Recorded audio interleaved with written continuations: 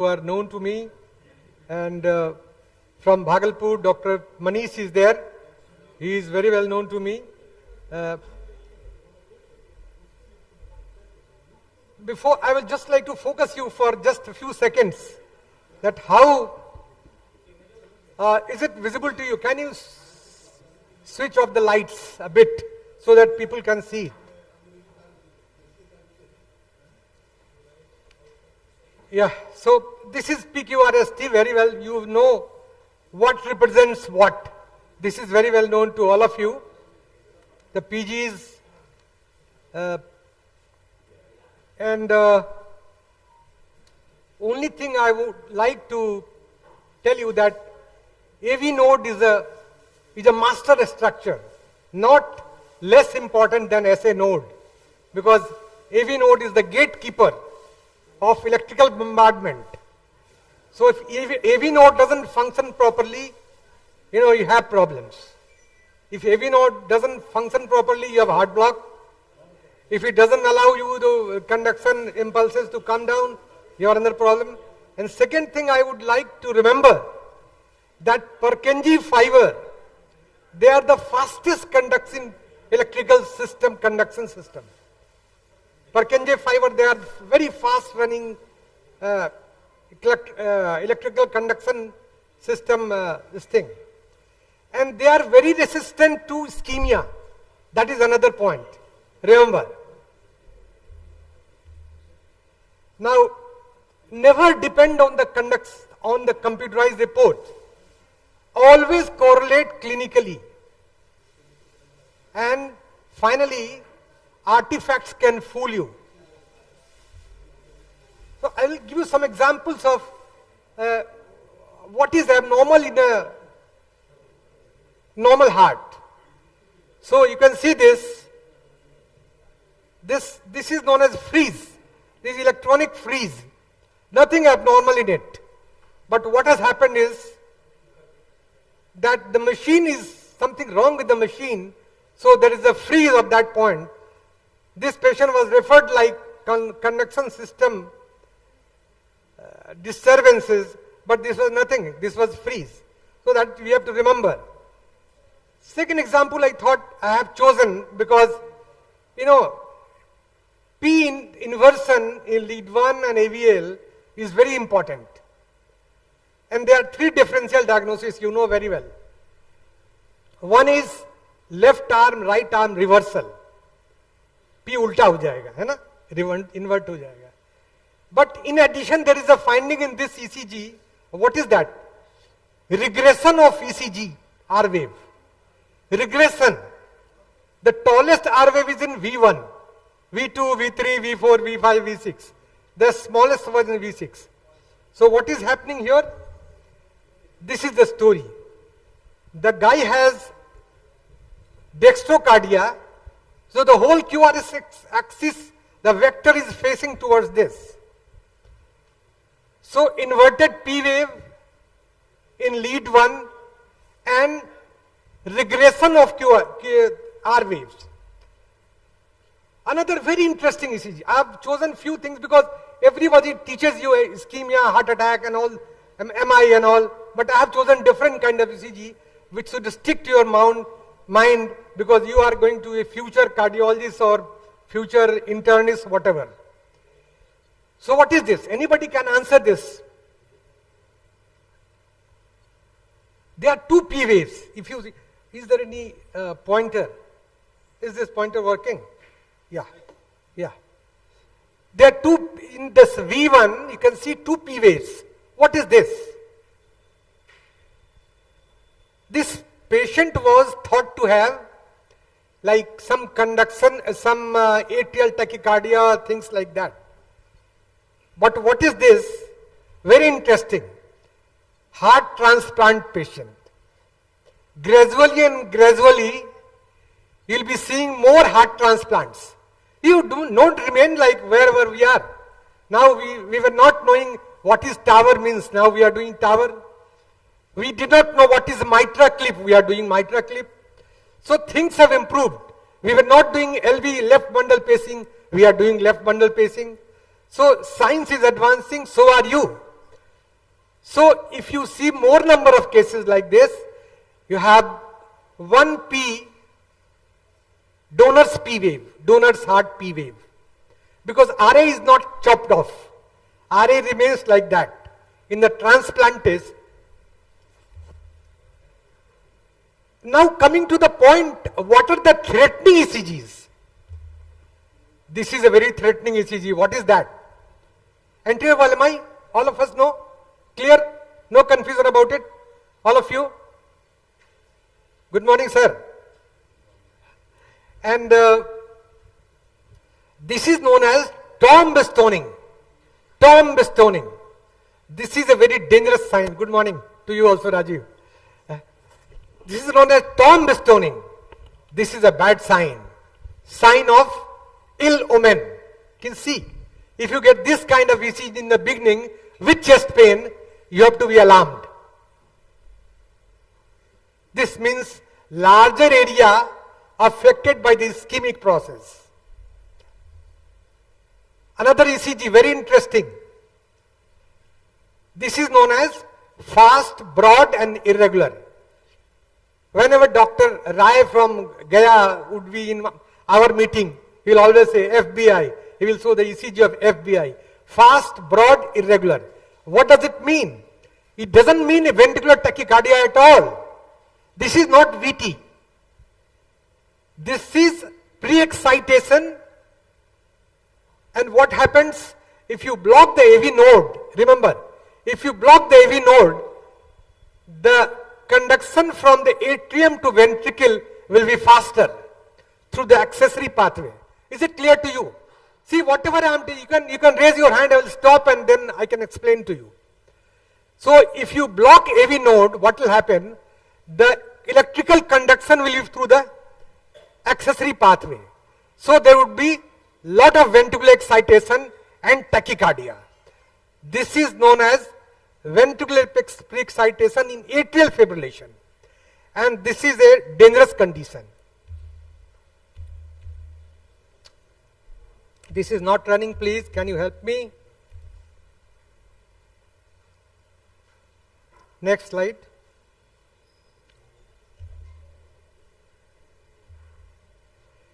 Yeah. So again, what is this? Just focus on, this is something very poorly visible, but you can see what is very relevant here is QT prolongation. QT prolongation. So how to decide QT prolongation? You see RR interval, and if it is more than 50% of RR interval, this is QT prolongation. This is a dangerous thing. It can be congenital, it can be acquired, it can be channelopathy. So remember this. This is a dangerous preposition because this can lead to sudden cardiac death. QT prolongation means more than 50% of RR interval. So this is about QT. And you can have short QT also. Again, this is a bad thing. QT less than 350 in men, 360. This is classical. What is this? Anybody can comment on this? Yes, very good, very good. This is a Brugada syndrome. This is a channelopathy, cause of sudden cardiac death. And what is this? And what is this? Person who has got chest pain on exercise. Sorry?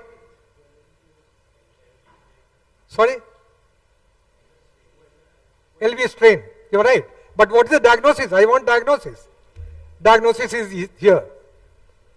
They are generally very common. Like the incidence in our country is something like 300 to 501 case. Not very rare at all. Every week we see hypertrophic cardiomyopathy. And this slide I have put this morning only. I got up. Why not to let you know that coronary anomalies are very common as believed in past. Uncommon. It is not uncommon at all. So what is this?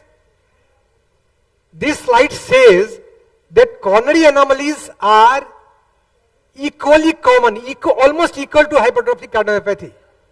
And this will cause sudden cardiac death. So two causes of sudden cardiac death in younger individuals, what are they? Hypertrophic cardiomyopathy and coronary anomalies. And see what has happened. A mom brings her child to emergency, child is not thriving, small kid, infant, not taking milk, not sucking milk, he's having breathless and sweating. What is this? You can see, focus on this. V2, V1, V2, V3, ST elevation, ST elevation. Now this is Al-Kappa. So remember, if you see so this is a message for the pediatrician.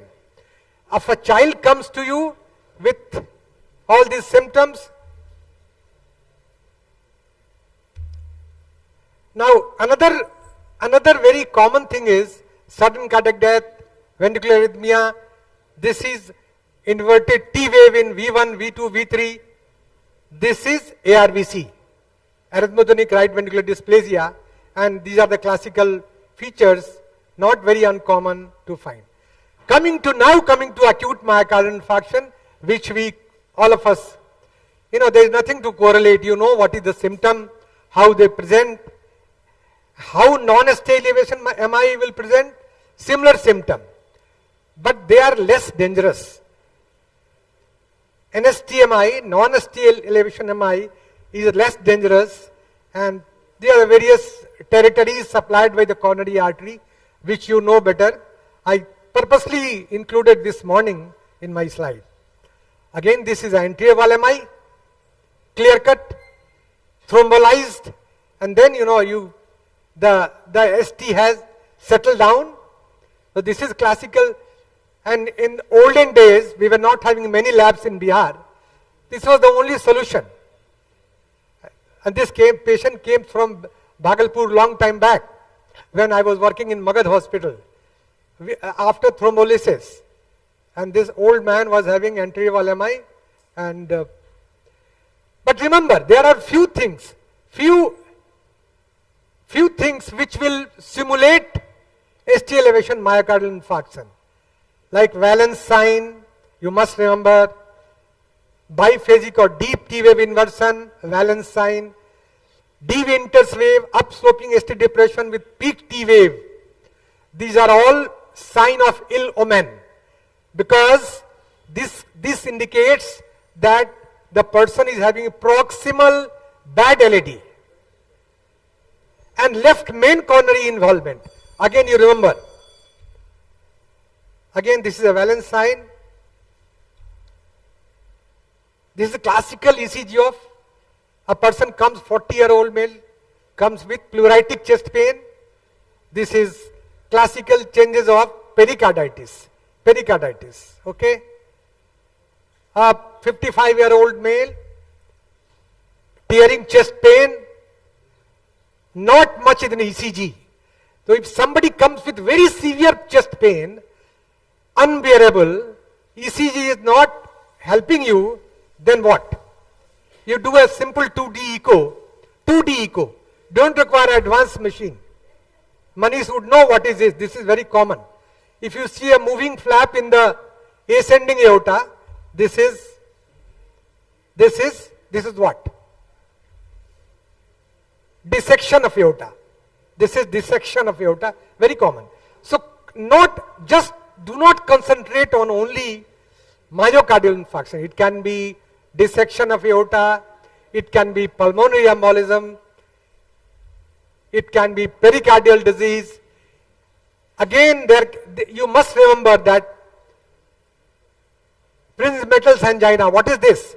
When after exercise, the ST is up. I'm just running through it. This is classical atrial flutter. Atrial flutter with RR interval which is fixed. So fixed RR interval means what? We are having atrial flutter with complete heart block. That's very important. We have to remember this, that AV nodal reentrant tachycardia, both the pathways are inside the AV node. AV reentrant tachycardia pathways is away from AV node. an atrial tachycardia. This is complete heart block. I'll just run through. This is important, just to take few seconds. What happens? The first wave is RBBB. The second is LVBB. And then you see progressive PR interval and then drop. So LVBB, RVBB, progressive PR interval, even if it is Venke back phenomena, this combination of both RBBB and LVBB, even in asymptomatic individual, would warrant a pacemaker. Just to say that sometime ECG can give you, quick diagnosis. First ECG, second ECG in a febrile patient who had aortic valve replacement, and his second ECG shows PR prolongation, first degree heart block. And this, that this, in the situation of prosthetic valve, fever and all, this gentleman was having annular abscess, and that is why the PR got prolonged. This is the fate of all those patients who come to us delayed after MI, and this is the fate. Ventricular tachycardia, and this patient fortunately was done a stellate ganglionic block by an anesthesiologist in Medanta, in our institution, and he was saved somehow. Again, this is atrial fibrillation. Atrial fibrillation, clear. Cardioverted. Rheumatic heart disease, mitral valve disease, cardioverted. And remained in sinus rhythm till date. The message is that cardioversion is a must. If you are practicing medicine or cardiology, cardioversion is a must. This is the post-cardioversion sinus rhythm. Sir, please summarize this. Okay. This is this is cardiac tamponade, of course. I'm not going to summarize. I'm just going to show a couple of ECG, and this is early repolarization, very common. Early repolarization looks like MI, ST elevation MI.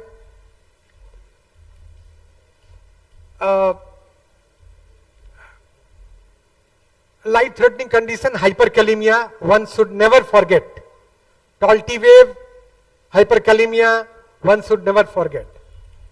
And of course, I'm going to sum up here only. What I'm going to do is, we have discussed about deviated sign and all those things. Paper distribute कर दीजिए, PG सब लोग एक एक paper ले लें. Put your name and number quickly. So first question is this: obese post-operative patient, acute breathlessness. Just give me diagnosis. Write a diagnosis. Name and mobile number. Name and mobile number, please. Only for PG student, not for Rajiv ji. Not for Rajiv ji. So what is the diagnosis? Done? Everybody is done? Jaldi kar lijiye, jaldi, samay nahi. What, this is second ECG, what is this? Narrow complex tachycardia in the beginning. Is it AVNRT? Is it AVRT? It can be either. So what is the correct answer? This is second question. Please write your number, and then there is second question. Third is athlete, no cardiovascular risk factor, family history of sudden cardiac death, and this is the ECG. Your diagnosis. Just put the diagnosis, nothing else. Just put the diagnosis, nothing else. Do not write anything else. The third one. Fourth one is what? Dilated cardiomyopathy, 40% ejection fraction. What is this? Just your diagnosis, nothing else. Is it VT or SVT? What is this? We have all discussed. Just put the diagnosis. What is this? Just put the diagnosis. Just put the diagnosis. What is this? This kind of ECG changes. In what disease? Just put the name of the condition.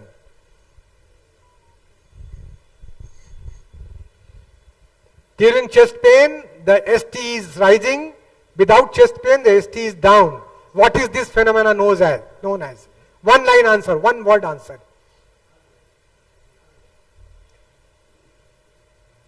One drug is being given and this drug caused this condition. So what is this? What drug it can be? Is it tricyclic antidepressant? Is it beta blocker? Is it something else? Is it digoxin? And what is this?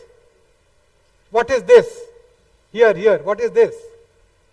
Just one line, one word. And what is this? Just put one line, one word. Who is this? Who is this? Just put his name. Is it Galileo? Is it Einstein? Who is this? And then, who are these two people? Who are these two people? Just put the name. That's all. Please collect it.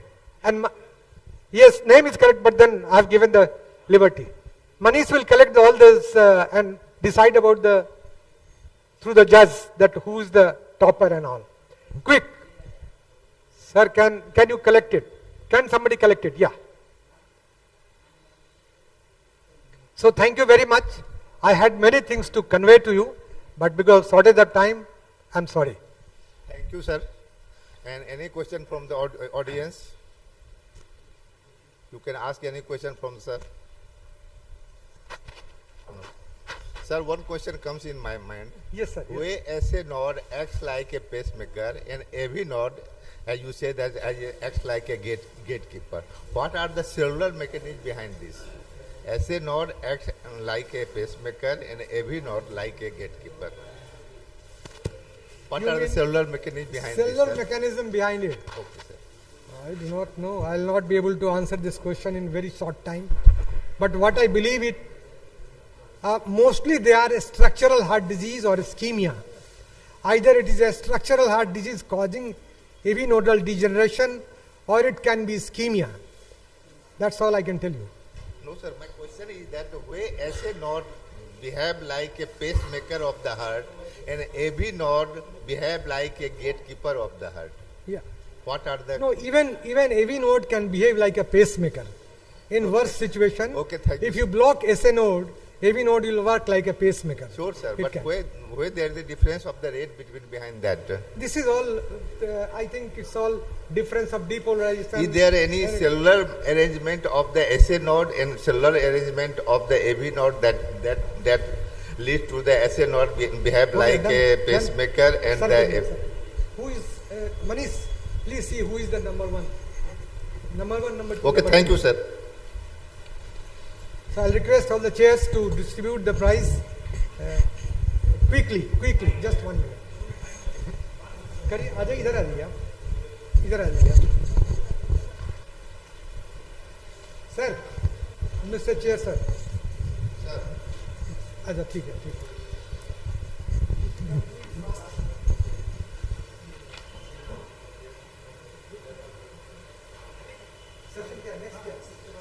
So we will distribute the prize after the next session. Thank you.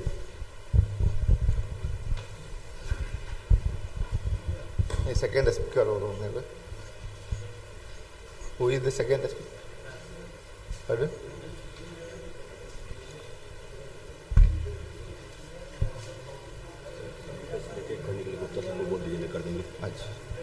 Now, our ex-HOD Dr. Gupta will facilitate, sir. Dr. Ajay Kumar.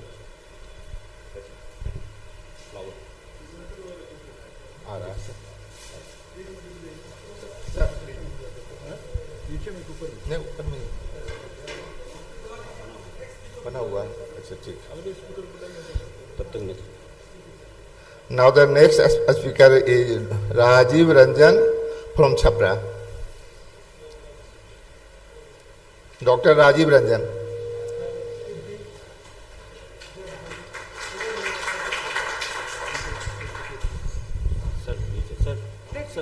Sir, wow. Sir.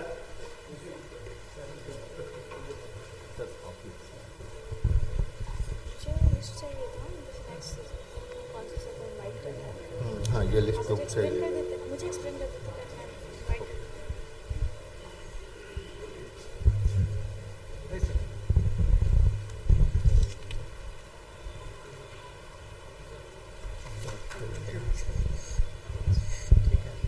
यहाँ से चलेगा ये ठीक।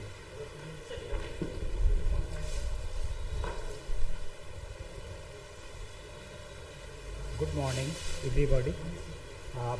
Respected अरे रे रे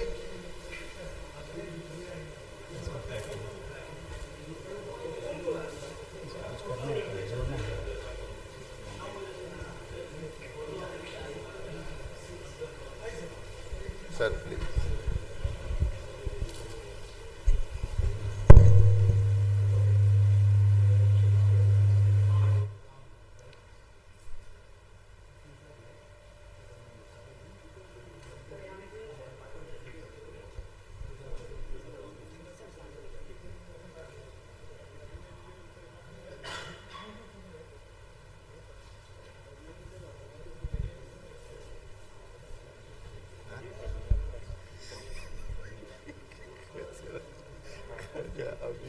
Good morning, everybody. Respected Chairperson, sir. My topic of discussion today is COPD and diastolic heart failure. And I would say it is heart failure with preserved ejection fraction, a complex overlap. Our current health care system focuses on single disease, but these type of deadly diseases often coexist, and our focus should be, at least we should see the component, what system is producing the component of dyspnea, either heart or chest, it may be both, but single system focus is inadequate. This is COPD. Basically, COPD produce hypoxia and systemic inflammation. The hypoxia causes pulmonary arterial hypertension, right heart failure, ultimately left heart failure, and this systemic inflammation is not only restricted to the lung, it also goes to other organs, and closely related heart is often missed by us. Heart failure definition by European Cardiological Society is the presence of symptom and signs related to abnormality in cardiac structure and function, including issues with systolic and diastolic function. It may be due to valve, pericardium, and heart rhythm. And COPD definition is very simple. It is given by Gold, FEV1 upon FVC ratio. If it is less than 0.7, it is considered to be a patient of COPD, but overdiagnosis may occur. In such cases, our clinical history is important. Pathophysiology of COPD and heart failure. This is a classical COPD. If any obnoxious agent goes in our airway, that causes inflammation, bronchoconstriction, mucus secretion, and they also cause inflammation in alveoli and damage, fibrosis. Later on, the consequences goes on, and ultimately leads to hypoxia and hypercapnia. Heart failure is a structural abnormality that leads to the functional abnormality in heart, and initially there is compensatory mechanism that ultimately leads to worsening of the myocardial damage and contractility, and symptoms ultimately leads to shortness of breath, signs of volume overload. The prevalence and prognosis of heart failure and COPD Especially in severe and very severe type of COPD, we see that 5 to 10%, and heart failure is around 1 to 3%. In northern India, COPD is second most killer disease, and if we can think the reality, if both diseases combines together, they become deadly. This is a spirometric classification of COPD according to the Gold. We are considering more of severe and very severe COPD, where the diastolic dysfunction is prevalent.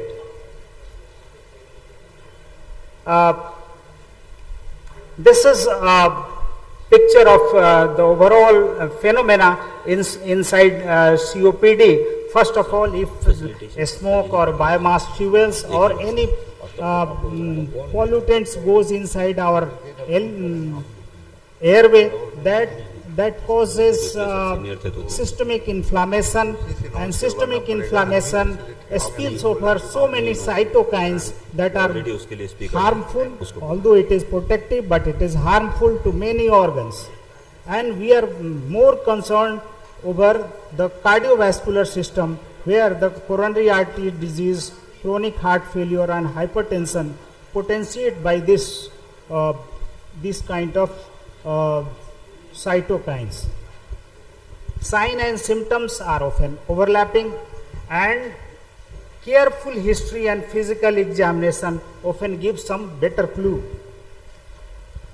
One of my case, a 52-year lady, known medical history of COPD, type 2 diabetes and hypertension, presented complaints of increased dyspnea and palpitation for 1 month.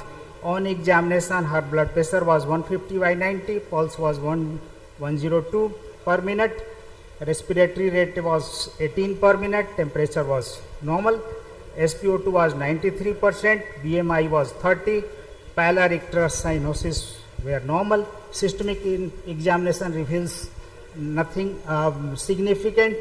On investigation, her random blood sugar was 232 milligram per deciliter, HbA1c was 9.8, echocardiogram mild left ventricular hypertrophy, total leukocyte count was normal, absolute eosinophil count was 530, serum IgE was 470, and creatinine was normal. Chest X-ray shows cardiomegaly.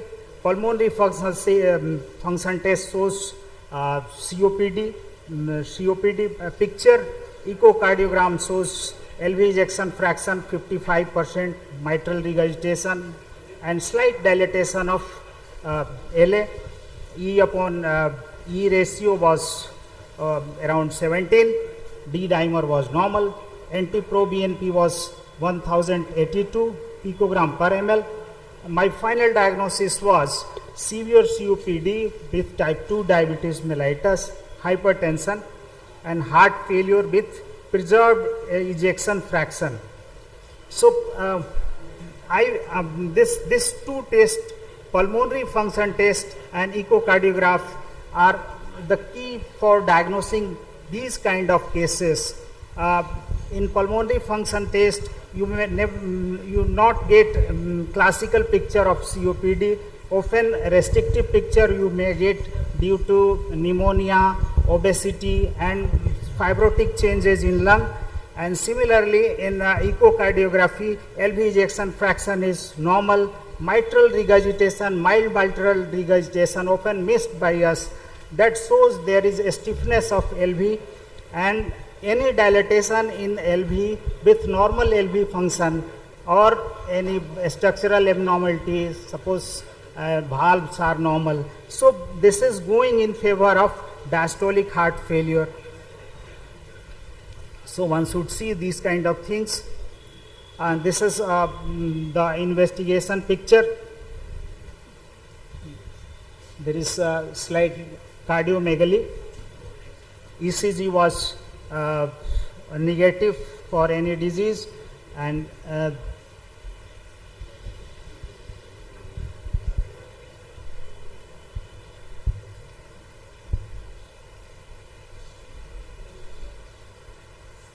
This is a picture of echocardiograph showing almost normal ejection fraction with slightly dilated LA. This is another case.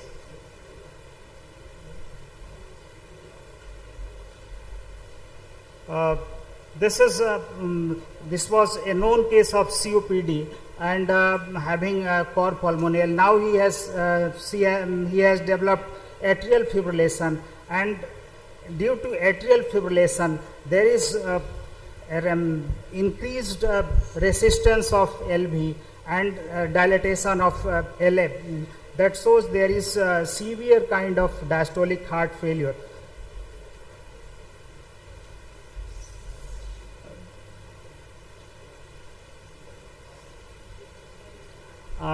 On physical examination, it may a normal finding due to lung hyperinflation in COPD, but specific indicators can help the differentiation, like if you are getting crackles, wheeze, signs of right ventricular heart failure or cor pulmonale. This shows some importance. This is how the when FEV1 changes in heart failure patient when we treat these patients. The most common diagnostic test we use in our clinical practice is ECG, echocardiograph, chest X-ray, NT-proBNP, but the ECG and chest X-ray is often negative, and NT-proBNP is non-specific marker for heart failure. It does not say that heart failure is due to chest or lung, but this finding of NT-proBNP more than 500 and age less than 75 years definitely shows there is heart failure. And echocardiography, this is very much important in diagnosing such type of cases that shows diastolic dysfunction. Cardiac MR can be done when the echocardiography shows some limited finding. So that situation only the cardiac MR can be done. Atrial blood gas analysis is done to rule out any hypercapnia. For the management plan, exercise stress test does not shows any clear picture due to the patients are often moribund, they cannot perform the proper test. So it is important to see the pulmonary function test and echocardiography in better way, along with history and the management of patient with heart failure and COPD in a stable and unstable condition. We all knows for heart failure we use diuretics, beta blocker, RAS inhibitor, ACE or ARB, and for COPD we use LAMA and LABA, inhaled corticosteroids. This is very common, and for unstable condition, diuretics, beta blocker, RAS inhibitor, ACE inhibitor, and non-invasive mechanical ventilation. But I am doing one trial by giving this kind of patient with challenge of SGLT2 inhibitor. SGLT2 inhibitors are very promising in these kind of cases. I have not draw any proper conclusion because I have shortly started my trial, but this is a very good clinically, this is very good molecule that can benefit in both situations.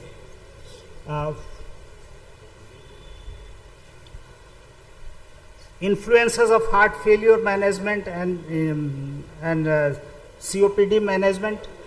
We are using beta blockers in heart failure management, but if patient is with COPD, we should consider the specific beta 1 blocker and cardioselective beta 1 receptor blocker, and this is a diuretic.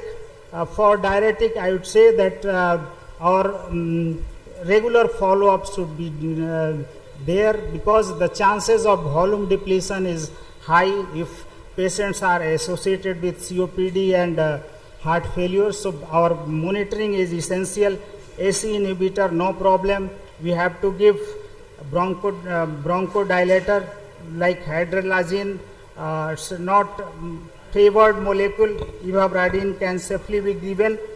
For COPD management, beta 2 agonist can raise the heart rate. This is point of concern.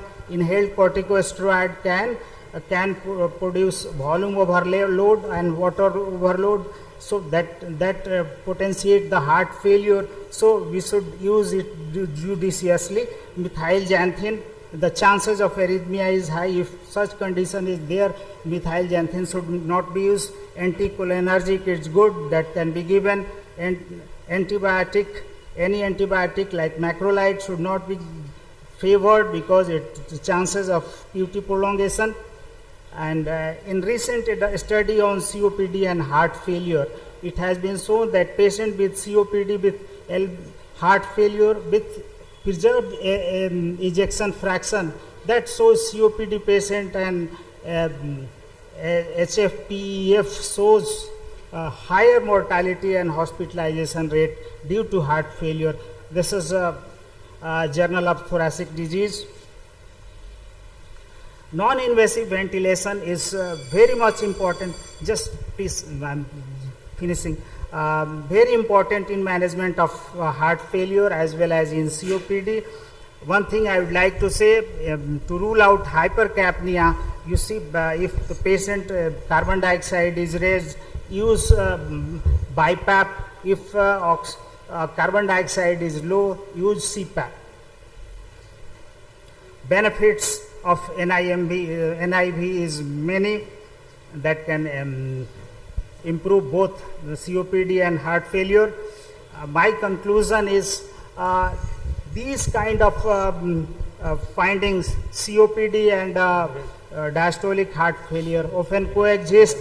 We cannot deny that this is there or this is not there. So we should see patient thoroughly, and at least heart and lung both producing, both are the component of dyspnea. This must be carefully screened for any dyspneic patient. Thank you very much for patient. Thank you, sir, for such an informative session. Any question from the audience, please?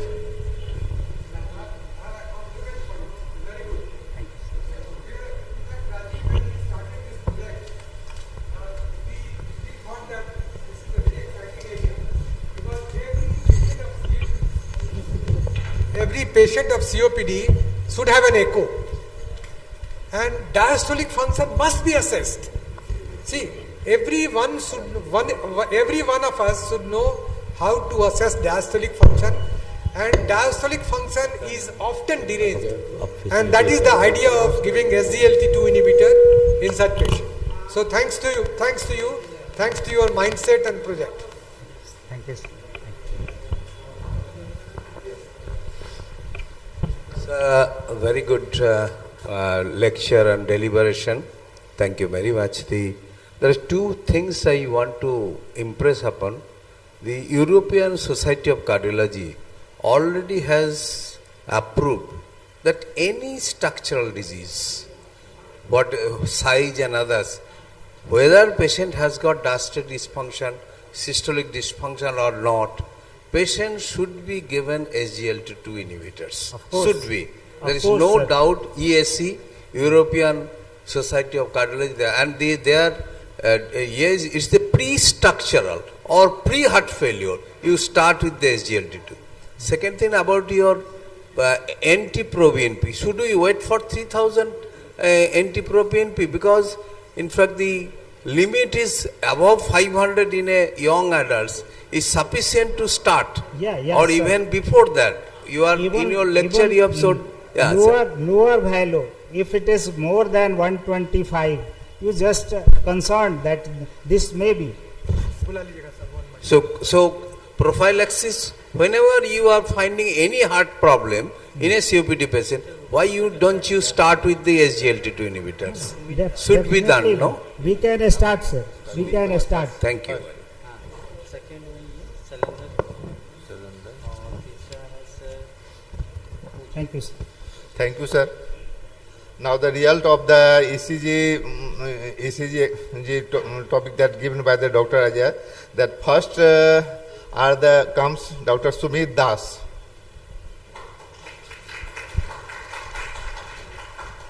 Then second are the Salendra. And third aspect are the third aspect is who is the name? Puja. Third are the Puja.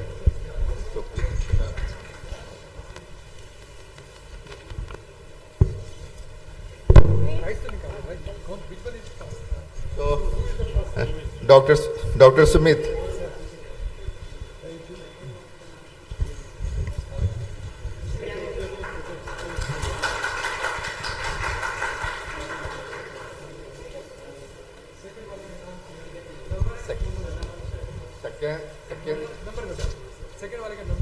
First, 947-2040-0344. Salendar is not present. I think Salendar is not present. Salendar? Okay, third one is Dr. Puja.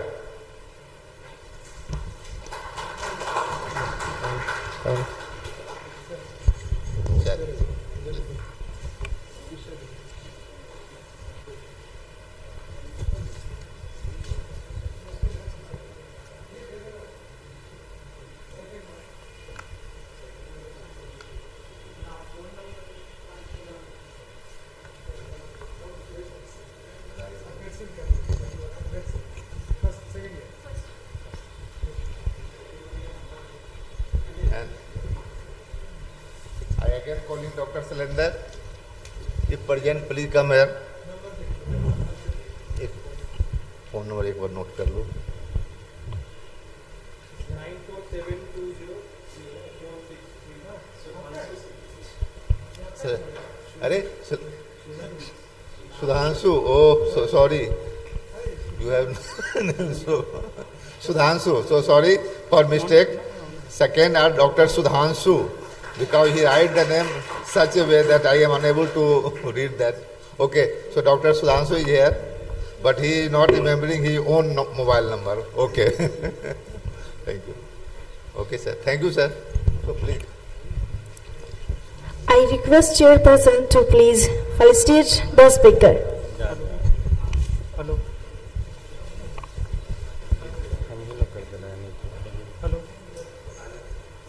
Hello. Hello. Now then.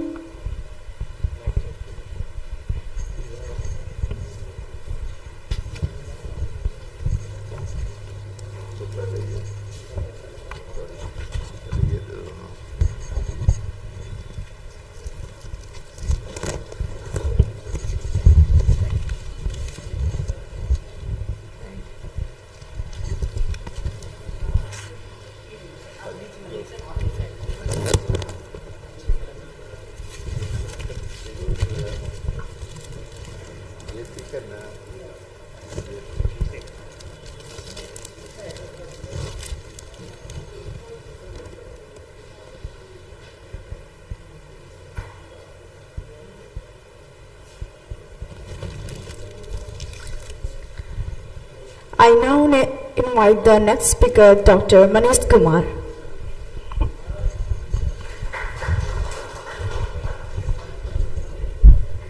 Thank you. Should I go ahead?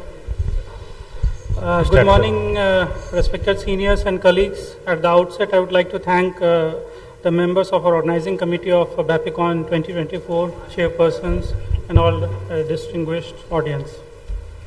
So today we are going to talk about treadmill test, boon or a bane. I now request Some people might be Dr. wondering. Ajay Kumar Mishra. He is not present. Yeah. So the topic of presentation today is treadmill test, boon or bane. So some people might be thinking, why are we discussing this test, which is almost like a decade, almost like half a century old. So we are about to find out. Exercise testing, as we all know, is a non-invasive tool, and it is there to test the cardiovascular system's response to exercise. And exercise, it places major demands on the cardiopulmonary system. So it is said to be the most practical test for cardiac perfusion and function. And when we subject a patient for acute endurance exercise, whether it's in the form of a dynamic exercise or bicycle ergometry, as we see, so there is an increase in energy demands of the exercising muscle, and increase in the total body oxygen uptake, increased venous returns, and all these mechanisms. And of course, there will be increased myocardial oxygen demand, increase in heart rate, stroke volume, ultimately resulting in increase in cardiac output. So the measurement of the exercise that is being done on that machine is by METs, or the metabolic equivalent. This is the oxygen requirement of the work during an exercise test, whether it's done on a treadmill or on a bicycle ergometer. So 1 MET is equated with the resting metabolic rate of approximately 3.5 ml of oxygen per kg per minute. And this is the various levels of metabolic equivalents. So the level walking at 2 miles per hour is around 2 METs, 4 miles per hour around 4 METs. If the patient is able to exercise for less than 5 minutes, so it entails a very poor prognosis. And if the patient is able to exercise for more than 10 minutes, the prognosis is said to be as good as CABG. And above that, like 18 or 20 minutes, this kind of exercise, like only the athletes or very physically fit people are able to achieve this level. This exercise, we have to follow a certain protocol, and the protocol, it should be progressive with a gradual increment in speed and grade. And so this is standardized. In general, there is a patient is subjected to around 6 to 12 minutes of continuous progressive exercise. And here the myocardial oxygen demand is elevated to the maximal level that is optimal for the diagnostic and prognostic purposes. That depends upon the patient's exercise capacity, the tolerance. And this protocol should also include a suitable recovery or a cool down period. So this gentleman is Robert A. Bruce. He is credited with formulating this protocol. This is a popular protocol and has a large database has been published using this protocol. It is a multi-stage treadmill protocol. It has 3-minute periods to allow for achievement of a steady state before the workload is increased. So this is the protocol coming here. What we see here is the stage 1. All the stages are for 3 minutes duration. And the first stage is the speed is 1.7 miles per hour, gradually increasing to 2.5, 3.4 and so on. And the gradient is also increased after every stage. That is the initial gradient flat, that is 0%, and the resting 10%, 12% and so on. And as we progress, naturally the METs also, we see that 1, 4.6, 7.4 and so on and so forth. In certain patients who have poor effort tolerance, previous history of cardiac illness, elderly, we go for a modified Bruce protocol. So here the first 2 stages are performed with 0% gradient and 5% gradient, and the speed is the same. So this is a more graded response. Coming to the ACC/AHA guidelines for the diagnostic use of exercise tests, class 1 definitely appropriate. So this is adult males or females, including those having right ventral branch block, and they have an intermediate pre-test probability of CAD based on gender, age, symptoms. This is the class 1 indication. And class 2A indication, probably appropriate, patients with vasospastic angina. Class 2, it may be appropriate in patients with a high test probability of CAD by age, symptoms, gender, or low probability, both the cases. and patients with less than 1 mm of baseline ST depression and taking digoxin. They all come in class 2B. Patients with ECG criteria of LVH less than 1 mm of baseline ST depression, they all come in class 2B indication. And this is the class 3, which is the red flag. This is not appropriate to use this test to see the response in the diagnosis of CAD in patients who demonstrate the following ECG abnormalities that we see. Dr. Ajay had already shown us different ECGs, WP, DW syndrome, pre-excitation, electronically placed ventricular rhythm, ST depression that is more than 1 mm, patients with left bundle branch block, and to use STA segment response in the diagnosis of CAD in MI patients. So these are the red flag, it's not appropriate. Coming to what are the absolute contraindications to exercise testing. So acute MI, high risk unstable angina, decompensated heart failure, uncontrolled cardiac arrhythmias, acute myocarditis or myocarditis, aortic stenosis severe which is symptomatic, HOCM, uncontrolled hypertension, other illnesses like pulmonary embolism, aortic dissection. So we have to be very watchful. We cannot subject this test to each and every individual. We have to rule out these patients. And once we start the test, what is the indication for terminating this test? So the absolute indication as given by ACCHA, that is a drop in systolic blood pressure more than 10 millimeters of mercury. The patient complains of moderate to severe angina, symptoms like dizziness of syncope. There are signs of poor perfusion like cyanosis pallor, and of course technical difficulties. If you are not able to get a proper ECG, if the lid is displaced, or if you are not able to record the blood pressure, you have to discontinue the test and start all over again. And subject's desire to stop. The patient says that stop the test, we have to stop. Sustained VT, ST elevation, these are all absolute indication. Relative indication is when there is a drop in systolic blood pressure of more than 10, in the absence of other evidence of ischemia. ST or QRS changes such as excessive ST depression more than 2 mm or any shift in the axis, fatigue, shortness of breath, development of new bundle branch block, and hypertensive response. This is suggested definition by ACC is systolic when it is more than 250 and diastolic more than 115 during the test. So these are all relative indication. We have to take a call and stop the test. Coming to the ECG measurements, here what we do is that, of course, the limb, the placement of the limb electrodes, it is shifted more proximally. The arm electrodes are placed here, the lateral aspect of the infraclavicular fossa, and the left leg electrodes above the iliac crest. So what happens is that this is to minimize the motion artifact, but this results in right axis shift, increased voltage in inferior leads, and also loss of inferior Q waves. So this, the lead placement here, it should not be used to interpret a diagnostic 12-lead ECG. So this is a caveat. Coming to the ECG interpretation, ST segment analysis, in normal persons, PR, QRS, QT intervals, they should shorten as the heart rate increases. The J point or junctional depression, it is a normal finding during exercise. In patients with myocardial ischemia, or the ST segment becomes more horizontal, this is flattening. And with progressive exercise, the depth of the ST segment may increase, involving more leads, and the patient may develop angina.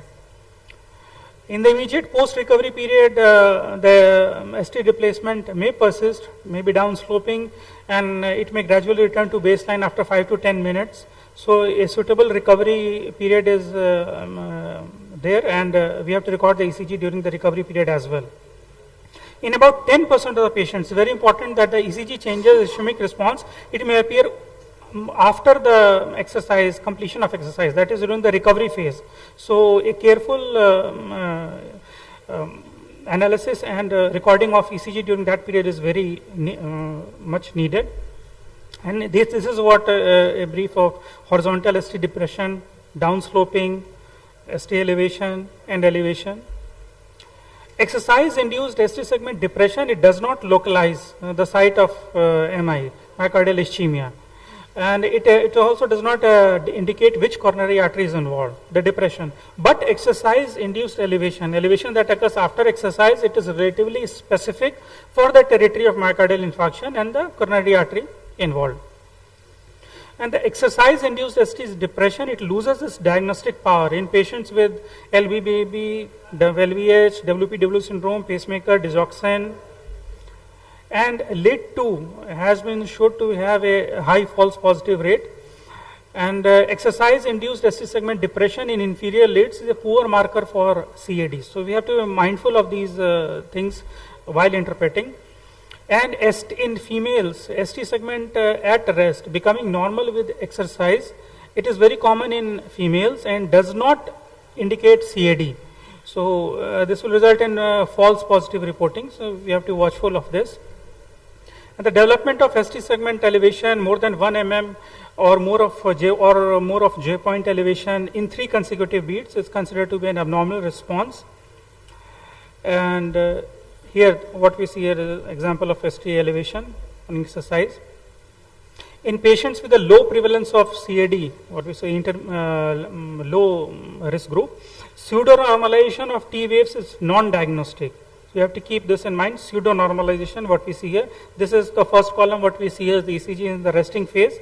And with exercise, the T wave inversion is gone and recovery, it's come again. Coming to exercise-induced arrhythmias, NSVT is uncommon and usually well tolerated.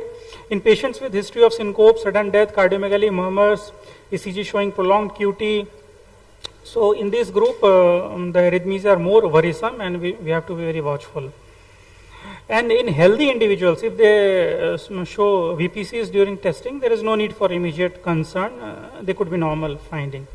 Coming to non-ECG observations during the test, during this test, we are not just looking at the ECG, but also looking at the other parameters. So in patients with a known or suspected CAD, a limited exercise capacity is directly associated with increased risk of cardiac events. So more than the ECG, we have to look at the total exercise capacity or the METs. So this is a formula for calculating the maximum predicted heart rate. Usually it is 220 minus age. But newer equations have also been proposed to differentiate men and women. And this there. And coming to the heart rate response, sinus rate increases progressively with exercise, we all know. But if there can be inappropriate increase in patients with atrial fibrillation, in patients when they are physically deconditioned, patients with hypovolemia, anemia, poor LV function. So if there is a failure of the heart rate to increase appropriately with exercise, then that entails an adverse prognosis. And this is called chronotropic incompetence. It is determined by decreased heart rate sensitivity, normal increase in sympathetic tone. And it may indicate autonomic dysfunction, sinus node disease, drug therapy such as beta blocker. So as I discussed, the strongest predictor of prognosis is the exercise capacity, and the weakest predictor here is the ST segment depression. So these are some non-coronary causes of ST depression we have to see, like anemia, cardiomyopathy, digitalis overload, hyperventilation, hypokalemia, severe aortic stenosis. They all may cause ST depression, and we may falsely report the test as to be positive. And this is another indication for the treadmill test for preoperative risk stratification before any non-cardiac surgery. So it provides an assessment of functional capacity and the likelihood of perioperative myocardial ischemia in patients with a low ischemic overload, and the risk of perioperative cardiac events. They also can be assessed with this surgery. And exercise-induced ST segment depression is common in most patients with LVBB, and it should not be taken as diagnostic or prognostic marker. While exercise-induced ST depression in leads V1 to V4, it also a common finding in patients with RBB, and it's also non-diagnostic. The diagnostic accuracy of exercise-induced ST segment depression is less in women than in men. This is because of the various factors, release of catecholamines in others. Hypertension also, we can find abnormal blood pressure response. This is also there. And these are the few other indications in patients with known or suspected arrhythmias, assessment of rate-adaptive pacemakers, complete heart block, evaluation of atrial fibrillation. And coming to finally the exercising testing rules, when we go for a treadmill test, the protocol should be progressive. It should be adjusted to the patient, and we cannot follow one protocol for all the patients. Hyperventilation prior to this is not indicated. Just final slide, sir. And after the 3-minute recovery period after exercise is critical to include analysis of the ST segment response, and measurement of systolic blood pressure is also very important. So this test comes with certain risks and limitations. This test may not detect all abnormalities. It may occasionally reveal findings that are unclear and may result in false negative results or false positive. So false positive may cause unnecessary anxiety, false negative may give false sense of security. So it's not a test treadmill test is not a substitute for comprehensive medical evaluation. It's just one of the components of complete cardiac evaluation. Thank you so much. Thank you, sir, for such a nice lecture. Thank you. Sir, please come here. Any question from audience?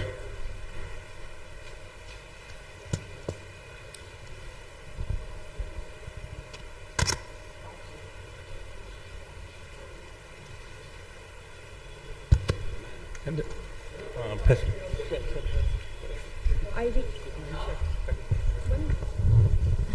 Hello. Next speaker is Dr. Abhishek Kumar. Hello. Hello.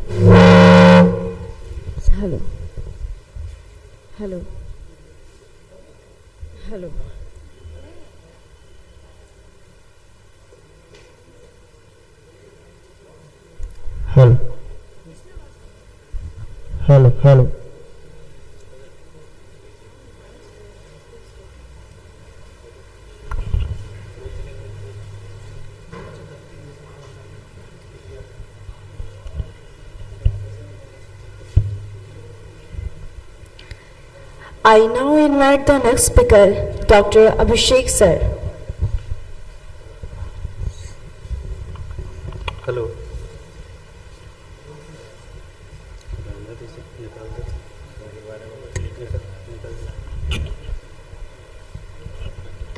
चलो.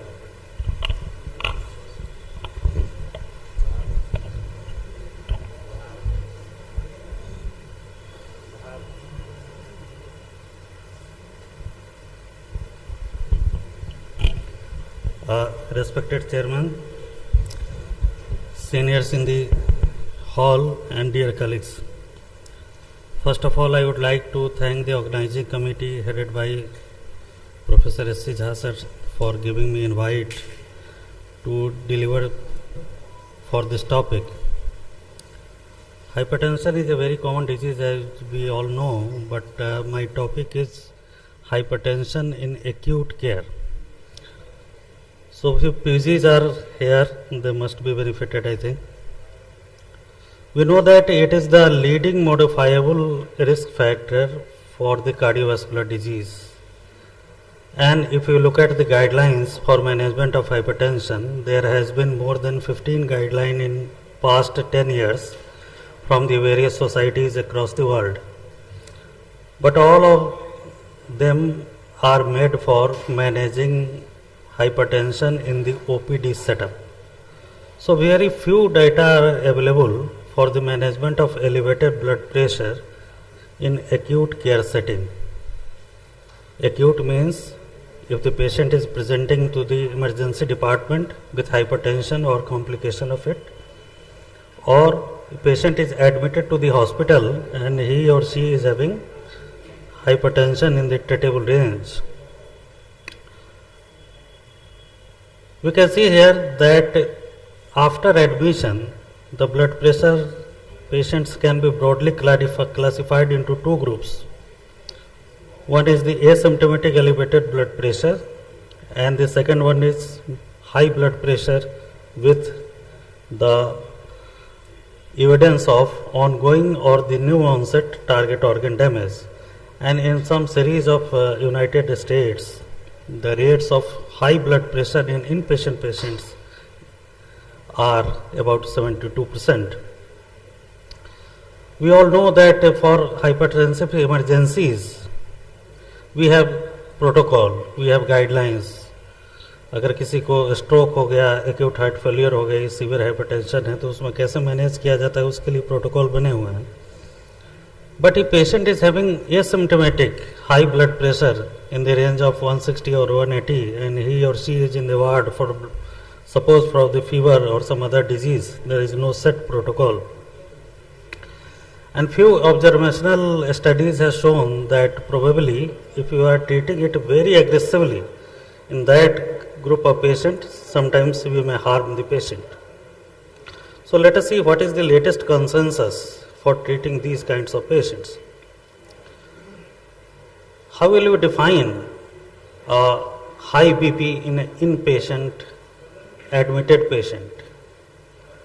This is the classification given by the American Heart Association, in which we can see that at the upper pole they are showing that elevated blood pressure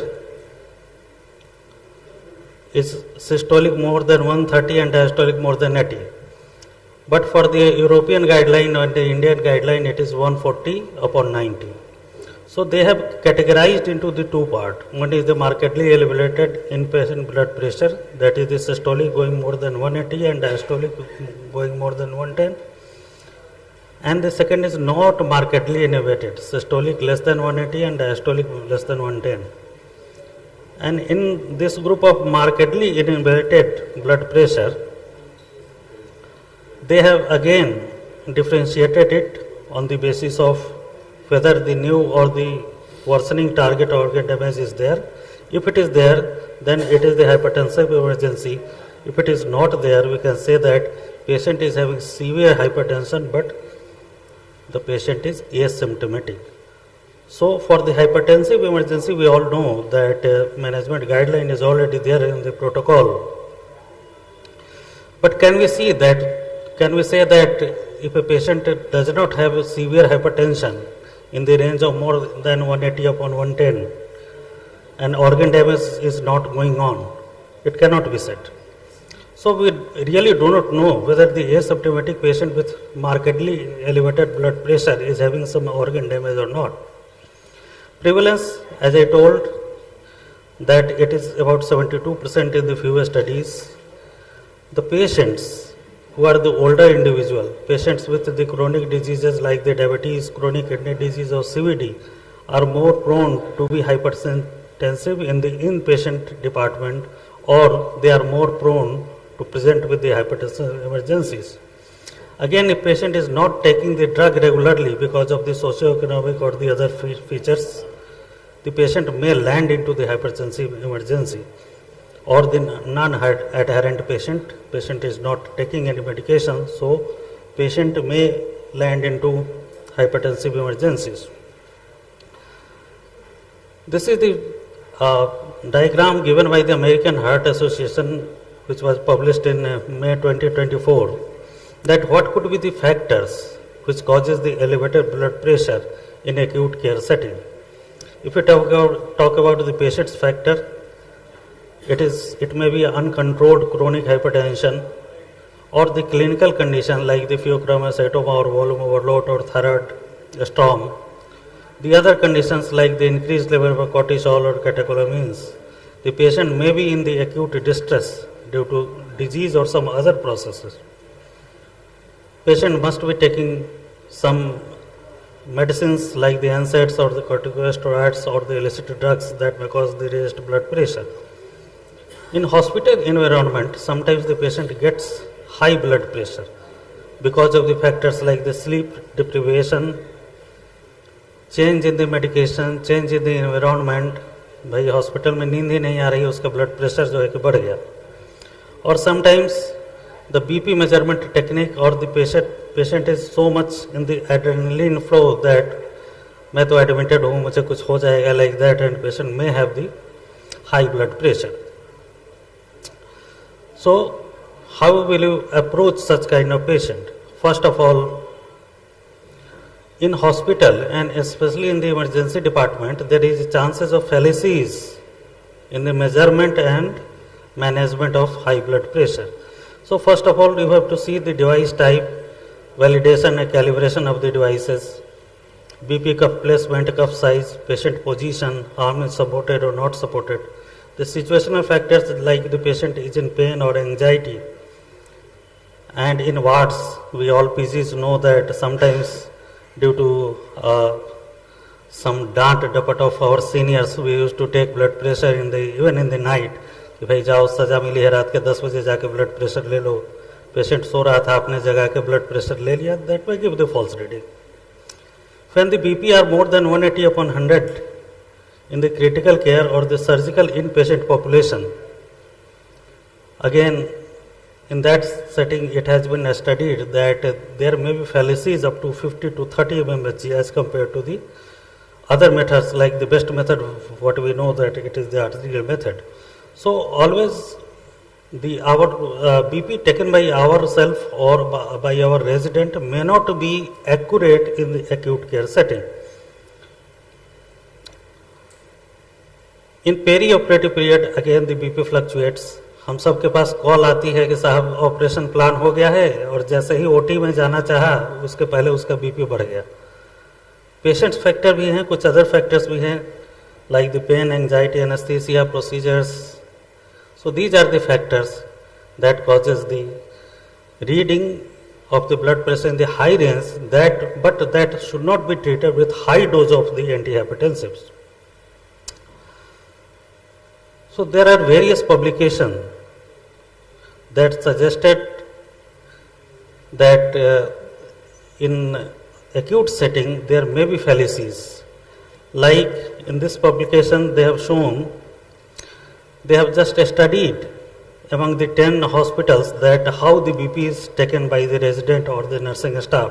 You can see there that about 24% of the patients were back unsupported, 15% cross-legged, 9% arms unsupported. Likewise, the 36% in 36% of the cases the BP were taken with the incorrect cuff size. This means in the hospital setting there is very big chances of fallacies, even in the trained and the higher end tertiary care hospital also. So how will you approach? First, as I talked about, appropriate BP measurement technique has to be ensured. Assessment of the severity of blood pressure has to be done, whether it is a new onset just because of the other factors or it is the patient is having chronically elevated blood pressure. Evaluation of target organ damage has to be done. Underlying cause of elevated blood pressure has to be suspected, and judicious appraisal of the risk factor has to be done.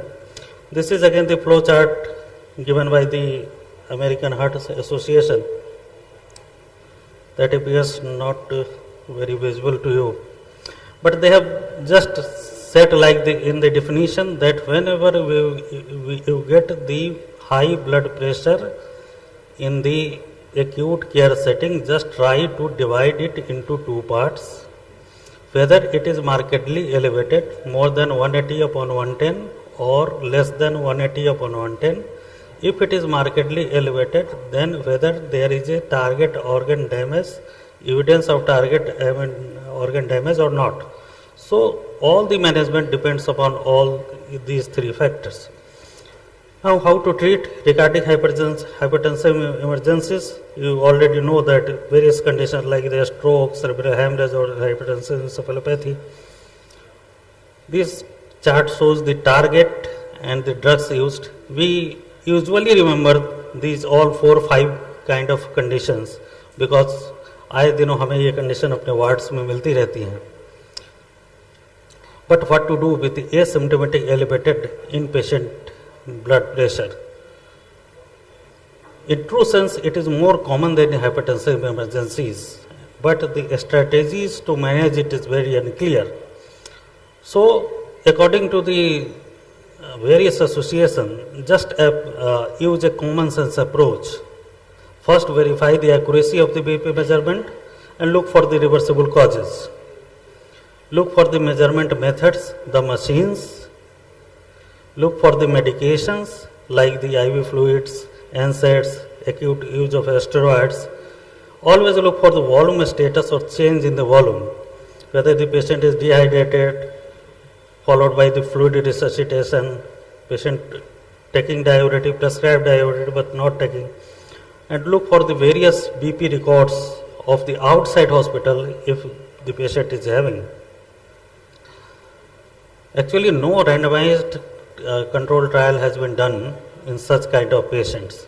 And there are various publications that if you try to treat these patients intensively, in a very intensive manner, to just control it like the hypertensive emergencies, there may be some issues with the patient, like the increased risk of a stroke, AKI, or the heart failure, increased chances of hypertensive episodes than the giving the benefits. So more or less these patients should be targeted, but should not be targeted as aggressive as the hypertensive emergencies. So does the evidence support that any situation to treat the asymptomatic elevated blood pressure? Then we can say that look for the conditions in which the treatment benefit may outweigh the risk. If the patient is having markedly elevated blood pressure and who have a history of high blood pressure outside the acute setting, you may be ensured that yes, this patient is having a case of chronic hypertension, so treatment may be given. Treatment may also be given in the case of the comorbidities like the patient of CVD. But if the patient is just for some other thing like the acute fever and patient's blood pressure is not in the very high range, it is prudent just to leave it and call on the second visit. So the current state of evidence suggests that the treating asymptomatic elevated inpatient BP should generally be the exception, not the rule. Because in many patients who are not really hypertensive, data indicate that the adherence to the antihypertensive medication initiated at the discharge is very low. That is not going to benefit. And if you treat it aggressively, in true sense, it is going to harm also. So to summarize, the hypertensive emergency clearly warrants the aggressive treatment with the close monitoring. But when and how to treat the asymptomatic elevated inpatient BP, either intravenously, orally, or to give no treatment, it remains in the clinical milieu of the physicians. A cautious and the patient-centered approach might be the most prudent strategy. However, we get the chance that such patient is going to develop the cardiovascular risk factor, including the hypertension, in the coming future, because this is the point of opportunity for all of us to counsel that patient regarding the metabolic parameters and the hypertension. Thank you.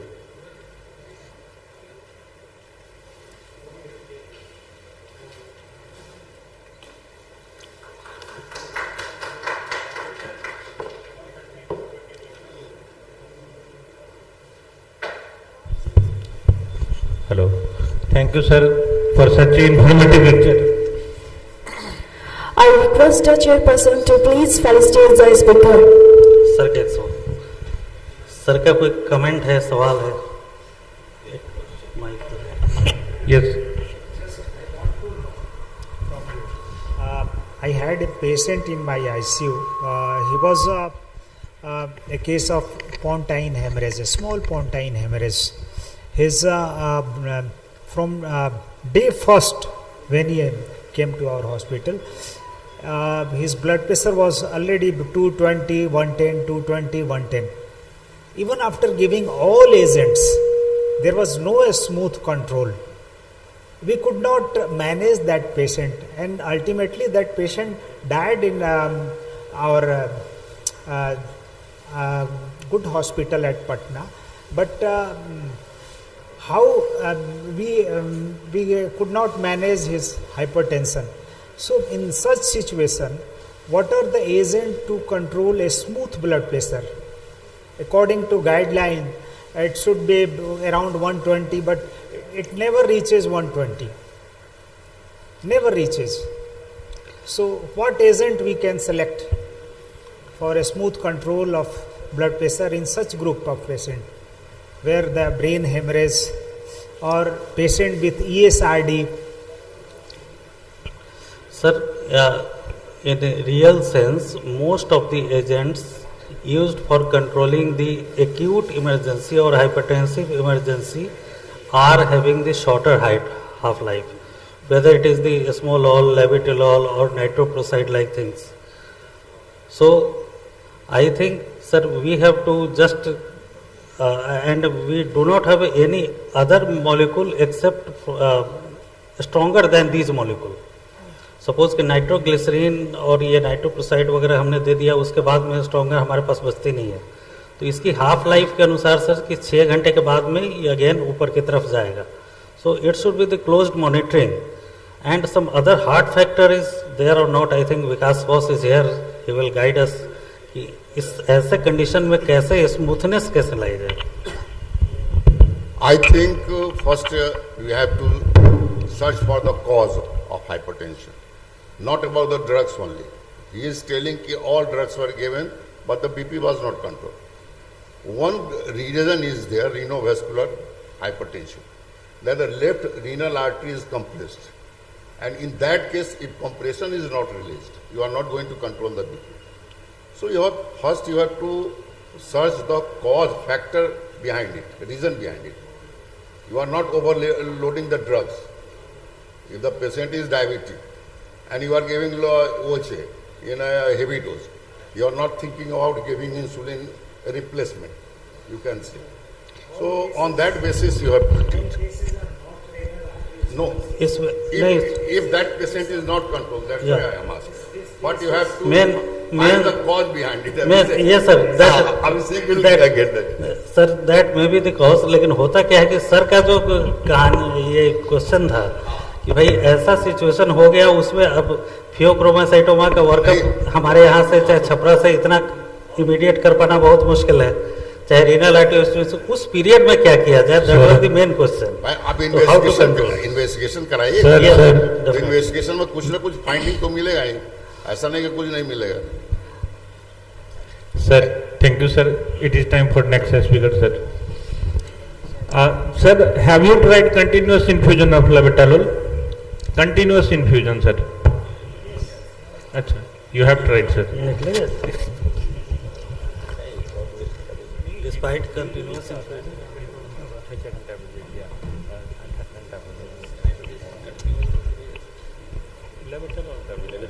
Yes, condition.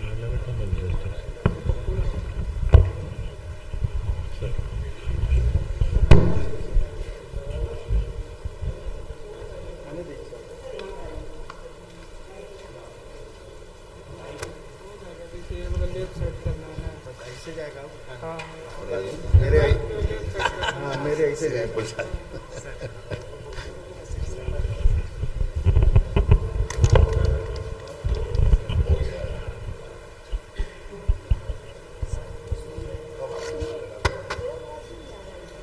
आएगा, बोलिएगा ना.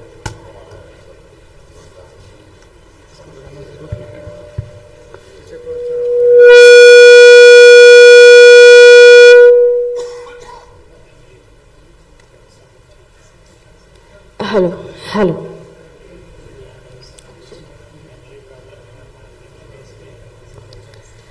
I now invite the next speaker, Dr. Vikas Singh, sir. I now request Dr. Abul Wahab and Dr. Abilok Jha, doctor, to kindly come up on the stage as chairpersons for the next season.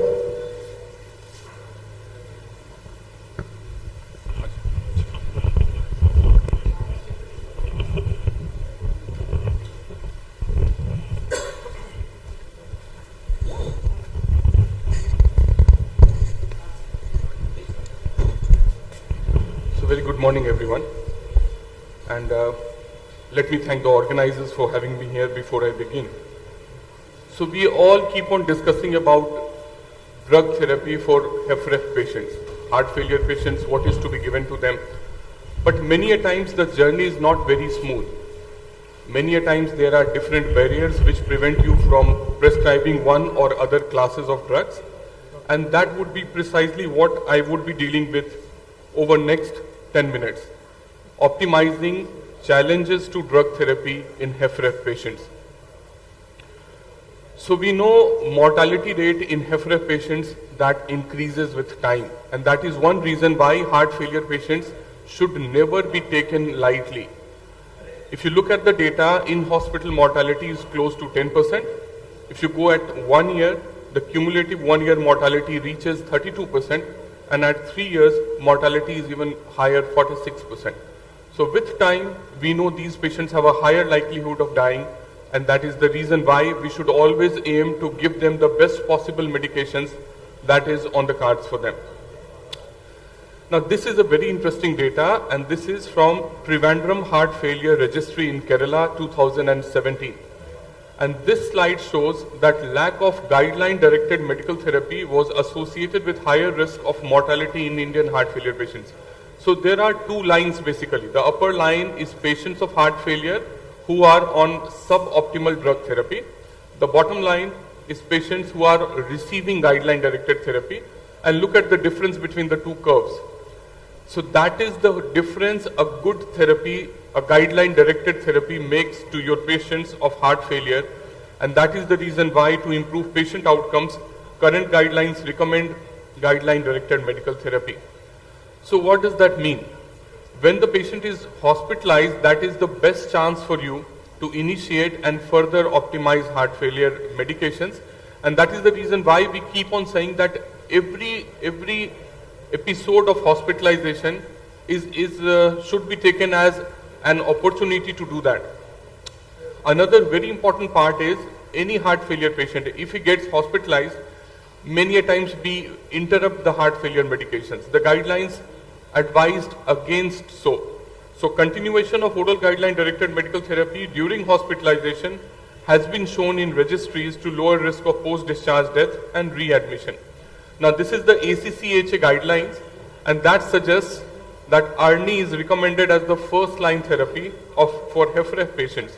So even if someone is receiving ACE inhibitor or ARB, replacement by ARNI is recommended as per the recent guidelines.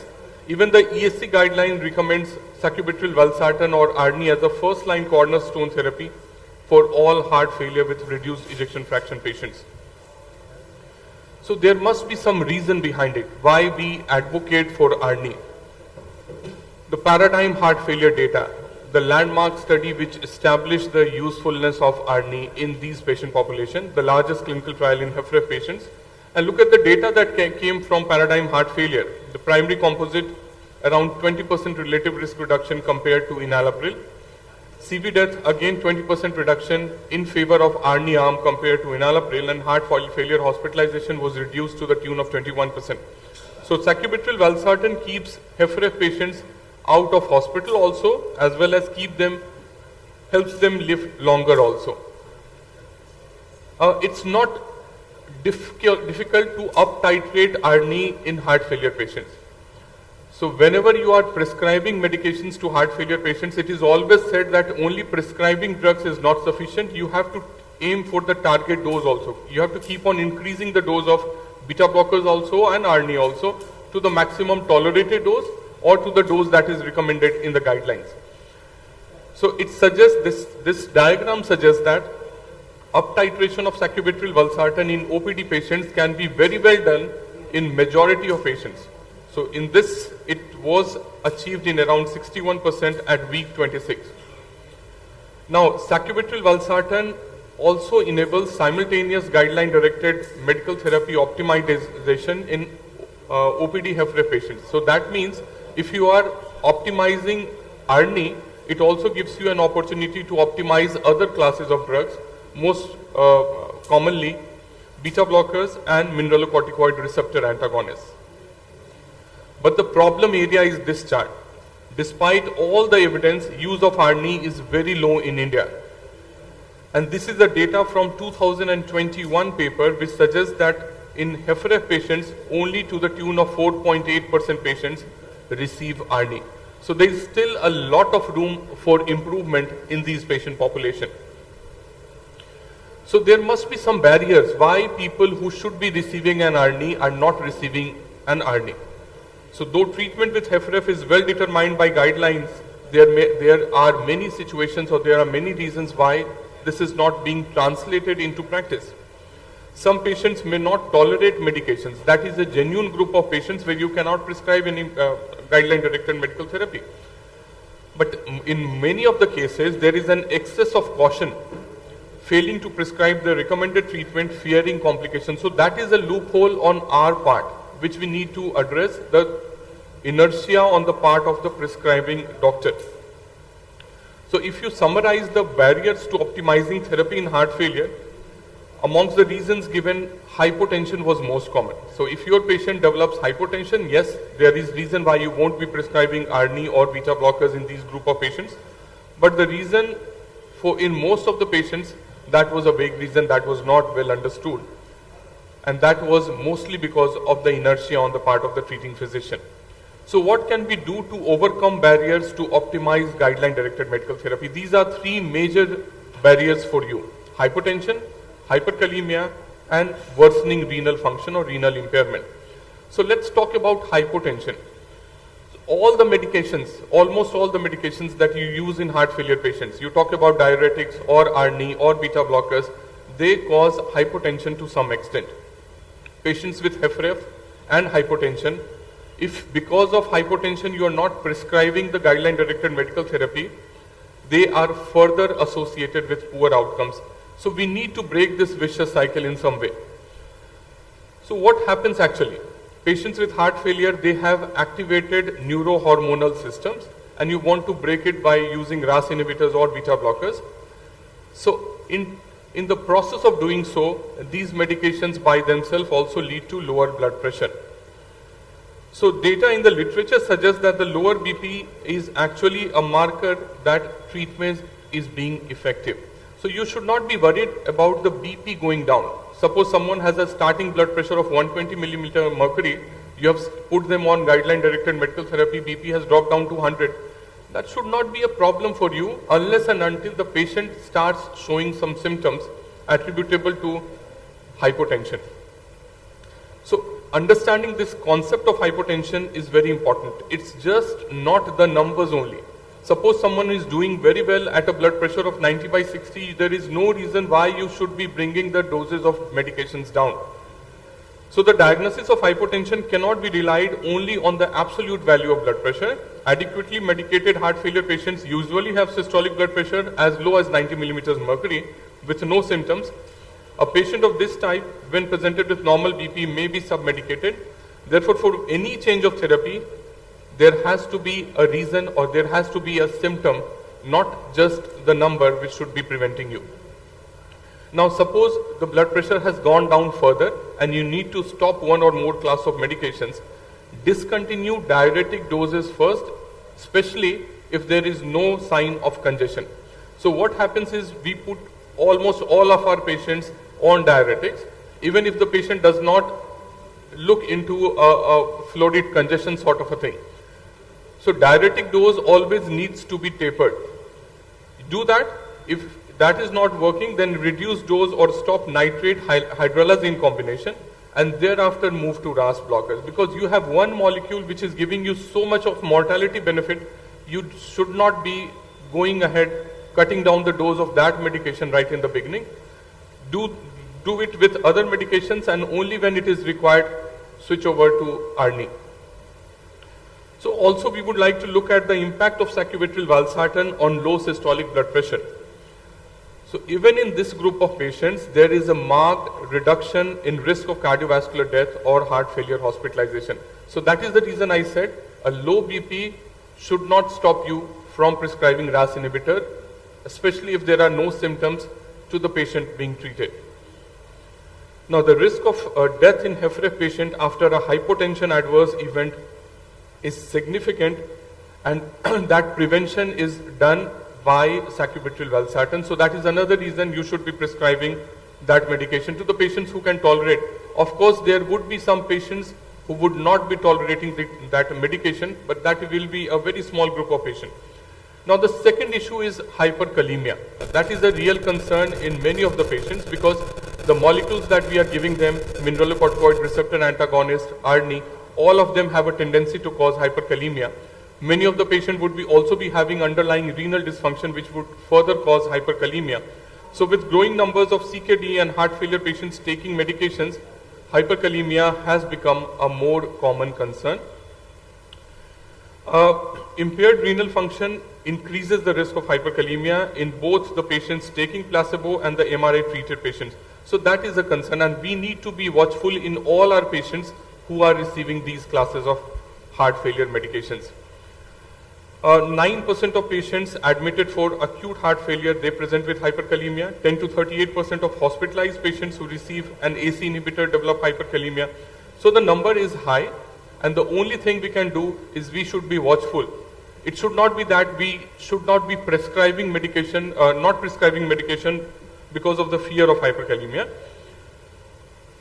So what is the impact of sacubitril valsartan on serum potassium levels? It does cause hyperkalemia, but if you compare it with enalapril or ACE inhibitor, the incidence is low, and that has been proven also in the Paradigm heart failure trial, as well as in many small studies that has been done.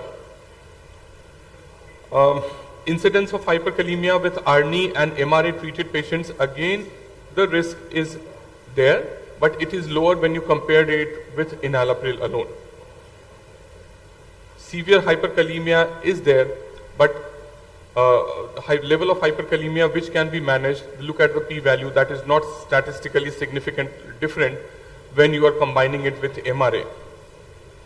The last of the issues is renal impairment. So renal impairment is an unwanted barrier in heart failure therapy. The cause of worsening heart failure during a decompensation episode needs careful thought, particularly regarding the volume status of the patient. So there can be many reasons why your renal status may seem to be declining. What sacubitril valsartan does to your renal function: lower incidence of elevated serum creatinine with sacubitril valsartan versus ACE inhibitor in chronic heart failure patients. So again, if you compare with ACE inhibitor, you have a molecule, the risks with which is lower compared to the traditional ACE inhibitors. So discontinuation of treatment due to renal dysfunction, again the discontinuation rate is lower with ARNI compared to enalapril, and these are the data which has been taken from the Paradigm heart failure studies. Sacubitril valsartan improves CGFR in real-world HFrEF patients with CKD. So in long term, it also affords protection to the kidneys compared to the ACE inhibitors. ARNI reduces the risk for worsening heart failure versus ACE inhibitor ARB in HFrEF patients, and there was to the tune of 11% reduction in risk of worsening heart failure with ARNI compared to ACE inhibitor and ARB. So what does the data says about the renal dysfunction and the use of ARNI? For mild renal dysfunction, there is no dose adjustment as such which has been advocated. For moderate renal dysfunction also, no dose adjustment is required. But for severe renal dysfunction or EGFR less than 30, start with a low dose, go on increasing the doses slowly, aim for a dose of 200 milligram, the target dose that is usually for some other patients also. But just need to be watchful with potassium levels as the renal function goes on declining. So to conclude, lack of guideline-directed medical therapy is associated with higher risk of mortality, and that has been shown in all the studies, even in the Trivandrum Heart Failure Registry in 2017. ARNI is recommended as first-line therapy for all HFrEF patients, but the problem is the usage is still very low in particularly our part. Sacubitril valsartan, it has a very good overall safety profile, significantly lower risk of death. Serum potassium levels as compared to ACE inhibitors is much better controlled with ARNI, and significantly lower reports of creatinine getting high with ARNI compared to ACE inhibitors. So thank you so much. Thank you for the patient care. Thank you, sir, for such a brilliant and clinically informative talk. Any question from audience?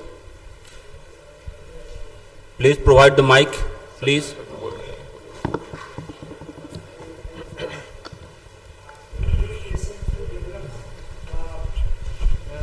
First dose hypotension. In such patient, how we can titrate the dose? So these are very practical problems which sir has posted just now. First dose hypotension particularly occurs more in patients who are receiving diuretics and in addition to diuretics who are giving RAS inhibitors in any form. So the best strategy for them would be to temporarily interrupt the therapy, means stop the medication for 1 or 2 days, and then start with a much lower dose and give the patient a chance to acclimatize to the lower doses and then go on building the doses. Diuretic dose, all the studies have shown that diuretics probably are overprescribed in doses that are not required. In heart failure, there is just one rule. Go on increasing the dose of beta blockers and ACE inhibitors at every visit the patient comes to you, and go on decreasing the dose of diuretics at every visit the patient comes to you, till the time you reach a balance where there is no congestion, as well as the target doses of RAS inhibitors and beta blockers are reached. Thank you. Sir, if a patient develops DCMP due to sepsis, so we have to start GDMT for the DCMP and heart failure. Sir, and if the sepsis is improved, so do we have to continue the GDMT or do we have to stop? So basically we are talking about reversible causes of cardiomyopathy, be it sepsis, be it peripartum cardiomyopathy, be it alcohol-related cardiomyopathy or tachycardiomyopathy. So any reason where cardiac functions have recovered after some time and what to do with the guideline-directed medical therapy. The guidelines are very clear that you need to continue with the guideline-directed medical therapy for long term. How long? Nobody knows, but in these patients, at least maybe after 5-10 years, you can go on decreasing the doses. But otherwise, according to the guidelines, at this point of time, they should receive a long-term therapy, the guideline-directed medical therapy with her beta blockers and ACE inhibitor and MRA. Even if the heart failure, DCMP is improved? Absolutely. Absolutely, yes. So there are many patients where cardiac functions improve, even in DCMP patients, 35% becoming 50%. But in those patients also, you should not stop medications. That needs to be continued. Because these patients have a tendency to get back with the ejection fraction again once you stop the medications. Thank you, sir. I have one question. Actually, I have come with some patient whose BP is 80 by 60, but there is no symptom. He is on ARNI for heart failure. Whether we should continue medicine or discontinue? So that is a difficult subset of patients because every guideline suggests at least a systolic BP of 90 where you can even give a trial. We have put some of our patients at very low dose. That is not even in the guidelines. 50 milligram ARNI के आप चार टुकड़े करके 12.5 milligram से start करके देखिए. If the patient can tolerate, if the BP still remains the same, then go on building the doses. But that is not in the guidelines कि 80 पे हम start करें.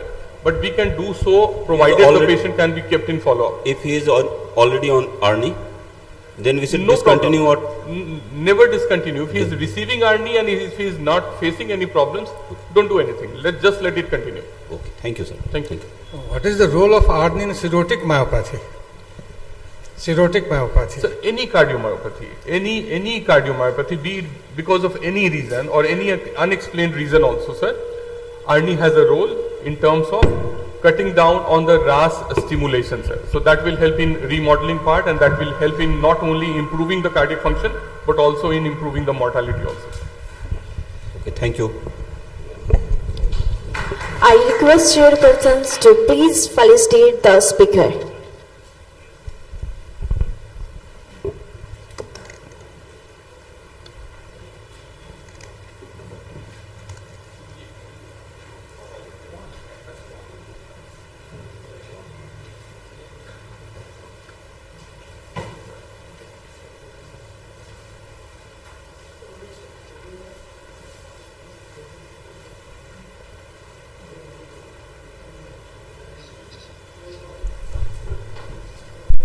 Hello hello hello hello hello hello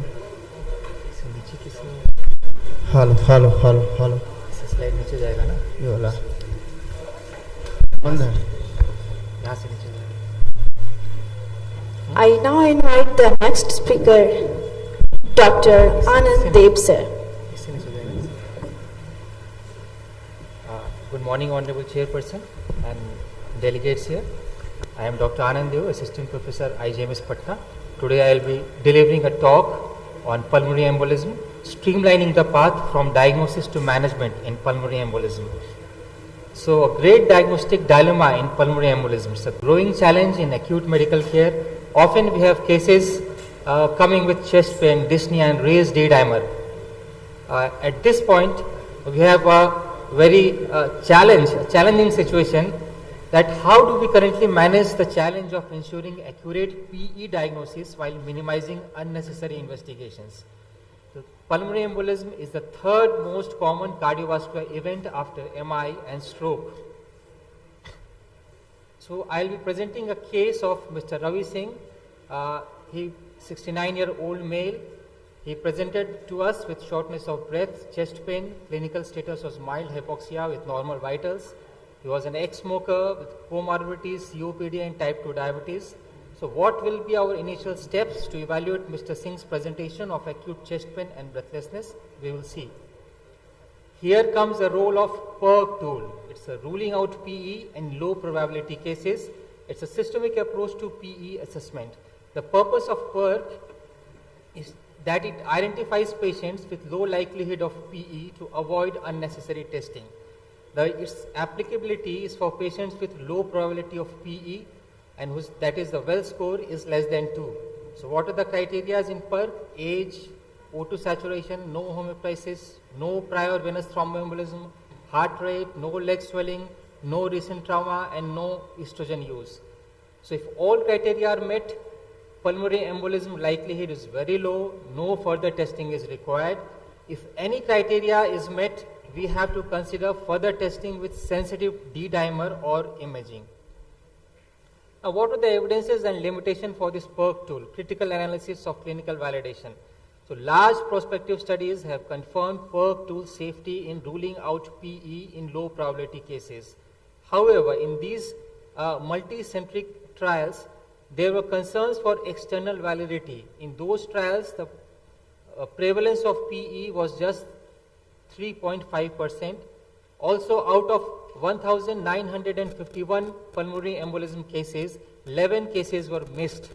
So the NICE guidelines have taken care of these external validity concerns and safety concerns of these two multicentric trials. Now we'll case update, go for update of our case. Despite Mr. Singh's stable clinical parameters, his age and risk factors necessitates further evaluation as guided by the PERC tool because age was there. So we can go for clinical gestalt and pre-test probability. While clinicians gestalt assessment is valuable, it lacks standardization. To improve diagnostic accuracy, we use validated clinical probability scores like Wells score and modified Geneva score. Now, how do we often find clinical gestalt alone sufficient in guiding PE diagnosis? Are there cases where you rely solely on scores? So here is a Wells score standardizing the pre-test probability for PE. All of us know the components of Wells score. So there is a 3-tiered risk assessment score. If the scoring is less than 2, it typically avoids further testing unless D-dimer is positive. If there is an intermediate risk score that is 2.2 to 6, it may require additional imaging if D-dimer is positive. High risk score, then we have to proceed with confirmatory imaging, often without D-dimer. So do you routinely use the 3-test Wells score system, or have you found other approaches more practical? Now, what are the practical uses and limitation of the often used Wells score? A common challenge is limited accuracy in older patients, in critically ill patients. 80% of clinicians do not use Wells score correctly or at all. Outpatient validation. The Wells scoring system has been best validated in outpatient settings where it has a high sensitivity but still lower specificity. Now, if we integrate this Wells scoring system with D-dimer, the sensitivity reaches to 99% and the specificity still is 11%. We have also a 2-tier scoring system in Wells. If it is more than 4, the P is likely. If it is less than or equal to 4, the P is unlikely. Similarly, we have a modified Geneva scoring system. Now, how we can enhance the diagnosis of PE? Here comes the applicability or the approach in Year's algorithm. So, we can enhance the PE diagnosis by combining clinical scores with D-dimer testing. Clinical gestalt and scores alone. Reliability of clinical assessment alone, either gestalt or score, is limited. Clinical scores like Wells score or modified Geneva score requires additional testing. Now, rationale for D-dimer integration with this well scoring system. It applies Bayes' theorem, combining pre-test probability with D-dimer. It creates a post-test likelihood of PE. It improves diagnostic accuracy while minimizing unnecessary imaging. So it's a Year's algorithm is a simplified approach. It addresses limitations in the use of Wells and Geneva scores in busy ED settings. The Year's algorithm offers a simplified and reliable tool. Year's criteria, it has been designed to simplify PE assessment by using three key items from the Wells score combined with the D-dimer. This reduces reliance on CTPA and minimizes radiation exposure. So what is there in Year's criteria? It has taken three items from the Wells score, that is clinical signs of DVT, hemoptysis, and PE is the most likely diagnosis. So D-dimer adjusted cutoffs. If no Year's item is there, then the D-dimer cutoff has to be taken greater than 1000. If any one Year's item is there, then we have to take the D-dimer cutoff as greater than 500. Now, what is the Year's algorithm evidences and outcomes? The Dutch multicenter study conducted on the population of 3,465 patients, 13% of PE diagnosed at the baseline. Over the course of 3 months, more 0.6% patients developed venous thromboembolism. So the diagnostic accuracy is 93% sensitivity and 55% sensitivity. The clinical impact, 14% reduction in CTPA use and less radiation exposure. So have any of us implemented the Year's algorithm in our practice, and what results we have observed? Age-adjusted D-dimer. This is also a very important concept here.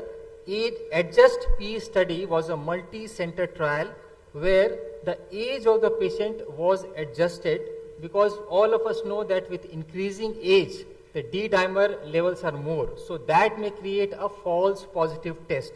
So what this study does, it adjusted the age over 50 by multiplying age into 10, and that will be the threshold, refined threshold for D-dimer for the diagnosis of PE. Clinical validation, especially effective in patients greater than 75 years age, and it reduces significantly false positive results. What happened in our case, the actual D-dimer was 958, but the age-adjusted D-dimer came to be 690 as the age of the patient was 69. So what decision we took in our case? We decided to go for definitive test, that is the CTPA, which is the most definitive test. Now sometimes we have to do the risk stratification. Should we go for inpatient or should we go for outpatient management? So how this is decided? To decide this, we have another scoring system, that is PESI criteria, pulmonary embolism, that is PESI and simplified PESI criteria. So patients with low risk PESI scores are eligible for ED or acute medical unit discharge, but mandatory overnight anticoagulation before discharge is important. Intermediate or high risk PESI cases, they require inpatient management protocols. So what are the risk tools for these classifying as inpatient, outpatient? One is the PESI or simplified PESI. Another is also called HESTIA criteria. It is optimized for oncology and complex cases. So clinical decision point here is, would you recommend outpatient management for a low risk PE patient? So in that, consider risk stratification tools and local protocols. Now, assessment of pulmonary embolism severity. This is also a very important issue. On the basis of that, we have to decide that whether we have to go for just anticoagulation or we have to go for thrombolysis. So we have European Society of Cardiology 2019 guidelines that categorizes PE into low, intermediate and high risk groups. The salient feature of this is, in case this stratification is done on the basis of 2D echo, then CTPA, then PESI scores. The salient point of this risk classification, in cases of hemodynamic instability with PE on CTPA or RV dysfunction on echo, PESI or SPESI scores or cardiac biomarkers are unnecessary to classify patients as high risk. Severity tool highlights are high risk P, high mortality risk, requires urgent interventions. Intermediate and low risk P, that can be managed based on the clinical stability. So where would our case fit in these categories? Now, the management path for hemodynamically stable, our case of Ravi Singh. So case summary and key decisions, PESI and SPESI score. Ravi's PESI came into class 3 and simplified PESI score of 1, which places him in the intermediate high risk category. So initial anticoagulant choice for this category is low molecular weight heparin at treatment dose was used overnight. In our case, for its accessibility and limited interaction. Decision against thrombolysis. Why we took decision against thrombolysis? So given our Ravi's case, hemodynamic stability, thrombolysis was not initiated because in a hemodynamically stable case, thrombolysis is contraindicated. So simplified algorithm flow for hemodynamically stable PE cases, we go for PESI and SPESI scoring system. If there is intermediate high risk, then primary treatment is anticoagulant, low molecular weight heparins and DOACs. Consider thrombolysis only if signs of decompensations emerge despite stable hemodynamic initially. So another important issue is thrombolysis in P, whether we should go for full dose or we should go for half dose. So the benefits of full dose thrombolysis, primary indication is hemodynamic unstable, high risk Ps, rational, it reverses RV dysfunction, it stabilizes hemodynamics, high bleeding risk unacceptable given poor risk if untreated. What about half dose thrombolysis? So evidences from a multicenter trial of 3,768 patients pointed that in 53.8% cases versus 41.4% in full dose, we have to go for treatment escalation with similar rates of inpatient hospital mortality and intracranial hemorrhage. So clinical decision making point here, case outcome, case was stable, intermediate high risk patient, so we used standard low molecular weight anticoagulation. Factors taken in decision making, hemodynamic stability was there, risk stratification and bleeding risk assessment. Now if there is no obvious risk factor, should we look for malignancy? The clinical evidences are approximately 20% of PEs are associated with underlying malignancy. 20% of cancer patients experience venous thromboembolism during this disease course. What NICE guidelines says, routine malignancy screening is discouraged.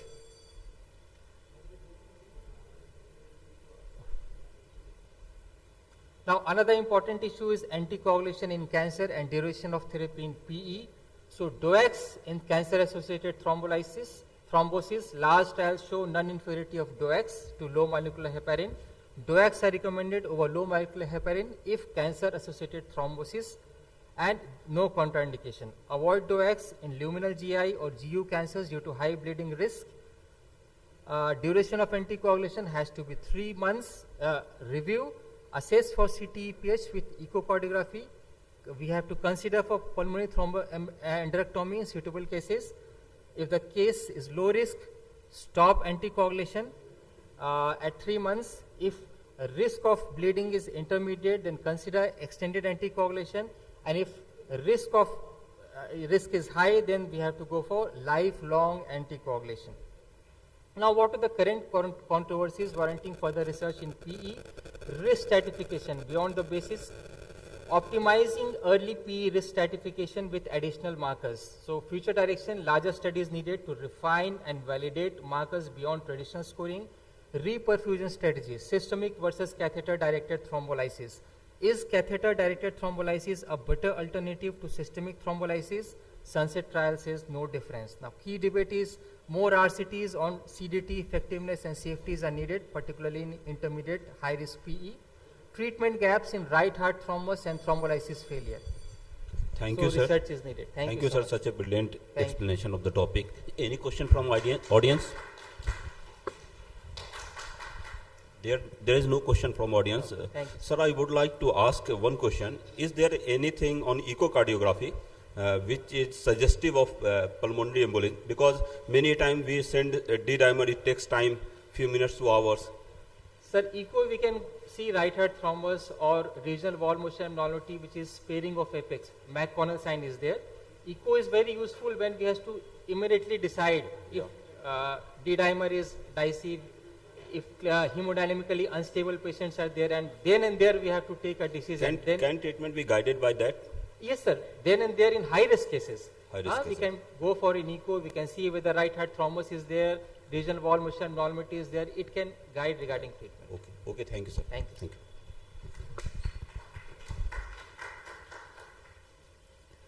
I request the chairpersons to please felicitate the speaker.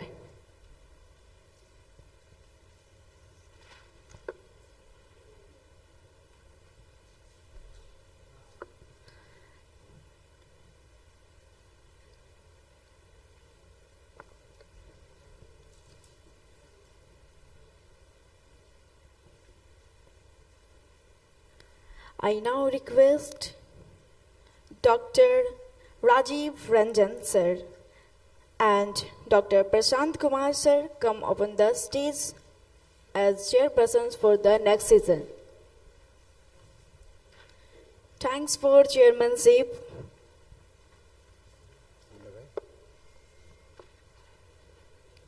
I now invite the next speaker, Dr. Divendu Bhushan.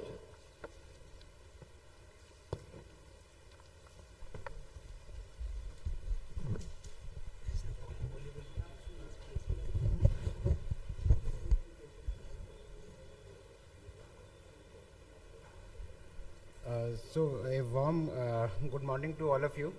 First of all, I am thankful to the organizers, Dr. UC Jha sir, Dr. SC Jha sir, Dr. RK Jha sir. So and best wishes for this Bapicon 24. So my topic is this approach to the suspected poisoning patient. So we all must encounter few patients in our casualty which come with the poisoning. Most of them come with a history of poisoning, that he or she taken the poison or this. But there are certain instances where we didn't got the clue.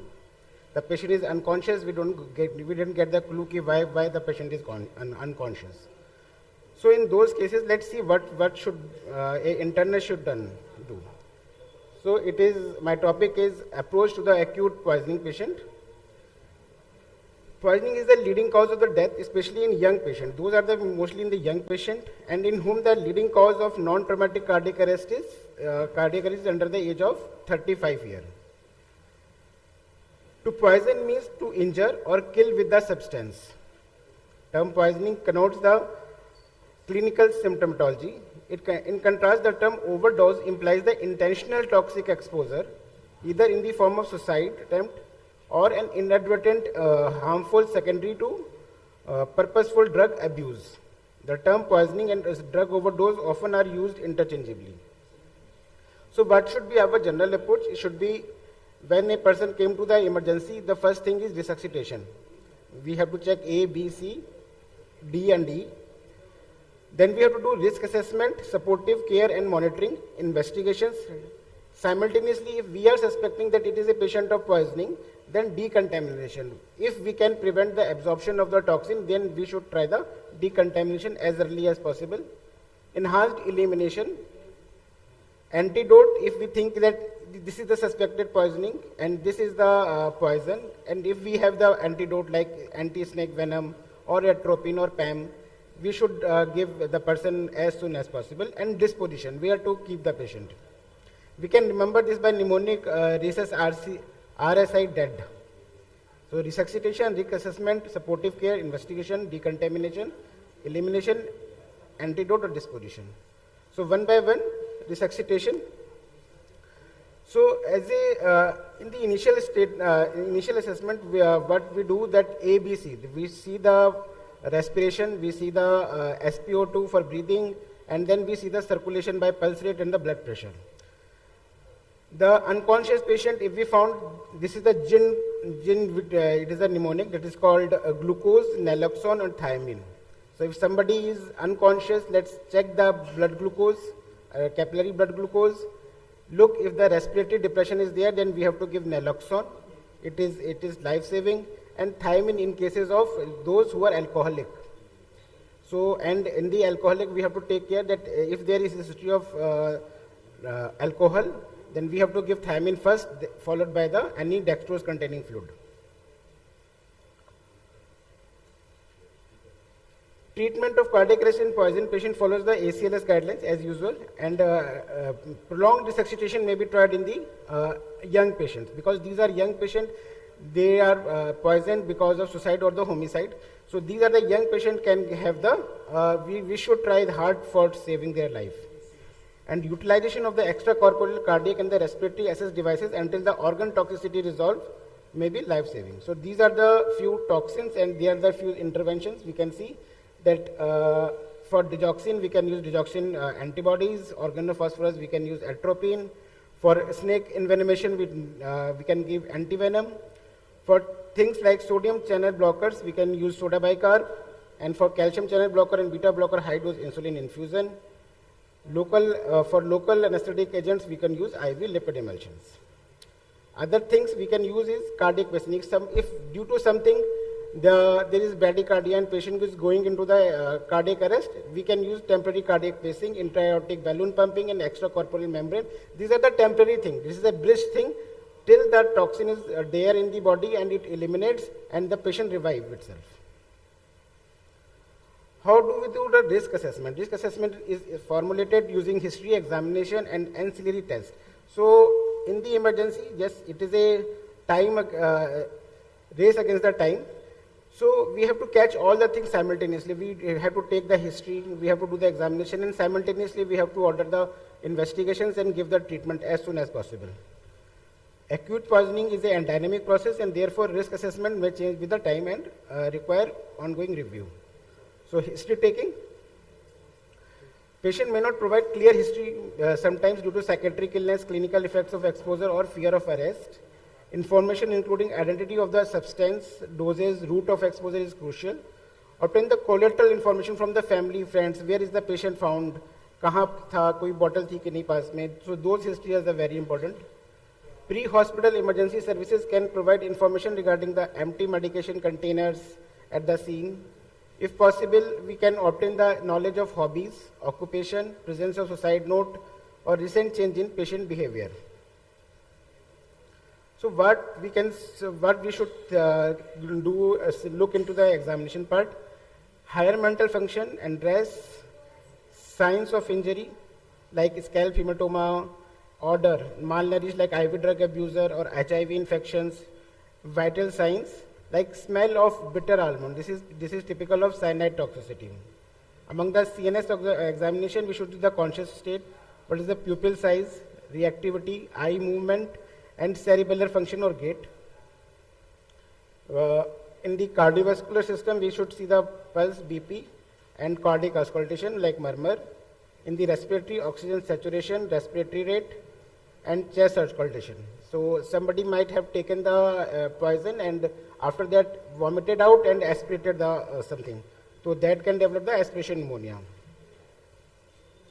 Among the GI system, we should see the oropharynx, abdomen, and the bladder. But is there any urinary retention? There is blood in the oral cavity or the hypersalivation, reflexes, tone and fasciculation, tremor and clonus in the peripheral nerves, because they hint to the certain toxicities. In the skin, we should see the bruise mark or cyanosis, or flushing, dry, or what is the moistness of the skin, any injection site or bulla. So if there is bruising, then coagulopathy, trauma, and coma can be caused, flushing, warm, and dry skin. So we should try to keep, when we found the patient is unconscious or not giving history, we suspect it, we should try to put it into the toxidrome. So somebody is having hypoventilation with with tachycardia and meiosis and decreased sensorium, we should try to put something in the toxidromes. So substance belonging to a particular pharmaceuticals or chemical agents often produce cluster of symptoms and signs that is called toxidromes. Like anticholinergic cholinergic toxidromes, hallucinations, opioid or sedative. The important one is anticholinergics, what we see is hyperthermia, tachycardia, hypertension or tachypnea, mental status is agitated and hallucinating, pupillar mydriatic, dry flushed skin, urinary retention. So examples are TCA, atropine or antispasmodics. Cholinergics like bradycardia, it can present with bradycardia, tachycardia and confused coma and meiosis. That is the most common poisoning you must be encountering in your emergency with the organophosphorus poisoning. So you can see, so there are cluster of symptoms. Somebody is blind as bat, we have read in the forensic, and dilated pupil, red as beet, and tachycardia, shaking hands, dry as bone, and mad as hatter. So this is an anticholinergic toxidrome. So somebody is having sweating, crying, running nose, vomiting, having bradycardia, and urination and diarrhea. So that is having cholinergic toxidrome. So the clusters of symptoms which become which give you a hint that this is the possibility of this type of toxin ingestion. So somebody is having mydriasis, diaphoresis, hyperthermia, hypertension, tachycardia and tachypnea, all on the higher side, it's cocaine and amphetamine. Sympathomimetic toxidromes. If somebody is somnolence, time release patch is there, decreased bowel sound, track mark is there in the hand, hypotension and hypothermia, then opiate toxidrome. So here we should be very much aware that if the respiratory depression is there, naloxone is one thing which comes in the ACLS protocol also. Similarly, hypnosedative toxidromes and serotonin syndromes. Now, along with this, while we are doing physical examination and taking the history, we should send some investigations too, like blood count, serum electrolyte, blood urea nitrogen, LFT, arterial blood gas analysis, electro ECG. And the important thing is urinary pregnancy test in all women of childbearing age. This is of utmost important because that may change your treatment protocols. Radiographic study like there are certain radio opaque poisons and certain poisons who causes the altered sensorium. We have to look what is there anything else like is any intracranial bleed is also there or trauma to the head is also there. Management of patient with poisoning specific, measurement of the drug or toxin concentration of the body fluid. So how come the ECG changes is common poisonings like narrow QRS complex tachycardia? It is commonly seen in amphetamine poisoning and anticholinergic drugs and theophylline. Wide QRS tachycardia like antihistamines, cocaine, propaxiphen and sodium channel blocker. This is very important because in these wide complex tachycardias we can't give amiodarone. They do not respond to amiodarone. So they respond to the soda bicarb. This is very important. Bradycardia with narrow QRS like alpha-adrenergic blockers, beta blockers, calcium channel blockers, cardiac glycosides and sodium channel blockers. QT prolongation in antihistamines and antipsychotics, sotalol or erythromycin, fluoroquinolones. There are radio-opaque poisons. The mnemonic is chips, calcium, heavy metals like iron and mercury, psychotropic drugs and entry-coated drugs like aspirin and salicylates. So care in the medicines what we have to give the supportive care until we know the poison and its antidote. So if the person is hypoglycemic, give dextrose, but ensure that patient is not under the influence of alcohol, and you don't have to give thiamine. If you are giving thiamine, please give the thiamine first, then followed by the glucose. Cardiac arrhythmias, in general, the dysrhythmic drugs are not the first line drug for the toxin-induced dysrhythmia, as I have told you, as most dysrhythmic drugs have pro-dysrhythmia and negative inotropic effects. Most toxin-induced dysrhythmias respond to the correction of hypoxia, metabolic acid-based abnormalities, and administration of antidotes. Soda bicarb is administered for sodium channel blocker toxicity, and ventricular dysrhythmias may respond to overdrive pacing. Now, seizures. So, seizures are very important presentation of poisoning. So, drug-induced seizures can be treated with IV benzodiazepine. So, these are the drug of choice for toxin-induced seizures, with the exception of isoniazid-induced seizures, which require pyridoxine. Metabolic disorders such as hypoglycemia and hyponatremia has to be ruled out before we give these things. Another thing is agitation. Those may be psychiatric patients who has ingested something else. So those have to be treated with the benzodiazepines. Large doses may be required and appropriate in monitoring setting where advanced airway interventions are available if required. Although antipsychotic agents are often used as second-line drug, toxin-induced agitation, they have theoretical disadvantages, including anticholinergics and extrapyramidal side effects. So benzodiazepine and counseling, these two things are very important. Hyperthermia and hypothermia. Patients with core temperature of more than 102.2 Fahrenheit require aggressive active cooling. Measures to prevent complications like rhabdomyolysis, organ failure, and disseminated intravascular coagulation. Drug-induced coma, subsequently immobility and environmental exposure or inherent drug toxicity like opioid, phenothiazines, and ethanol may produce hypothermia. So somebody has taken alcohol and he's just lying on the road. So they can be victim of cold. A core temperature of less than 90 is an indication of active warming. Decontamination. Decontamination is required for toxic exposure affecting large dermal areas. Healthcare providers, I have just 3-4 slides more.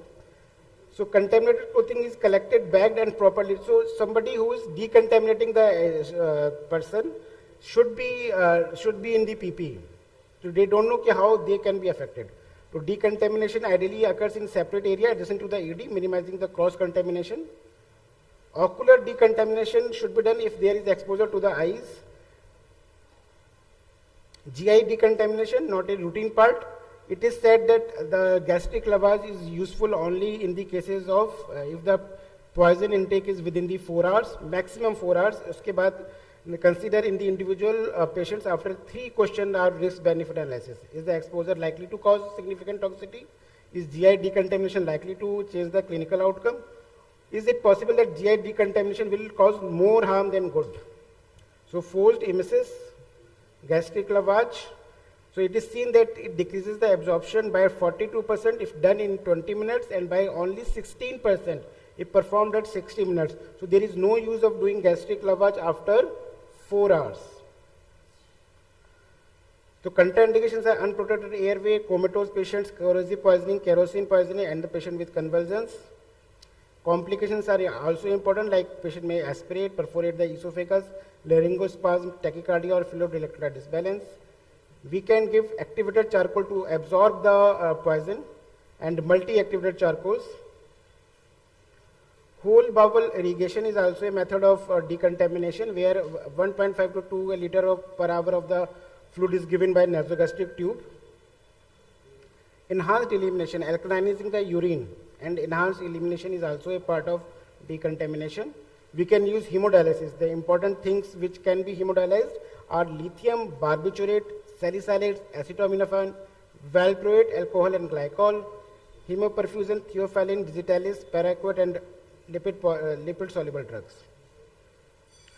So these are the important toxins and their antidotes. Disposition, if there is no sign and symptoms, we have to keep the patient in the emergency for about 6 hours. And if the person is sick, we have to rush to the ICU or the ward as the patient status.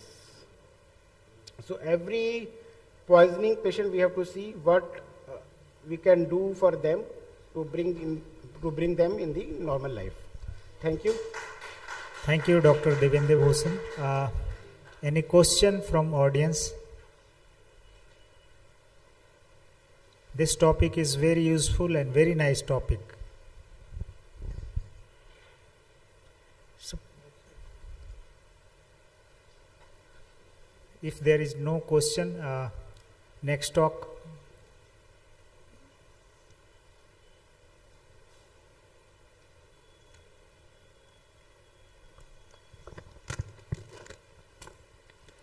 I request the chairperson to please felicitate the speaker, Dr. Devendu Bhushan sir.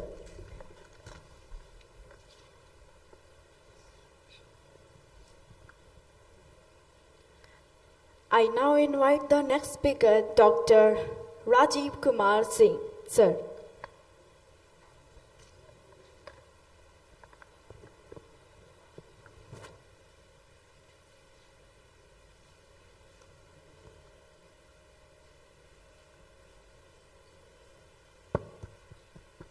Clapping everyone.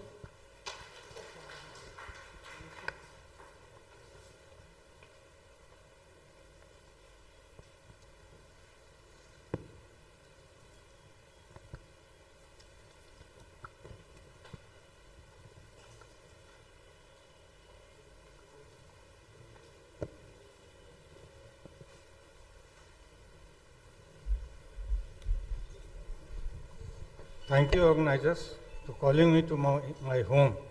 This is my parent institution. I feel more pleasure in standing in this podium other than the international or national podium. So thanks, organizer, again for calling me to this. This is the era of internet. Even your patients are very well informed. They are asking, doctor, you are going to perform colonoscopy on me. Do you have AI in your scope? This is the time that after 5 years your practice will be changed by the AI. In this year in Florida, where I have been there, AI is introduced in US, ultrasound guided endoscopy. They can say this is the MPD, this is the CBD, this is the pancreas. You have to station your scope in this position. This is the beauty of the AI. So, my first slide is, जरा सा बतलाओ कहाँ से चलेगा? Slider कहाँ?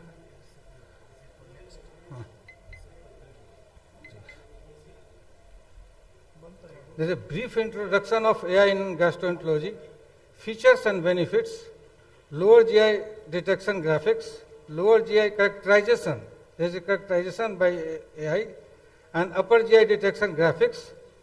Again, we will review the literatures, evaluation of the novel LCI and CAD-I system for real-time detection of colon polyps, resulting in detection sensitivity 100%.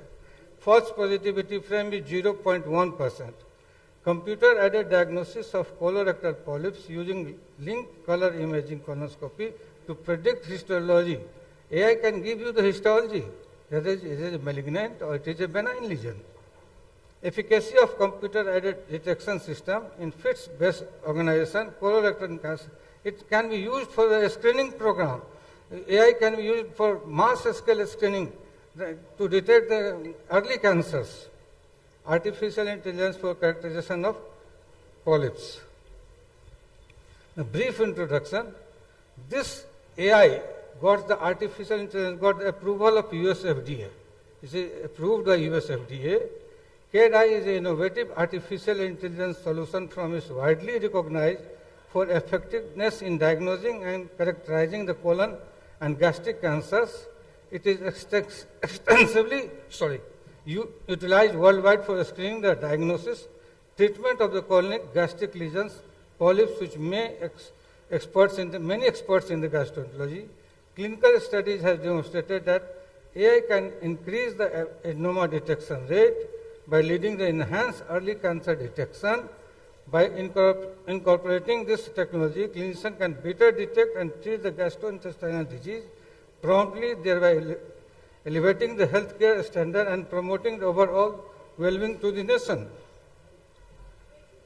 What is AI in the upper GI? The helps to clinician to checklist the stomach. We have the 6 power stations in the stomach, and AI can say that you have examined this station, you have missed this station, and in this way AI can give you the whole overview pictures of the upper GI endoscopy. Even the 6 millimeter adenomas can be detected by AI. Even in depressed lesion, which is very difficult to diagnose. You have seen the depressed lesion, you have missed the depressed lesion, AI can detect that depressed lesion by artificial intelligence. In lower tract, where there is a lesion, it gives the beep sound. There is a beep sound is there, so your mind is alert, here is a lesion. There is a visual assist circle. If the lesion is detected, there is a circle around that lesion. This is a circle around the lesion. There is a detection box. Detection box is there, and it can say that this is the lesion. Detection box encircle that lesion. So, it gives the characterization, histology of the lesion. You can see both lesions are looking same. Both polyps are looking same, but when you use the AI system, in upper part visual assisted circle become the green. So it is not a malignant lesion. Hyperplastic lesion is included, and there is a map also outside the screen, it is green. So you are easily, your mindset that it is not a malignant lesion. But when there is a neoplastic lesion, the light is yellow and visual circle is also yellow.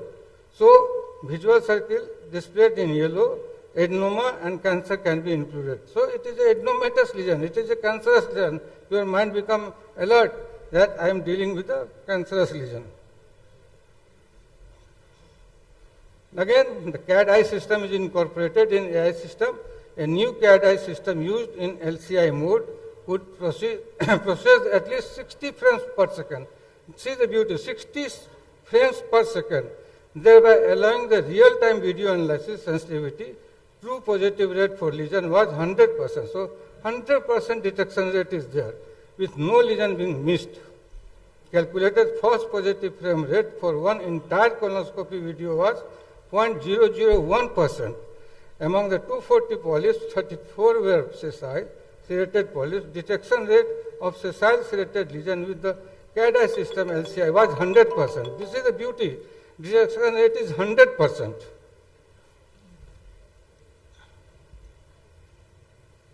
So you have seen how the lesion are coded and encircling by the light that here is your lesion. And there is a specific sound, so your mind being alert, there is a lesion in the colon. The new CAD-I system used in LCI mode. This CAD-I shows the lesion is there, but when you use the LCI mode, it gives you the diagnosis whether it is a malignant or it is a benign polyps. LCI could be processed at least 6 frames per second by allowing the real-time video analysis sensitivity. So, polyp detection rate by white light endoscopy and AI assisted endoscopy. See the difference. In the white light, it is only 73%, whereas in the AI, it is 84 to 90% detection rate is there. In this cartoon I have seen, it is better than the white light endoscopy. Always use AI system for the detection of the polyp and lesions. In neoplastic lesions, again, it is very, very useful.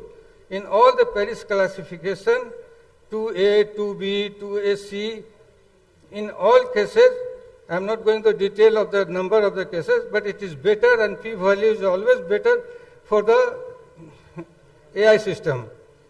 Even in a flat polyp is very difficult to diagnose. White light gives only 6.5%, where AI is 20. 3 times more diagnostic accuracy with the AI system. Again, with the size, when size is 3 millimeter, 2 millimeter, 6 to 9 millimeter, if it is 50 millimeter, anybody can detect.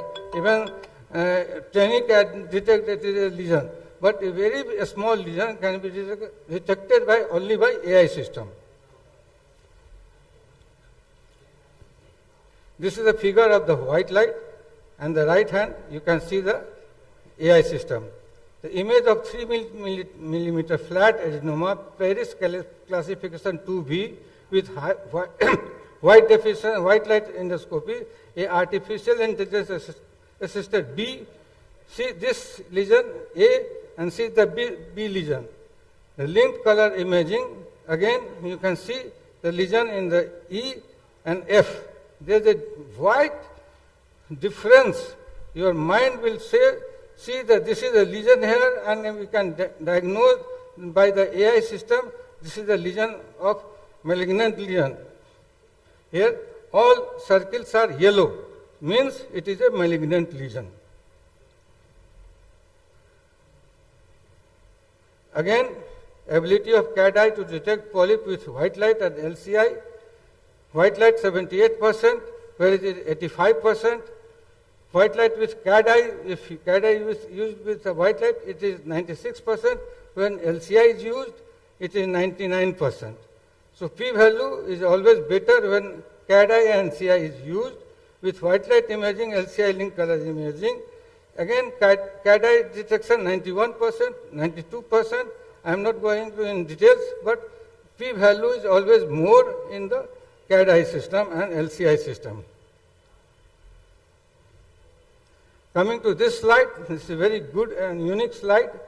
This first slide is white light endoscopy. There is no lesion. Nobody can detect there is a lesion. When you use CAD eye shows there is a lesion. There is some lesion is there. When LCI is used, it says it is a malignant lesion. This is the beauty of artificial intelligence. We are doing a pilot. These data are all from Western countries. Indian data are very lacking. We are doing a pilot study in our center. In 100 cases of polyp, we are taking the polyps, doing the histopathology, and comparing with the AI system, what AI system said and what is histopathology is there. So in 2-3 months, we will publish our Indian data of AI. And PGs have not seen the AI system. You are welcome to my clinic and see the AI system. What is the AI system? It is the only system available in Eastern India. Nobody else in Eastern India, there is AI system is in. So you are invited to see the AI system in my clinic. Thank you. Thank you very much. Thank you, sir, for excellent talk and showing us cutting-edge technology. And this is really a nice. Dr. Rajiv Kumar Singh is a product of this prestigious institution, DMCH, and he's a renowned gastroenterologist in Bihar, and he is doing all kind of intervention at his center. Thank you, sir, for showing us very nice thing for future technology. Any question from audience?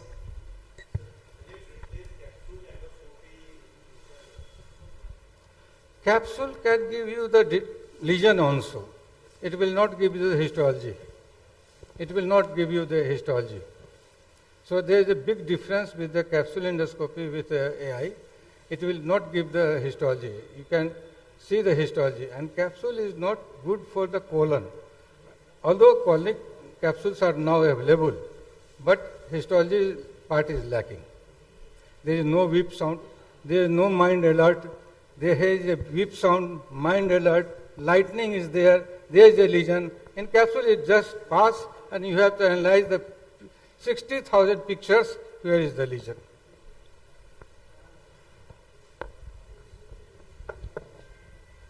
I request the chairpersons to please felicitate the speaker, Dr. Rajiv Kumar Singh, sir.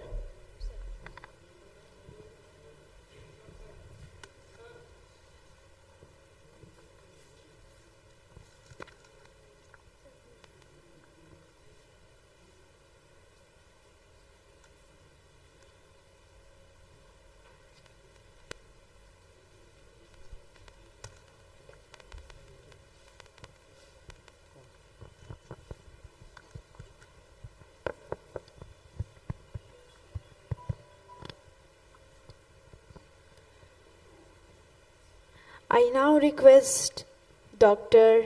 Devendra Bhushan sir and Dr. Ashwani Kumar Mishra to kindly come up on the stage as chairpersons for the next session. I now invite the next speaker, Dr. Siddharth sir.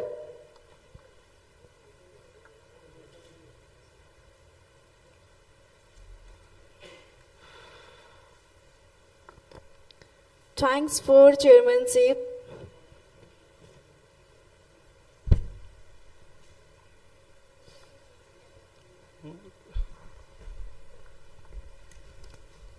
Which is this? This one. So Dr. Siddharth is Associate Professor in Department of Emergency Medicine in IGMS. He do multitasking and actually his topic given is also those persons who are very busy in the hospital. So over to Dr. Siddharth. The topic is impact of telemedicine on patients' care and outcome. Thank you, sir. At the onset, I am grateful to the organizing committee, those who have invited me for a talk. I am Dr. Siddharth Singh, Associate Professor at IGMS Patna, and my topic is impact of telemedicine on patients' care and outcome. So, outline is introduction to telemedicine, key capabilities, types of services, treatment procedure, impact on patient care, clinical outcome, and challenges and future directions. So, WHO defines telemedicine as delivery of healthcare services across distances using ICT for the diagnosis, treatment, and prevention of disease and injuries. This telemedicine exactly came into existence, had gained its importance very recently during the pandemic, COVID-19 pandemic. And it is very, very important today. I was previously before IGMS, I was at AIIMS Patna, and with Dr. Anil, who's leading the team in trauma surgery just now, I was the pioneer of doing these outreach services. And I felt there are few limitations to work in Bihar, but in spite of this, this is very, very important tool. We cannot say now it is an adjunct, it has become an integral part of our health system now. And it's very important for the rural health services. The milestone, the first service was by Apollo Hospitals at Aragonda village in Andhra Pradesh. History. The telemedicine was initially used by the NASA to monitor health of astronauts by ICT. Later in 1915, teleradiology and telecardiology was initiated. In India, first service provided by the Apollo Hospital, as I said before, by Aragonda village in Andhra Pradesh. Now we have few else contributors such as the ISRO, Narayana, AIA, Heart Foundation, Arvind Eye Care, Scots, and just after the COVID, we have a new e-Sanjeevani. Government of India has started in 2021 after COVID-19 pandemic for urban and rural population. Addressing the healthcare gaps with telemedicine. See, India is a vast country with lot of disparity in the health sector. Lot of disparity. From the rural to the urban, there is lot of disparity, and we have a big challenge today. One is the low ratio of doctors in the rural sector, and to meet these challenges, to bridge this gap, telemedicine is there. By improving the accessibility, reducing the cost, and facilitating timely intervention.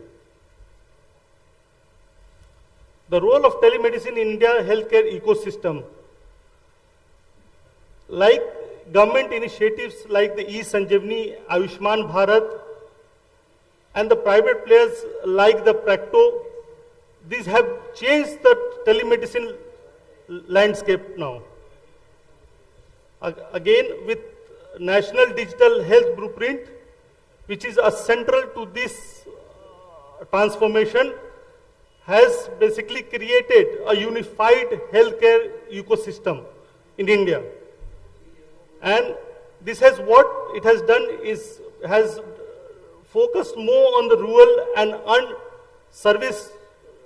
unserviced area in populations in the rural sector by improving the healthcare access, as well as we have also improved the recordings, because once it has been recorded, we can share the recording to the, again we can use this recording also. So telemedicine capabilities in India, enhancing healthcare access across the nations. We have remote consultation. So rural people can be connected to the specialist through these video calls, and doctors, even we can these people can have access to institute like AIMS. Then we have E-Sanjeevani, which we have around about millions of teleconsultation. Digital health records, it's a unique health record ID through Ayushman Bharat Digital Mission. So the patients are enrolled in this, they get an ID, through the Aadhaar card they get an ID, and once this ID is created, you can access this at any place. You can, and this has also bridged the gap that like the migrants, workers, those who go from one place to the other, there is a language barrier. All these things have been addressed by this digital health record system. Now we have an AI-assisted diagnostic. Startups like the Nirmaya, which is looking after this early breast detection, is working great, and because of this, we have been able to diagnose at least 60% early detection of breast cancer.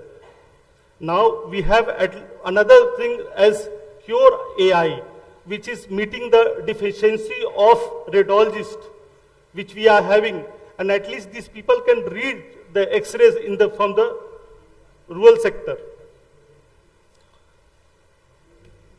We have health monitoring system, wearables, as we have digital. This is very important because India is a vast country with a lot of chronic diseases, and because of these chronic diseases, we cannot monitor. So with the help of these wearables, we can measure these people can be connected, like the patient with diabetes and hypertension can be connected. Then we have like public health surveillance. Telemedicine can also be connected to this, telemedicine is being connected with real-time tasking and surveillance. And what we are doing is that we have eradicated polio, as well as we have also controlled tuberculosis by this. Then digital e-prescriptions, we have been able to, like the 1mg and Pharma Easy, we have been able to give medicine to the remote people residing in the remote villages also. There is a very important thing like emergency response system. Our ambulance services have been enabled with a GPS system, and they have been integrated to this telemedicine. So by doing this, we have been reducing the maternal mortality, and also we have been able to engage people and reduce the disaster management also. At the last, what I want to tell you is the specialized care we have been given by these telemedicines, such as the Arvinder Eye Hospital. He's doing the teleophthalmology, and Nemhans is doing telepsychiatry, and they have really reduced the burden, and they are doing excellent work in this field. The type of telemedicine services which are functioning in India are the teleconsultation, the telediagnostic, telemonitoring, teletherapy, telesurgery, telepharmacy, teleeducation, mobile health, and teleophthalmology and disaster telemedicines. These are the things which are already in existence in India, and they are doing great job. Treatment procedure through telemedicine culture in India. Patient details and entry, Aadhaar linked. See, this is the way how the people proceed in telemedicine. First, the patient detail is given, then that is made with an ID, because Aadhaar linked, it is Aadhaar linked, and then all these informations and inputs, like we have the digital processes, for example, we have by digital all the history taking, symptoms, all are put into this. Once these are there, they make an informed diagnosis. Digitally, they make an informed diagnosis. Then that is sent to the telehealth, that is the e-Sanjeevani portal, OPD portal. Those portal, they decide whether the patients, either they need a virtual or they need a person-to-person consultation, and they fix the consultation. If they feel that no, the patient still needs a tertiary care center consultation, they send it to centers like the AIMS. Some patients, they need diagnostic also. So for they have sent for the diagnosis and then treatment also. This is the treatment protocol that is being done in cases of telemedicine in India. Impact of telemedicine on patient care in India. What is basically like, because we are having a vast country with a lot of diversity in cases of both languages, in cases of the resources. So just to meet this, what we have done, that impact of telemedicine in India is divided into improved access. So they bridge the gap between the rural and the urban gap. e-Sanjeevani platform, as I said, they are sent to the e-Sanjeevani OPD platform. People may require the primary, secondary or tertiary care. According to that, the patient may be sent to AIMS and get expertise, may give them their opinion. All these things are integrated. The telemedicine is integrated with Ayushman Bharat, and you have a health ID. According to health ID, you can retrieve all the records wherever you are there. Another is enhanced continuity. The continuity is one of the strongest pillar in cases of telemedicine. We have follow-up clinics there, regular follow-up care is there, with the help of devices, wearable devices, internets. They are real-time monitoring is being done to the patients, especially the chronic disease, because this country has a lot of chronic disease like diabetes and hypertension. And we can only detect these people and at least we can address and make adjustment in the treatment also. Timely treatment adjustment is done. Then is the reduced cost, eliminates travel expenses. Patients' travel expenses is reduced by telemedicine. The patient do not have to go to the hospital or the clinic. They do not have to go expend for lodging and all. They do not have to go to the urban centers and stay there, and for the cost as a whole is reduced by telemedicine. High quality care at low cost, fewer hospital admission, and because we are monitoring the patient time to time, so the hospital admission is reduced by 30%. This is especially benefited to those people who in the rural people who are really poor, and we can benefit the low income population also. Last, the patient empowerment. This is the active health management. The patient himself is involved in all these things because there are stages, as I said before, the patient's first, it is linked to the Aadhaar Aadhaar is used to link the patient's record. Then the patient is given a platform like eSanjeevani where those people decide for the consultation. The patient is again sent for the diagnosis, treatment also. So the patient engaged in this whole, is empowered and engaged. Because this country, we have literacy is very poor, especially in the rural sector.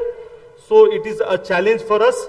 But in due course of time, there are apps like the M-Health apps where the people, both the patient is being educated and the providers are also educated how to deal with these people.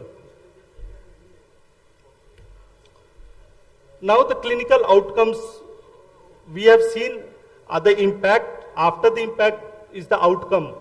So in cases of cardiology, 50% reduction in the heart failure hospitalization is there. Just because we are monitoring the patient's vitals every time, we are also seeing the ECG. So there is a reduction of 50% reduction in the heart failure. In diabetes, because we are monitoring, real-time monitoring is there. So we have complications like the neuropathy and the cardiac disease have been reduced. Mental health, it is as good as in-patient visit. So we are doing great job in cases of mental health. Especially we have institute like NIMHANS which is looking after this. In oncology, people do not have to go to the centers for their care. So they go back to the telemedicine for consultation and they get follow-up. In dermatology also, early detection of skin cancer and all are being done right from the telemedicine side. The benchmark, the tele-oncology network in Kerala, a robust tele-oncology network that serves over 10,000 cancer patients annually. This platform maintains regular communication with their oncologist, ensuring continuity of care and timely consultation. Chunapet Rural Diabetic Prevention Initiative, providing comprehensive screening, diabetes management, and prevention strategies.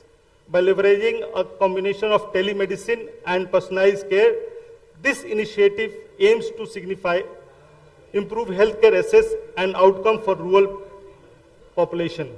As far as eSanjeevani, I have already addressed, is a backbone of the telemedicine in India. Patient benefit, increased satisfaction. There is a lot of satisfaction in the patient because he is himself involved in this right at the beginning. There is a treatment adherence because we are already monitoring the patients at every point of time. Real time monitoring is there by the new devices we are having. Early detection, even like I just said 2 minutes ago, we have new startups like the Nirmaya, which is detecting oncology, breast cancer and all. They are working greatly in this. Medical management is there because the patients are, in case there is a switch over of management, adjustment of dose, they are talking to the consultant right at the center. Regular monitoring is there and quality of life has really improved. Apart from all this, we still have a barrier. So I'll be talking about the barriers. This is the technological changes. We have around about 6 lakhs villages still not connected to the internet. So limited access to the device, unreliable internet, low resource setting. Regulatory and legal issues are still there. Very regulations, license restrictions are there. Cross-border limitations are there. Privacy and security, data protection concern, building patient trust is a big concern, and the provider acceptance. Provider's preference, every provider, like every patient is trying to see the doctor himself in person. So this is a big concern out here. And apart from this, what I personally feel that the patient, what we have not been able to meet is that the doctors, those who should be at least assigned for this, because the ratio is really very small. We cannot, in a country like India, it is very difficult to manage this telemedicine. Future directions in telemedicine, AI-driven, sir has just pointed it out, it is AI-driven healthcare, smart wearables, personalized medicine, and global initiatives are there. In conclusion, transformative impact on healthcare delivery, proven effective, demonstrate crucial role during pandemic response and management, universal health coverage, further health access, and technological evolution is there. Thank you.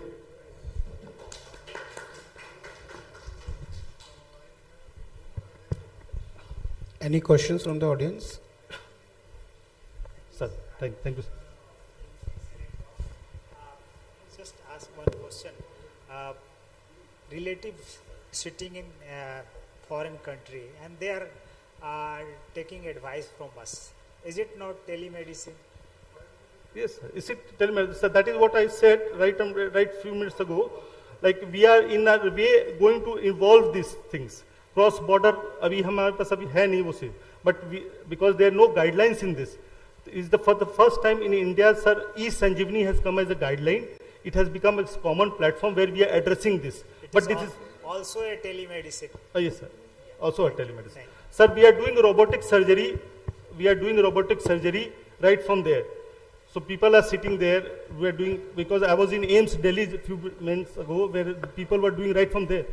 We have this lab out in AIIMS Delhi and people were performing surgery there. Thank you, sir. Thank you, sir. I request the chairperson to please felicitate the speaker, Dr. Siddharth sir.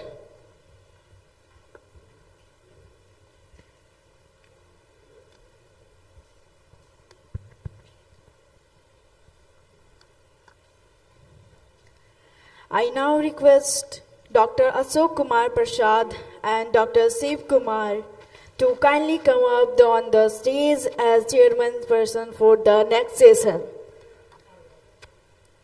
I now invite the next speaker, Dr. Pratap Kumar, sir.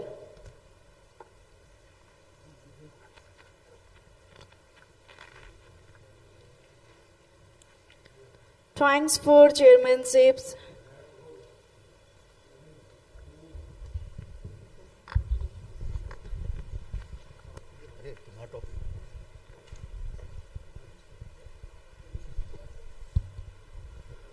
Hello.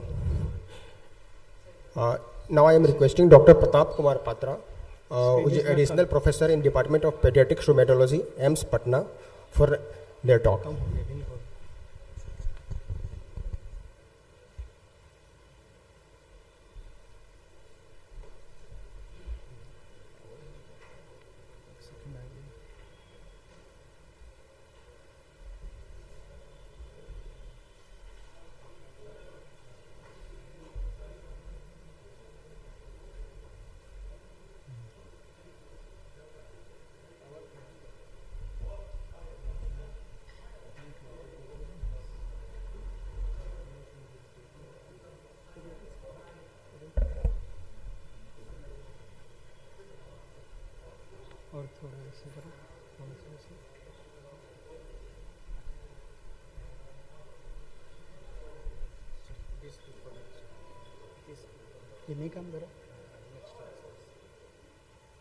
Thank you, Chairperson, for the kind introduction. I thank organizing committee for giving this opportunity to speak on approach to arthritis in children. This is the outline my talk. I'll discuss about arthritis definitions, the classification criteria for juvenile idiopathic arthritis in children, and the clinical approach to arthritis when patient reaches to the OPD. So Sir William Osler has said, when an arthritis patient walks in the front door, I wanted to walk out from the back one. This suggests that when a patient with arthritis comes to you, at times it poses a diagnostic dilemma and diagnostic challenge. So what is the definition of arthritis? If any patient has swelling of the joint, it is sufficient to call arthritis is there, or any of the two of the following is present. When there is limitation of joint movements, pain or movement, or when there is heat or warmth is present over the overlying joint, then there will be arthritis. The etiology of arthritis in children is very broad. It varies from various infections to malignancies to inflammatory condition like juvenile idiopathic arthritis, inflammatory bowel disease, connective disease like lupus, ANCA-associated vasculitis. Apart from these children, hemoarthrosis or bleeding disorder or hemophilia, they also can present with chronic arthritis. Apart from this, many mechanical cause like hypermobility syndrome also can present with arthritis in children.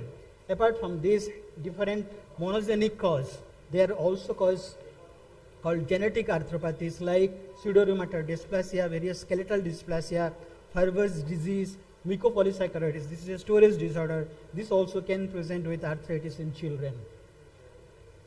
So before approaching a patient who presents with arthritis, it is very important to have basic knowledge about the joint. The joint has basically two structure, articular structure and periarticular structure. The articular structures include the cartilage, the joint capsule and the synovium, whereas the periarticular structures are the bone, the muscles, the tendons, the ligaments, the entheses and the bursa. So when you are in OPD, it is very important to use a screening tool when a patient comes to OPD with complaint of joint pain. This screening tool is also called PGALS, Pediatric Gait, Arm and Leg Spine Screening Tool. So this tool actually takes just 2 minutes to screen all the joint to detect any pathology. If in this screening tool, if there is suspicion to have arthritis, then one should go for detailed examination of the joint. The detailed examinations includes inspection of the joint, which include one should note there is swelling or redness of the joint along with the position of the limb. In palpation, one should look for the local rise of temperature, the presence or absence of tenderness, range of movements one has to assess, both active and passive movements. And when there is knee arthritis, one should always look for the patellar tape. This is a method to detect fluid in the knee joint.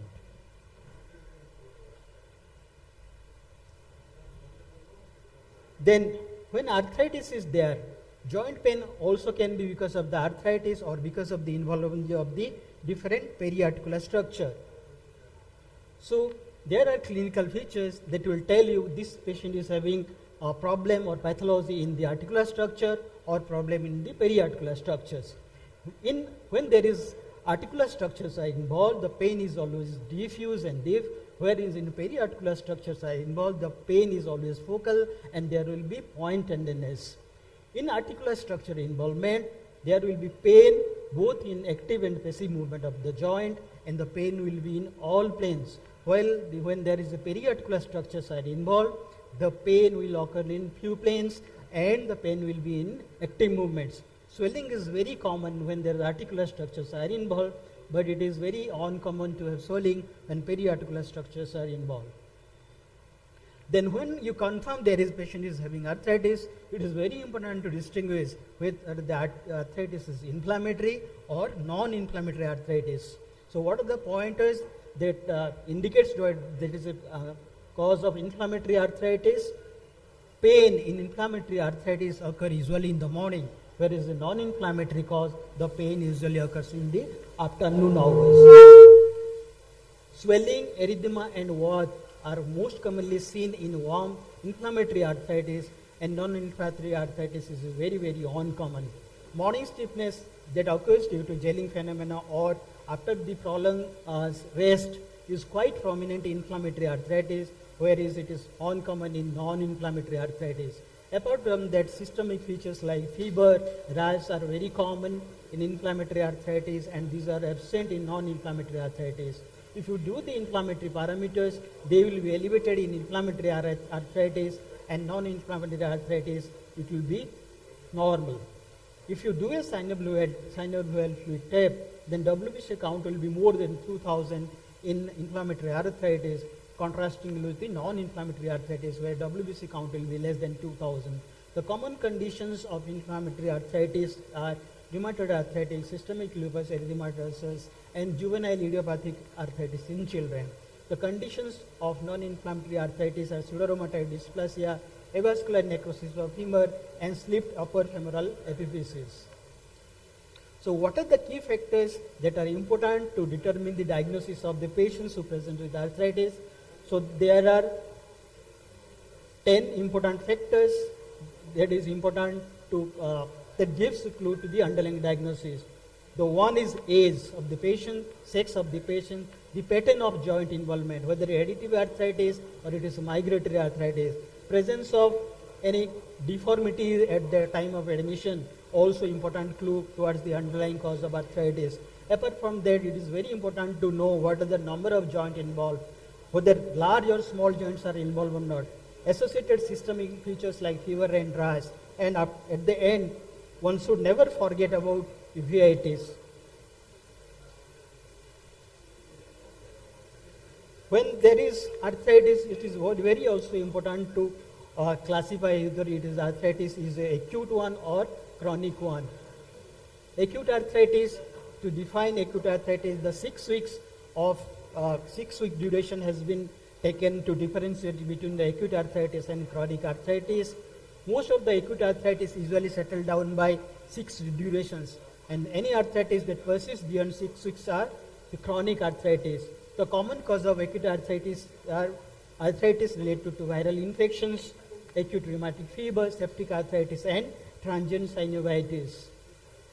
The chronic arthritis can be chronic monoarthritis involving one joint or chronic polyarthritis involving more than one joint. The chronic monoarthritis, the common conditions are tuberculosis, oligoarthritis, enthesitis-related arthritis, juvenile psoriatic arthritis, and hemophilia. Whereas the cause of chronic polyarthritis include polyarticular type JIA, rheumatic disease like SLE, scleroderma, reactive polyarthritis, malignancy, arthritis associated with inflammatory bowel disease or sarcoidosis, sickle cell disease at times present with chronic polyarthritis, and so also the hypermobility syndrome in children. I will delve into the detail of juvenile idiopathic arthritis because this is the most common juvenile arthritis in children with prevalence of 1:1,000. So any patients who has arthritis or of one or more joint of at least 6 weeks duration is less than 16 years is classified to call juvenile idiopathic arthritis. There are total 7 categories of juvenile idiopathic arthritis, and these are oligoarthritis, polyarthritis, that is rheumatoid factor positive or rheumatoid factor negative, systemic onset juvenile idiopathic arthritis, enthesitis related arthritis, psoriatic arthritis, and enthesitis related arthritis. Oligoarthritis is one of the most common condition that is noticed in the preschool age group, and in these children, knee is the most commonly affected. Often the children presented with the OPD with limp, and isolated upper limb involvement is very uncommon in this oligoarthritis. Wrist involvement is not common. Those who have wrist involvement is poor prognosis. Another entity is called extended oligoarthritis. Those patients go on to develop more than 4 joint arthritis after 6 months of illness is extended oligoarthritis. ANA positivity, if present in oligoarthritis, is the risk factor for the uveitis. Uveitis is very, very common in this age group, and those who are risk at the young girls, oligoarthritis onset, ANA positivity. So all children who presents with oligoarthritis, one has to do ANA. If their ANA is positive, and regular eye screening is mandatory, otherwise child will become blind. Polyarthritis, when the joint involvement is 5 or more joints are involved, it is called polyarthritis. It can be rheumatoid factor negative or rheumatoid factor positive polyarthritis. There is a peak age group of rheumatoid factor negative arthritis, age group between 2 to 4 years and 6 to 12 years, and it is more commonly seen among the females. The number of affected joint tends to be less compared to the rheumatoid factor positive polyarthritis. It is more asymmetrical than the rheumatoid factor positive polyarthritis. The knee, wrist, and ankle are the most common joint affected in polyarthritis. In rheumatoid factor negative polyarthritis, temporomandibular joint and cervical spine is commonly involved. Rheumatoid factor positive polyarthritis is very similar to adult rheumatoid arthritis. It is most commonly seen in females in adolescent age group.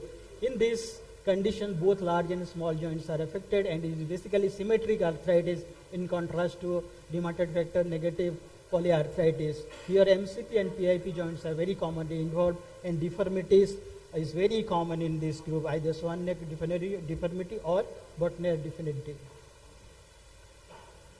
This is the rheumatoid nodule. This is characteristically seen in patients with rheumatoid factor positivity over the bony prominence. This is the rheumatoid nodule, and this is swan neck deformity, and this is the botnet deformity that is seen in patients with rheumatoid factor positive polyarthritis.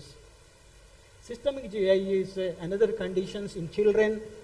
Here no need of requirement of 6 weeks to diagnose systemic GI. These patients usually present with fever for 2 weeks, that is quotidian pattern of fever with evanescent rash, generalized lymphadenopathy, hepatosplenomegaly and serositis. Here the fever is 1 to 2 spike daily, and evanescent rash is commonly noticed in these conditions. The another condition is enthesitis related arthritis. It is most commonly seen in boys, especially in adolescent boys where lower limb involvement is more common. Apart from that, in distinction to ankylosing spondylitis and adults, axial spine involvement is very, very uncommon in patients with enthesitis related arthritis. HLA-B27 positivity is seen up to 90% of patients. Family history of similar disorder can be found, and acute symptomatic uveitis is very, very common, noted among 7 to 10%. So in contrast to other group of arthritis, in enthesitis related arthritis, the uveitis is symptomatic uveitis. Another category of arthritis is psoriatic arthritis in children. Most commonly there are two types of presentation. One presentation is those young girls develop lower limb arthritis like oligoarthritis, and will have NO positivity and uveitis. There will be presence of dactylitis and involvement of distal interphalangeal joint. That is very much characteristic of psoriatic arthropathy. Other group of presentation is like older boy and lower limb arthritis, and who with oligoarthritis pattern and asymmetric arthritis. These patients are at risk of spondyloarthritis. Evaluations, one just need complete blood count, inflammatory parameter like ESR, CRP to reach to a diagnosis. Radiographs are useful to exclude other conditions like osteosarcoma, Ewing sarcoma, and the benign osteoidioma. And in child with arthritis, radiographs show swelling or effusion within the joint. Ultrasound are useful to document the synovial thickening. Apart from this, ultrasound enable the detection of the synovial thickening and soft tissue hyperemia. Ultrasound also can be useful for the guide for the needle aspiration of the synovial fluid. So please remember, young girl, lower limb involvement, huge joint involvement, it is oligoarticular arthritis, and do NA skin and look for uveitis. Old boy, lower limb, huge joint involvement, it is HLA-B27 related arthritis. Acute symptomatic uveitis is very much characteristic. Adolescent girl, multiple small and large joint, it is deforming arthritis, it is rheumatoid factor positive polyarthritis, and poor prognosis. Any age with high grade fever and evanescent rash. This is systemic onset GIA and diagnosis of exclusions. So it is the study of pattern of joint involvement, associated systemic features often guide to the final diagnosis. So thank you for your kind attention. I think I am in time. Thank you.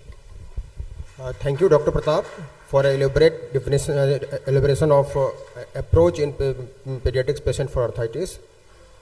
Any question from the house?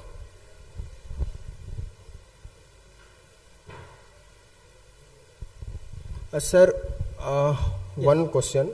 Many times a scenario come to us that patient had chronic or recurrent acute polyarthritis or oligoarthritis symptoms. All the rheumatoid factor anti-CCP are negative, but they are positive ASO titers. Symptoms are recurrent or chronic.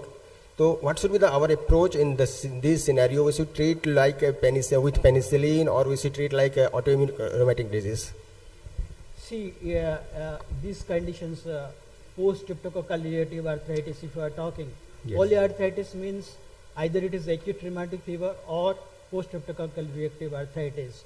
Acute rheumatic fever usually settles down with mild dose of analgesia. The response is very, very dramatic. If a patient comes to you with arthritis, mostly involving large joints, ASO titer is increased. If you give analgesics and the pain disappears within 2 days, it is acute rheumatic fever. Okay? And the patient present with high ASO titer, there is polyarthritis involvement of both large joint and small joint, likely to have post-streptococcal reactive arthritis, where you will give, you have to do echo, you have to give NSAIDs, and this is the first line of therapy, NSAIDs. If the patient is not improving, then you can consider giving steroid in post-streptococcal reactive arthritis. Apart from that, you need to take care of the routine echo in these patients. If the patient develop endocarditis, then you have to treat like acute rheumatic fever. And can we consider DMARD if patient had a steroid dependency? Steroid dependency, we usually don't give steroid too much. Usually conditions like rheumatoid arthritis, sometimes they require a long-term steroid, but better to not to give steroid for a prolonged dose. It is very important to minimize your steroid, and you consider giving immunosuppression. It depends upon the diagnosis. Steroid is just a bridging therapy. It is not a curative therapy. So one need to cut down the steroid once the disease activity is controlled. Else the patient will have side effects. If patient reappear the symptoms after stopping steroid, in that conditions, then you have to evaluate for other cause of arthritis. Yes, sir. It is unlikely that it will be recurrent one. And sir, what is the prophylactic therapy like penicillin in PSRA?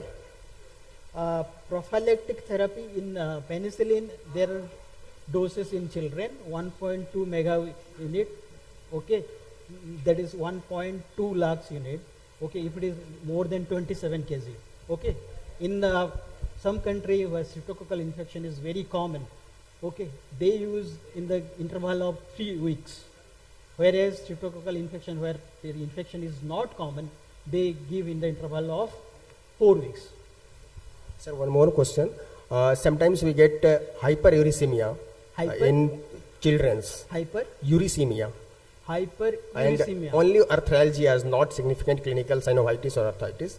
In that condition, should we evaluate for secondary hyperuricemia, or we should treat it as a primary?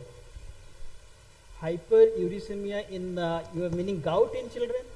Only no active synovitis, but patient had symptoms arthralgia only. Uricemia in children and leading to arthritis extremely uncommon. So far, we have not seen in last 7 years. The case reports are there. Hyperuricemia is very, very uncommon. Yes, patients with those with malignancy, they can have hyperuricemia and they can have joint pain. That we have seen. But isolated hyperuricemia, like gout-like presentation in children, is very, very uncommon. Sir, visually in children, whenever I think we get hyperuricemia, we significantly raised. So I think we should work up for secondary causes like malignancies or primary. Yeah, one should look for.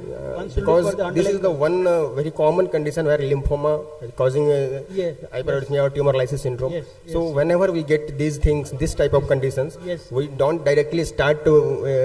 We must work up. Underlying cause has to be. Okay. Thank you, sir. Thank you.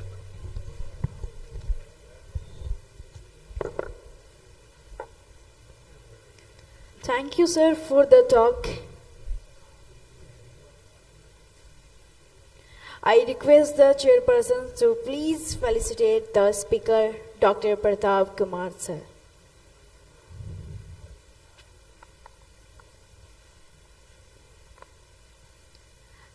I now invite the next speaker, Dr. Rajesh Kumar. Sir, please.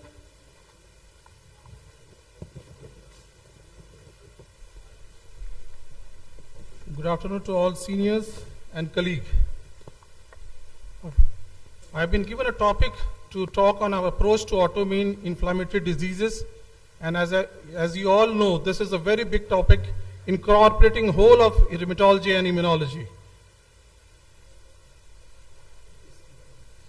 Okay, so I do not have any conflicts of interest, and the images that have been used are freely available.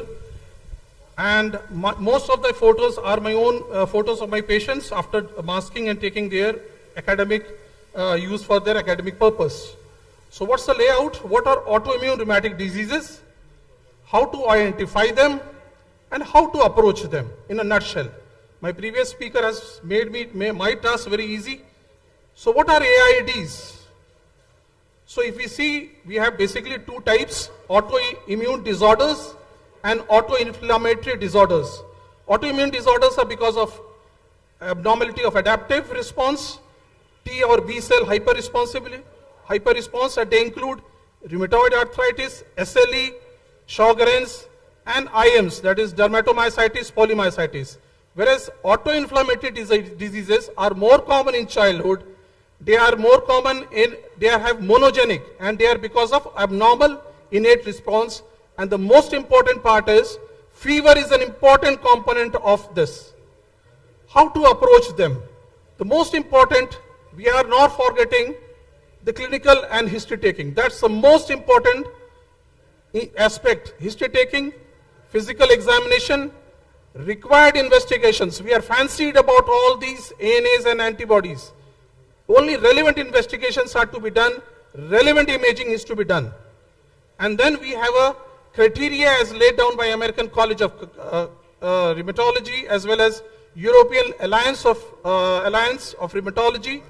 So we have a diagnostic criteria, and after these diagnostic criteria, we have a disease, we determine a disease activity index. And after this disease activity index, we initiate apt treatment and follow up with disease activity index. So these are incorporates arthritis, as we all know, as he told, systemic. Systems are very, very important. Rheumatology and immunology has now, it is developing into it. For example, if a patient comes to with polyneuropathy, always have something in vasculitis, the cause may be vasculitis. Same is with GI. Same is with CNS strokes in young. We should never forget all these. Vascular component is very important. Our next speaker will be talking on vasculitis. So here I will be starting with the case-based study. So it will be my own case and will be very simple, focused on PG teaching. So this is the first case, which is a 48-year-old lady with mother of two with deformities and inflammatory polyarthritis. Inflammatory polyarthritis, as he told, the polyarthritis which has an component of early morning stiffness. सुबह जब उठता है तो उसको सुबह जब उठता है तो उसको स्टिफनेस होती है, 30 मिनट तक उसको लगता है, उसके बाद जब मूवमेंट करने के बाद he becomes better, he feels better. How to approach this case? So first of all, we have to determine whether are we dealing with arthritis, just a pain plus swelling, or are we dealing with arthralgia, only pain? Whether it is inflammatory, non-inflammatory. What are the types of joint involvement? Are there any extra articular features? Of course, the origin, articular versus non-articular.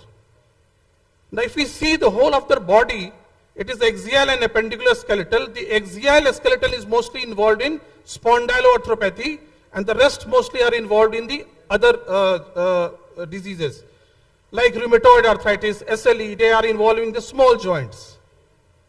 So if we see the different patterns, we have to see acute versus chronic, what are the joints involvement, whether it is additive, migratory, intermittent, whether it is peripheral or axial, symmetric versus asymmetrical. So acute versus chronic, here in case, if it is autoimmune inflammatory disorders, mostly they are chronic, except acute presentation may be there as in acute onset chronic polyarthritis like RA, SLE, SPA, that is spondyloarthropathy. Number of joint involvement, it may be mono, oligo or poly, mostly in autoinflammatory, it is poly, oligoarticular is mostly in spondyloarthropathies. So different patterns, peripheral plus central, as we'll deal. If we see this mannequin, mostly the axial part is involved in spondyloarthropathy. In the peripheral part, we have an oligoarticular, यानी 2 से 4 joint होते हैं. So if we see this diagram, rheumatoid arthritis typically involves the small joints of the hand. It spares the distal interphalangeal joints. It spares the base of the thumb. That's very important. As against psoriasis, which includes distal interphalangeal joints. Same is here in the gout. It is the first metatarsophalangeal joints which is involved. Osteoarthritis also involves, but it is a degenerative changes. Now suppose we come to the back to our case. So this was a patient who had an inflammatory arthritis. She had some extra articular features and, And when we do an X-ray MRI, erosive changes may be seen. RA factor, anti-CCP may be positive in this patient, not in all patients. So this is a seropositive rheumatoid arthritis. What are the systemic involvement? We know about systemic involvement as in lungs, CTD, that is ILD, interstitial lung disease, very common in patients of CTD. Renal involvement in lupus, genitourinary reactive arthritis, hematological abnormalities. Now this is a young female coming with chronic inflammatory polyarthritis with cutaneous features. How do you approach? So we see the other systemic involvement. There is recurrent oral ulceration, history of any polyserositis, usko pleural fluid ho gaya hai, pleural effusion hai, ascites hai. Think of young female, think of, do ANA, that is investigation. Homogeneous titer more is 1:80. Anti-DS DNA may be positive. So ANA patterns, common ANA patterns are homogeneous like SLE. These are homogeneous patterns, cytoplasmic as in myopathies, speckled as in Sjogren's. So these are very characteristic features of it now. And we also do extended ANA profile in which we know which type of organs it is going to involve. So then we apply what is known as the criteria, that is 2019 criteria in SLE, which has 7 domains in it. We apply and found what is the activity index. This is the third case, which is an inflammatory low back pain. जब भी एक young patient आता है जिसको बोलता है कि मेरे को कमर में दर्द हो रहा है और सुबह उठने से रिलीफ हो जाती है और बहुत अच्छा अगर NSAID से काम कर रहा है, always think of spondyloarthropathy. Never think of mechanical pain in young patients. That's a very important thing. And we have spondyloarthropathy is a plethora of disease. So history of psoriasis has to be taken. History of any reactive arthritis, UTI, documented infection है कि नहीं उसको पहले, ये important है. Young patient में juvenile idiopathic arthritis होता है. IBD बहुत important है, inflammatory bowel disease, Crohn's disease, ulcerative colitis. अगर ये patient को है और साथ साथ में कमर का दर्द है, think of spondyloarthropathy.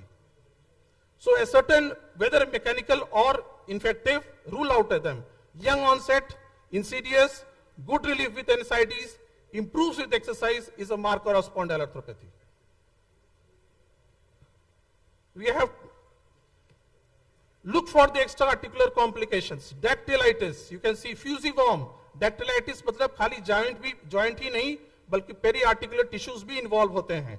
Eyes, very important. Look for conjunctivitis, scleritis. Inquire about the redness of eyes. Look for the skin lesions. कोई psoriasis तो नहीं है और कोई lesions तो नहीं है. Look for the enthesis. कहीं heel में pain तो नहीं है. And inquire about any features of IBD. Very important. So here this was the case. So here we see there is a arthritis, there is enthesitis, and when we do an MRI or X-ray, we see an evidence of sacroiliitis. HLA-B27 may be present, may be absent. So this is a 34-year-old with the pain and the swelling, and with a documented UTI, and you can see here there is an lesion in the penis, which is known as succinate bananitis, and there is a waxy lesions in the sole. This is reactive arthritis. A patient of 23-year-old coming to you with skin lesions, nail changes, and arthritis, think of psoriatic arthropathy. Case 6. So this is a case who came with the very decaying of the tooth. अगर incisor और सामने वाला tooth अगर patient आ रहा है कोई, and this patient presented with episodic hypokalemia number of times. Think of the extraglandular manifestation of Sjogren's, which is more common in India. Again, I am telling more findings we are seeing. So Sika symptoms are there: dryness of eye, dryness of mouth. Extraglandular manifestations, very important, is distal renal tubular acidosis and polyneuropathy, mononeuritis multiplex, very important. ACPA is negative in these patients most of the times. Think of Sjogren's. This is a 42-year-old female, which is coming with binding of skin, difficulty in opening of mouth, CTD, ILD related. So interstitial lung disease, shortness of breath maybe tha isko. This is ILD. Think SCL70 was positive. Think of systemic sclerosis. How to approach a patient of proximal muscle weakness?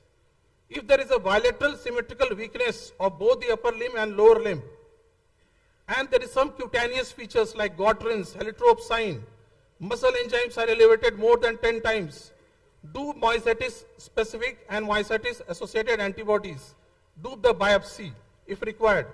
So this can be divided into two.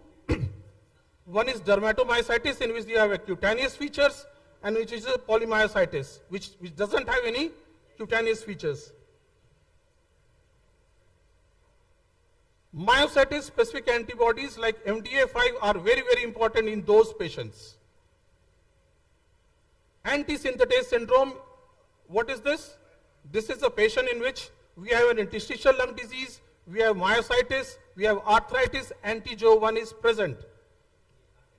And we have a mechanic hands, just like resembling of those of a जो काम करने वाला मिस्त्री होते हैं उनके जैसे resemble करती है. Think of antisynthetase syndrome. MCTD, what is MCTD? That is mixed connective tissue diseases.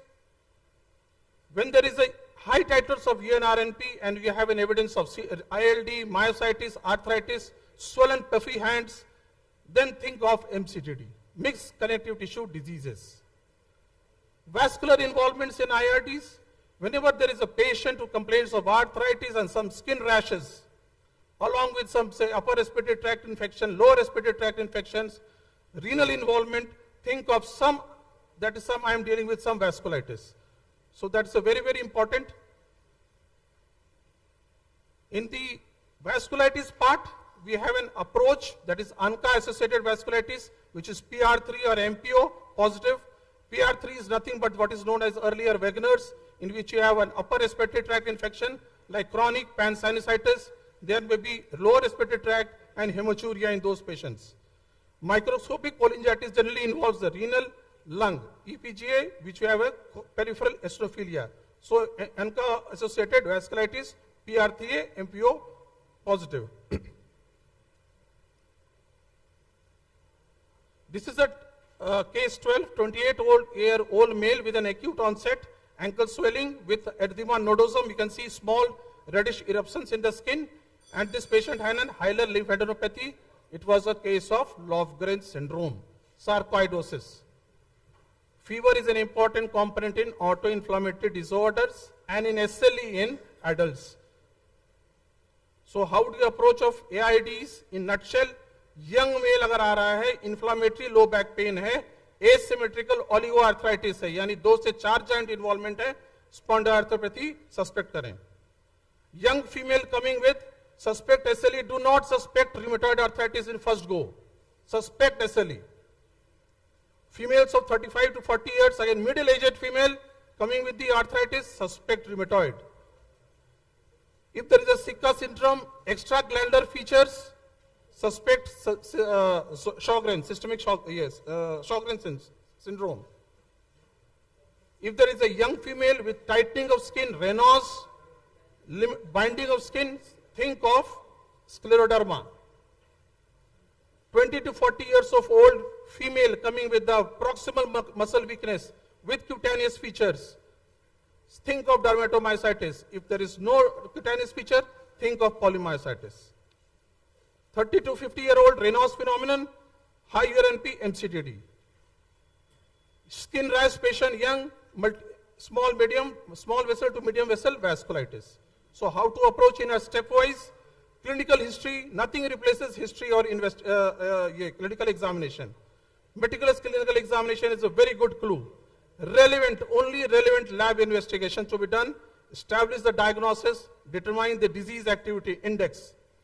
Then initiate the updated treatment and with a very good follow-up. Follow is a very important component in all these patients. So the biggest asset in your world is your mindset, how you think. Just not Googling will help. Thank you. Thank you all. Thank you, sir, for a very elaborate talk after pediatric rheumatology to adult rheumatology. Any question from the house? Give me a bottle of wine. Sir, there was a patient history of rheumatoid arthritis, and the patient came with the features of exocrinopathy, sir. There's a Features of? exocrinopathy, sir. Dry eyes was there, sir, sir, there was a bilateral parotid swelling, everything was there, but sir, antibody was negative. So can we consider this as a secondary Sjogren, sir, or should? Now, most of this Sjogren syndrome, however, found here is mostly associated with the secondary patterns. So it is associated to your rheumatoid arthritis or now, in those cases, it doesn't mean that SSA and SSB may be positive in all the times, right? You have to always, that's what I told you, always rely on your clinical acumen. So in those, rheumatoid arthritis may have a secondary component, number one. Also this, you cannot also rule out primary Sjogren's in this patient. So you have to do a mucosal biopsy, and when there we see a focus score. Histopathological score देखते हैं, उसके fold में, अगर it is more than 50 lymphocytes in that field, it clinches the diagnosis. So you, in that case, you must have done that. Thank you, sir. Thank you, sir.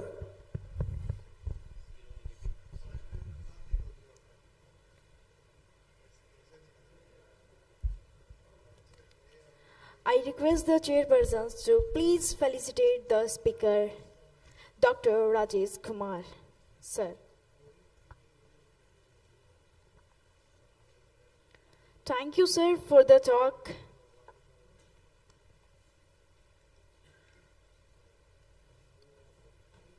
Thanks for chairmanship.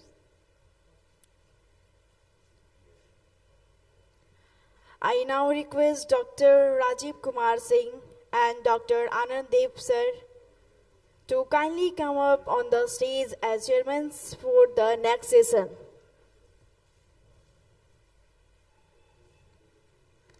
I now invite the next speaker, Dr. Rajan sir.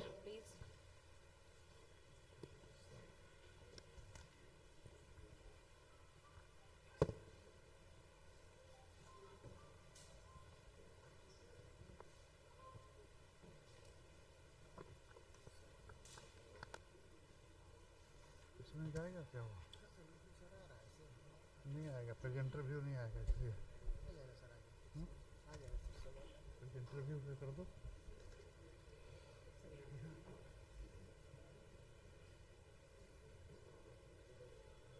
करें presenter view पे कर दो कहाँ आता है नहीं आ रहा है ठीक है देखते हैं ठीक है कब आते हैं इसमें हम रखे हुए हैं So, respected AN sir and all dignitaries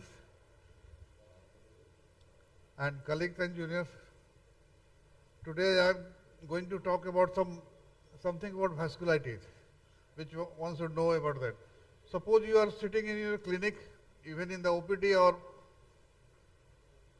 emergency, you can get patient like this, having the rash which is palpable, all over the rashes, some scars, ecchymosis, conjunctivitis, scleritis, distal infarcts, scars over the distal infarcted skin, ear lobule infarct, gangrene in the fingers, episcleritis and vasculitis, patches over the face, rashes over the face, strawberry tongue, nodules in the lung, they are variable. If you go for the CT scan, you may get the nodule.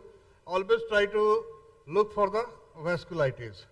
So, what is the vasculitis? It is a heterogeneous group of disorders, and the primary finding is inflammatory leukocytes in the vessels wall and reactive damage to the mural structure, bleeding in the downstream with the thrombosis and infarct and necrosis in the distal part of the tissue. A distribution of affected organ may suggest particular type of the vasculitis. First, we have to ascertain whether we are dealing with the vasculitis. If it is vasculitis, try to brand in the group. Which group it is? ANCA positive, non-ANCA, or granulomatous, or hypersensitive. There are different leucoclastic types. Only primary angiitis is there, a single organ is only involved. We have to find out. So prompt recognition will lead to save the life of the patient and the quality of the life of the patients. So what is behind the vasculitis? It is the extracellular vesicles. It is just like the test message what we give in the, what we use in the chatting. So cells chat with each other with the extravascular vesicles. They are the cell dust. Initially it is known as, we will consider it as the cell dust, useless things. But now it is a potentially active thing. It harbors bioactive molecules such as protein, lipid, nucleic acids, and cell-to-cell communication occurs with it. And delivery of the bioactive molecules from their parental cell to the recipient cells can occur with this. And extracellular vesicles carry autoantigens and are very important in vasculitis. Also in the many things, cancer or another inflammatory or other diseases. So what EV can do? It can cause inflammations, autoimmune responses, procoagulation, endothelial dysfunction, angiogenesis, so intimal hyperplasia. So exactly the culprit is extracellular vesicles. There are three types: microvascular, exosomes, or apoplectic body. All dying cells produces this EVs. So recently it is thought to be the main culprit in programmed cell death, redox biological disease, all pathological mechanisms leading to the vasculitis, and clinical involvement, renal vasculitis and other. So it can also be diagnosed with the flowmetry level, can we see? If you go for the electron microscopy, EV is seen like this.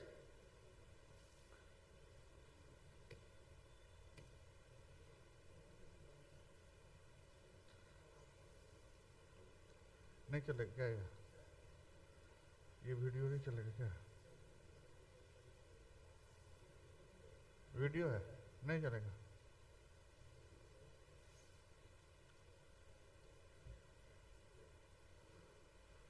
So one culprit is extracellular vesicles, and another is ANCA positive vasculitis. So what is this ANCA? ANCA is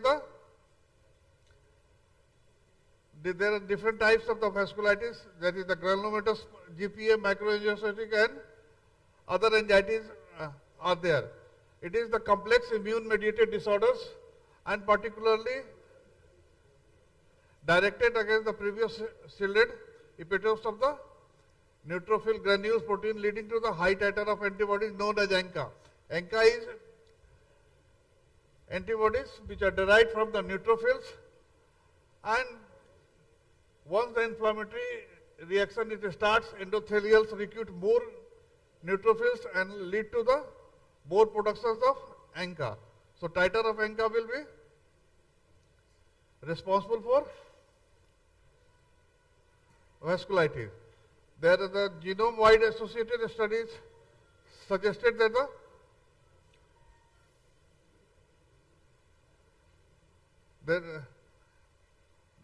ANCA is associated with different types of genes.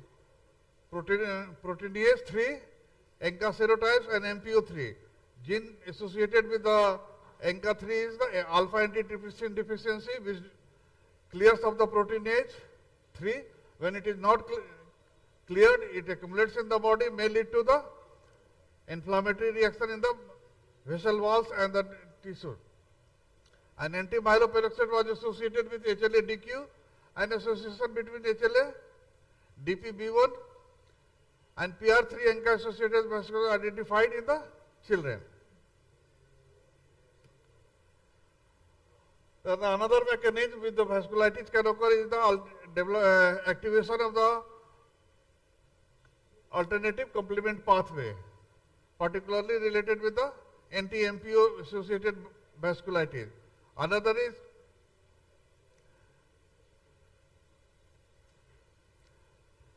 another group is the small cutaneous small vessels vasculitis. Only skin is involved, no organ, no systemic problem, only skin is involved. There are the leucoclastic cells, which are the damaged leukocytes and neutrophils.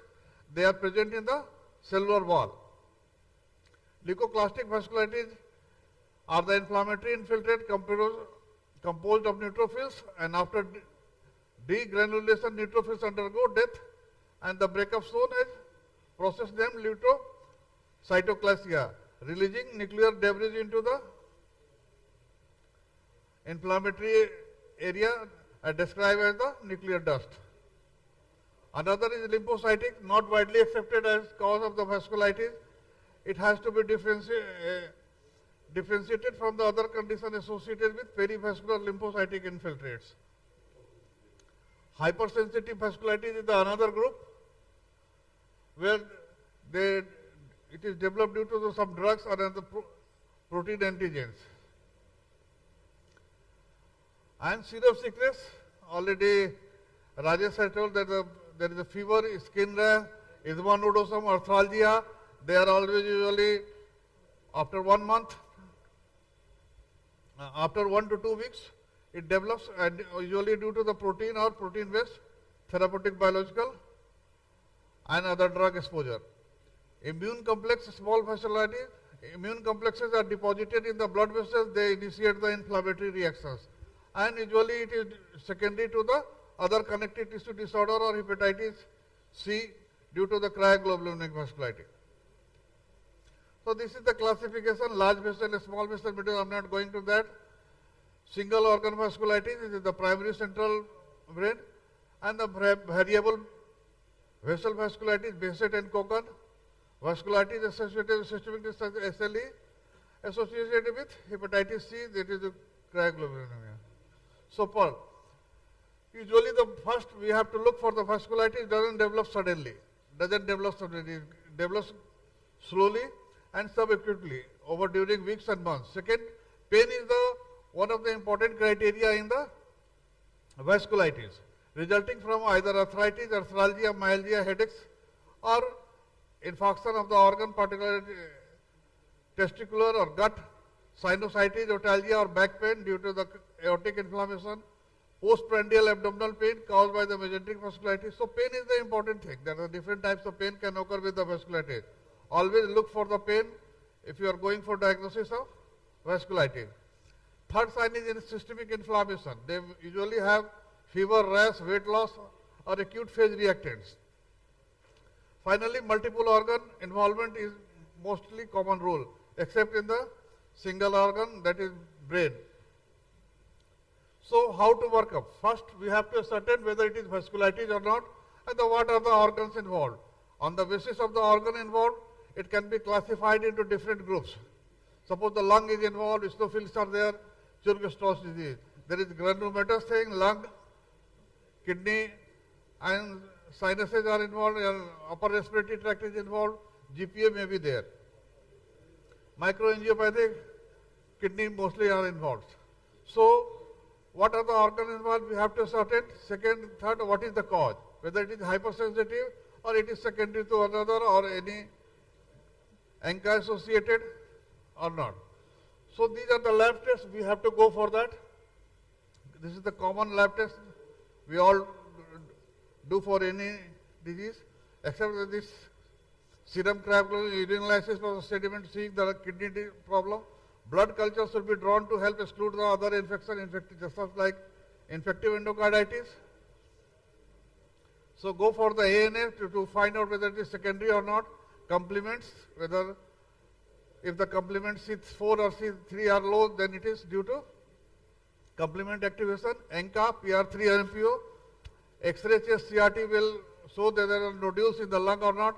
EMG to find out mononeuritis multiplex, CSF, primary CNS anxiety, you can diagnose with it. Most important thing is biopsy. What does the biopsy do? If it is superficial only, shape biopsy. Punch biopsy, you take the dermis, you have to see if the more deeper level, you have to go for the incisional biopsy. So different three types of the biopsy you have to take from the lesional, perilesional and the normal tissue also. So another thing is imaging with vascular imaging. MRI is always better because you can see the soft tissue and vessels walls. MRI angiography will suggest the stenosis or thrombosis or other things along with the wall. CT angiograms, wall structure will be missed with it. Ultrasound, large blood vessels, if involved, they can be diagnosed with it. PET, with the PET you can see the inflammation at the various blood vessels, you can get it. So pulsar, ultrasound and MRI angiography of large artery involvement we can only find out. Repeated CT scanning should be avoided because the risk from the community radiation. Repeat catheter-based angiogram are usually not necessary for disease monitoring. Only go for the organ function, that is the better.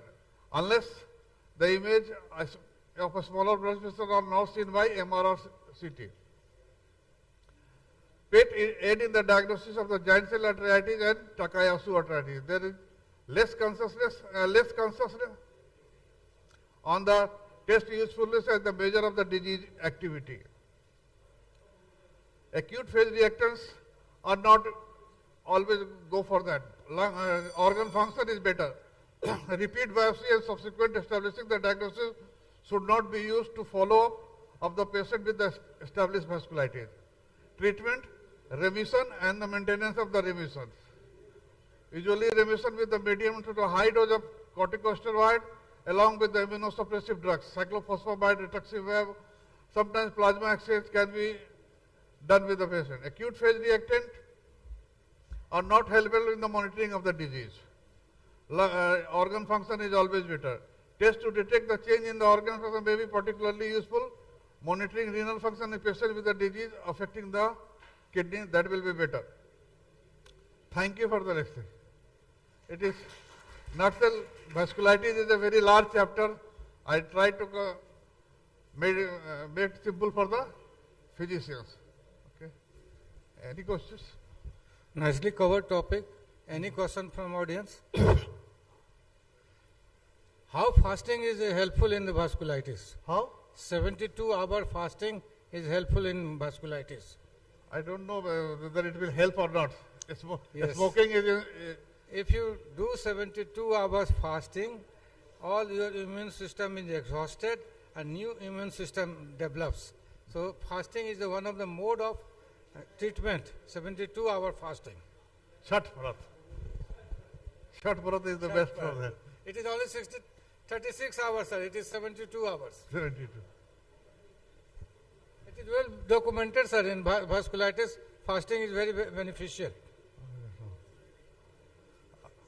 Any question?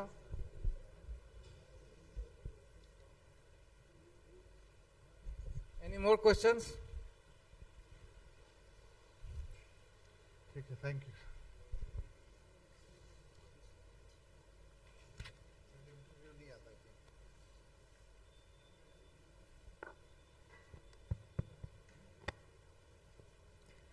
I request the chairperson to please felicitate the speaker.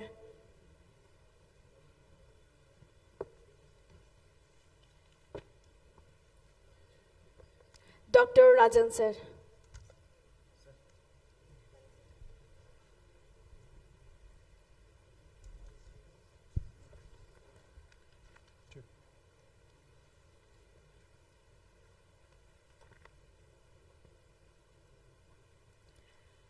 I now invite the next speaker, Dr. B.N. Jha. Sir, please. Sorry. Thank you, sir, for the talk. इसको कैसे ऐसे बढ़ाएंगे? Next ये है और ये आपका इससे हो जाएगा ना फर्स्ट क्लास. ये है इंडिकेटर. इसमें इंडिकेटर नहीं है.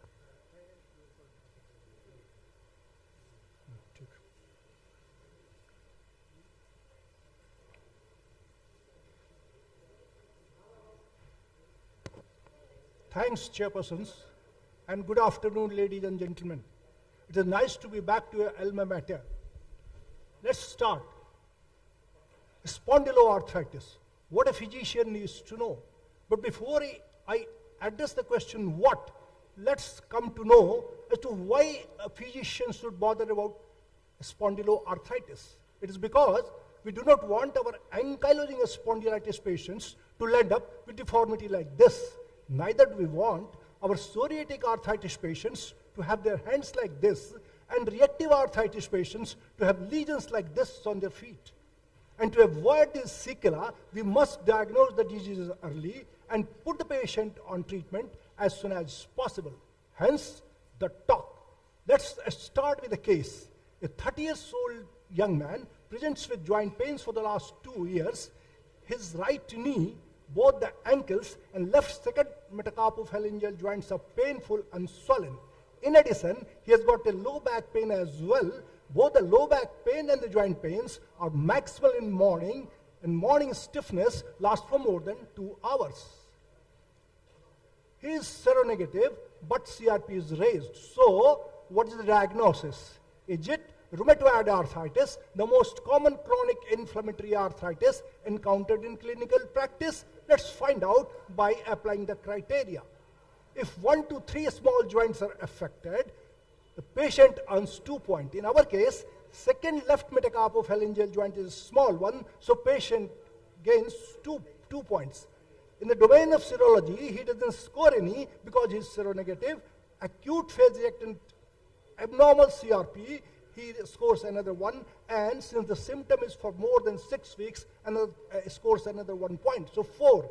And we know for a diagnosis of a definite rheumatoid, one needs 6 or more. So it is unlikely that we are dealing with the case of rheumatoid arthritis. Well, rheumatoid arthritis is usually a disease of middle-aged women who present with symmetrical polyarthritis, predominantly involving smaller joints of the hands and seropositivity.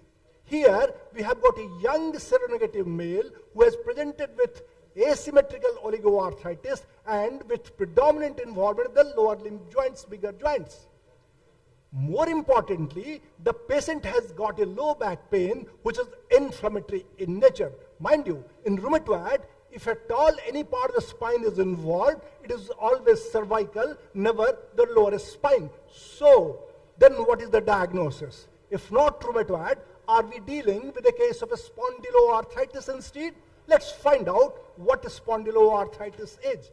A spondyloarthritis is a group of inflammatory arthritides with overlapping genetic, pathologic, and clinical features. They share some common features which are quite unique to the group and are quite in contrast to that of rheumatoid arthritis. For example, in rheumatoid, most of the patients are seropositive, but in SPA, patients are seronegative because anti-CCP and rheumatoid factor are not present. Whereas rheumatoid is a disease of middle-aged women, SPA affects generally younger males of less than 40 years of age. There is a striking association with HLA-B27 gene, and mainly the axial joints are affected with or without involvement of the peripheral ones. You should appreciate that the highlighted features are present in our yet undiagnosed case. SPA generally presents as oligoarthritis, that is less than 5 joints are affected, and generally the bigger joints of the lower limbs are affected in an asymmetric manner. Inflammatory back pain is a common yet not an invariable feature of spondyloarthritis. Painful inflammation of phanthesis is the hallmark of the disease, and dactylitis means uniform inflammation of the entire digit, including skin, soft tissue, and the joint, giving the finger a uniformly swollen appearance like a sausage, so deformity is being known as sausage digit. Inflammatory back pain and enthesitis are the classical common feature, clinical features of SPA, which differentiate it from other rheumatologic conditions. This is how we traditionally classify SPA. Ankylosing spondylitis is the prototype of the group, presents with mainly axial features like sacroiliitis and involvement with the spine. This is divided into 2 types on the basis of the radiographic sacroiliitis, non-radiographic axial spondyloarthritis, and radiographic axial spondyloarthritis. In fact, the two are a continuum, non-radiographic form being an earlier stage of the disease. 3% of population suffer from psoriasis, and out of this, 10% suffer from psoriatic arthritis, presents as oligo or polyarthritis, dactylitis, and majority have skin and nail changes of psoriasis present in them. Reactive arthritis follows infection elsewhere in the body, usually gastrointestinal or genitourinary infection, presents as acute oligoarthritis in a young adult with predominant involvement of the bigger joints of the lower limbs. Enteropathic form is associated with inflammatory bowel disease, Crohn's or ulcerative colitis. Undifferentiated cases are those which don't fit into any other subtypes already described. This cartoon illustrates 4 important features of spondyloarthritis. First, that spondyloarthritis as a group can have both axial and peripheral manifestations. Some of the subtypes have mainly axial, whereas others have predominantly peripheral features. Second, that the most prevalent form of SPA is axial SPA, having axial features divided into 2 types, non-radiographic and radiographic axial spondyloarthritis. Less prevalent forms are reactive, psoriatic, IBD associated, and undifferentiated ones. These have mainly peripheral features. And lastly, all these forms overlap among themselves. So, based upon the clinical presentation, spondyloarthritis can be divided into 2 main groups. First, predominantly axial SPA, consisting of non-radiographic axial SPA and ankylosing spondylitis, its radiographic counterpart. Second group is predominantly peripheral SPA, consisting of reactive, psoriatic, IBD associated, and undifferentiated ones. Well, this concept or classification of spondyloarthritis is better suited for diagnostic and therapeutic purposes than the traditional one. How? We will see later. These images, first 3 images from the left, show progression of ankylosing spondylitis over the years. The right one is X-ray showing typical bamboo spine present in 40% of AS cases. Well, no credits for diagnosing ankylosing on the basis of a bamboo spine because it is quite late in the natural history of the disease. These images show different clinical features of psoriatic arthritis. The left one shows psoriatic plaques over the palm and fingers. The middle one shows dactylitis. You can see right middle finger, which is arrowed, is uniformly swollen because of inflammation. This is known as a sausage finger. The right one shows typical nail changes, which is present in almost 90% of the patients of psoriatic arthritis and helps in diagnosis. Now, guiding principle in diagnosis is to diagnose early. Why diagnose early? Because late diagnosis is a lost opportunity as far as prevention of deformity and functional impairment are concerned. Deformity is brought about by inflammation, can't be reversed if the diagnosis is delayed.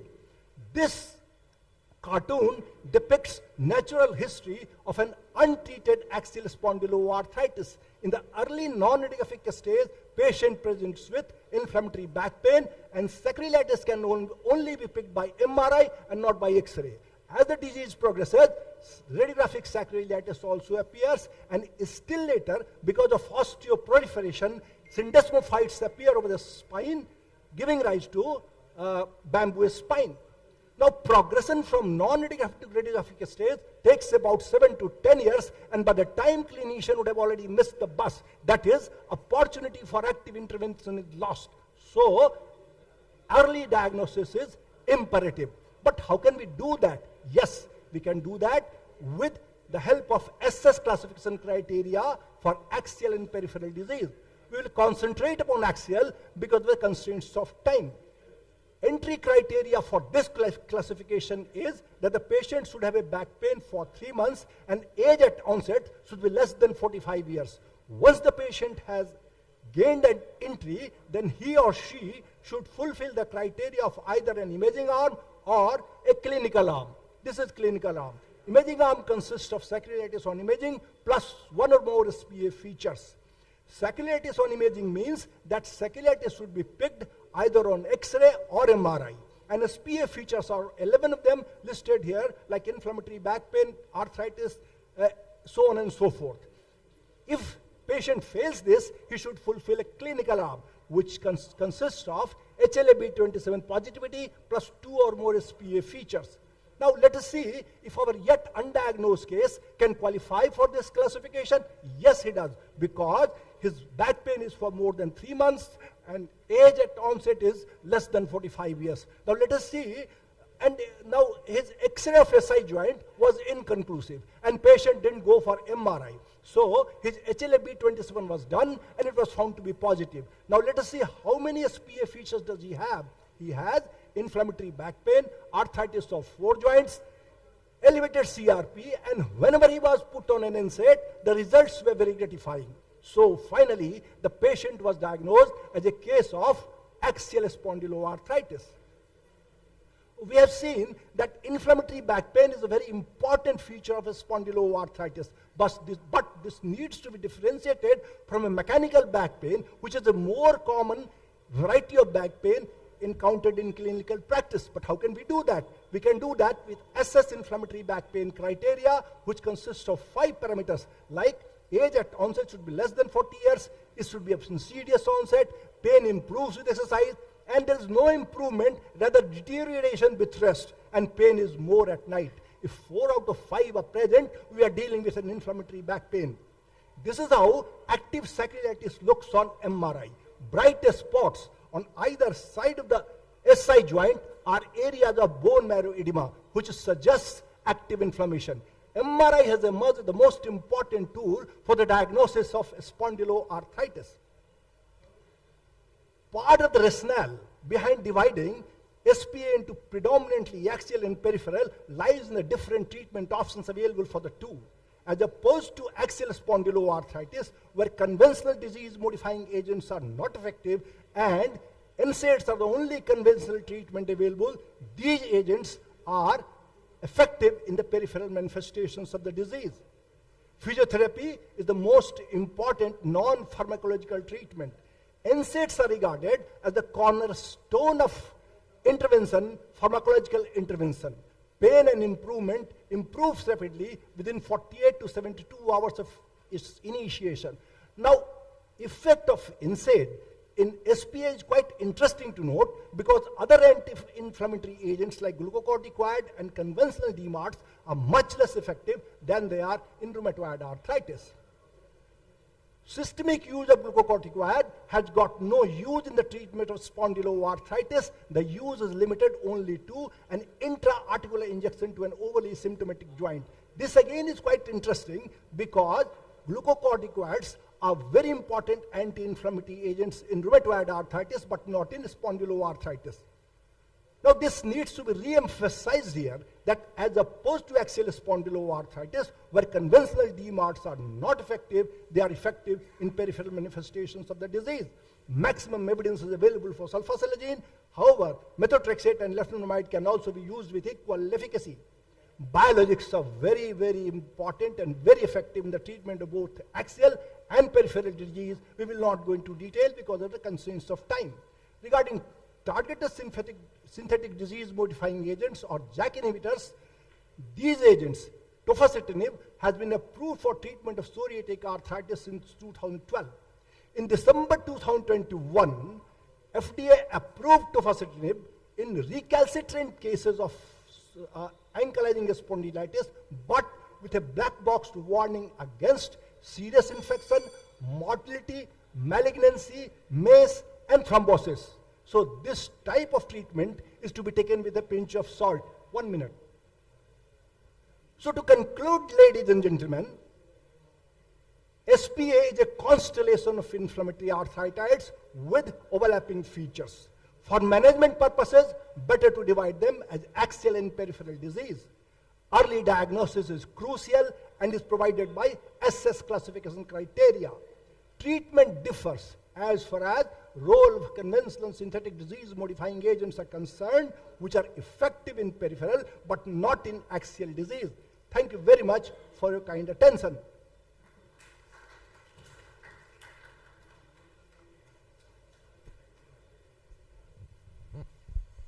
Very nice. Please cover the topic. Vibhuti, is there any role of biologicals? Yes, I told you. Biologics. Which biologicals you want to? Biologics are very, very effective in the case of both axial and peripheral disease once the NSAIDs fail.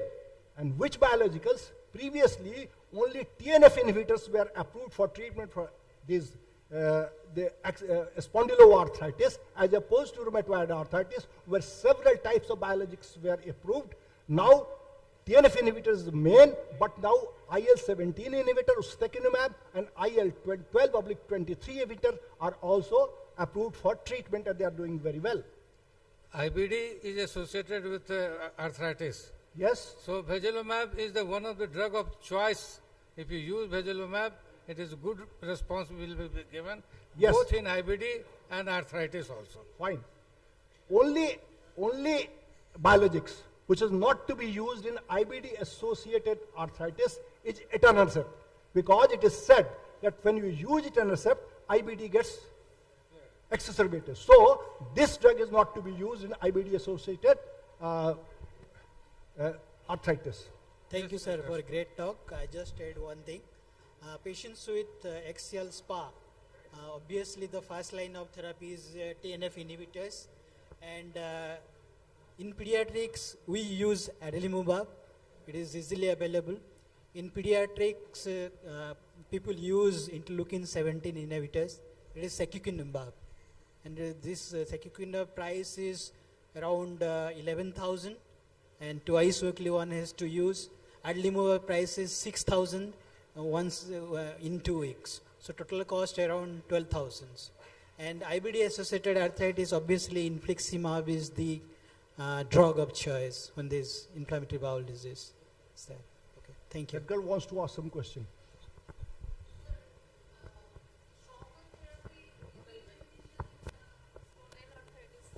Shockwave therapy, is it beneficial in spondyloarthritis? Shockwave? Yes, sir.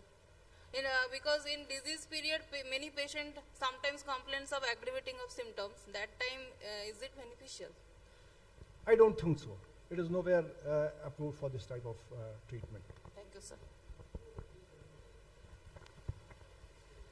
It was nice that a talk was chaired by my batchmate, Dr. Rajiv Kumar Singh, and nice to be in my alma mater. Thank you, Vibhuti. Thank you very much. Thank you. I request the chairpersons to please felicitate the speaker, Dr. B. Ancha.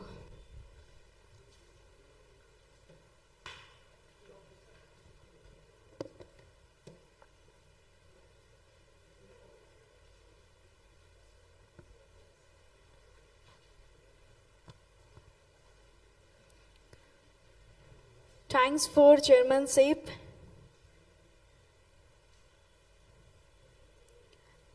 I now request Dr. B.K. Singh and Dr. Manoj Chaudhary to kindly come up on the stage, chairman, for the next session.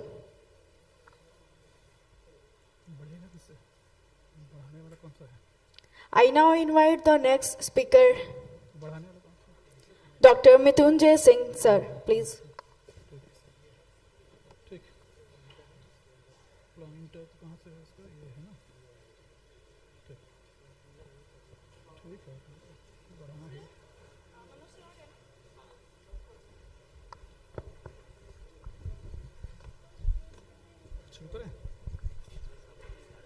Hello. Hello. Speak. बोल देना. Welcome, Dr. Mrityunjay, to deliberate on the talk planning in pregnancy with CKD. Dr. Mrityunjay is well-known nephrologist in Anugrah, Gaya, and switch over to me.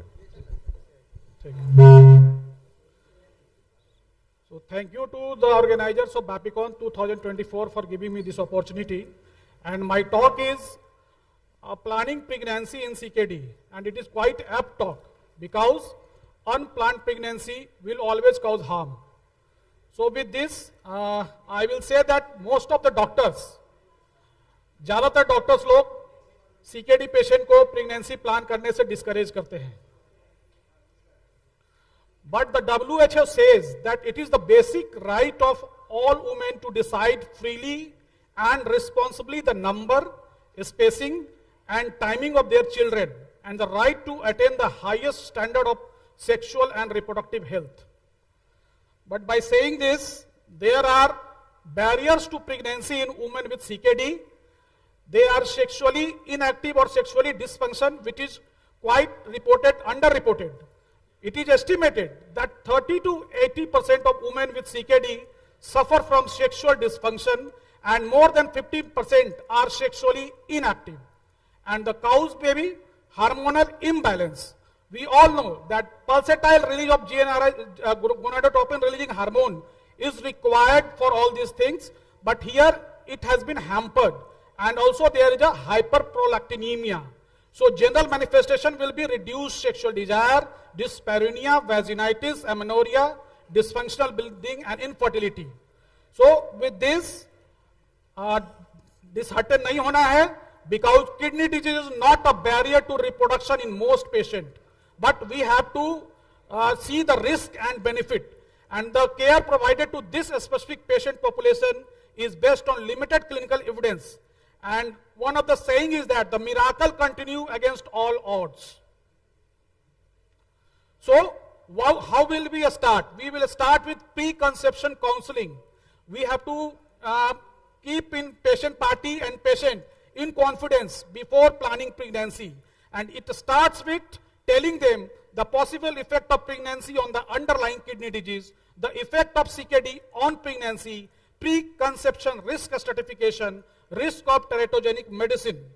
So we have to tell the patient party that with pregnancy there might be loss of kidney function and they might require dialysis in near future.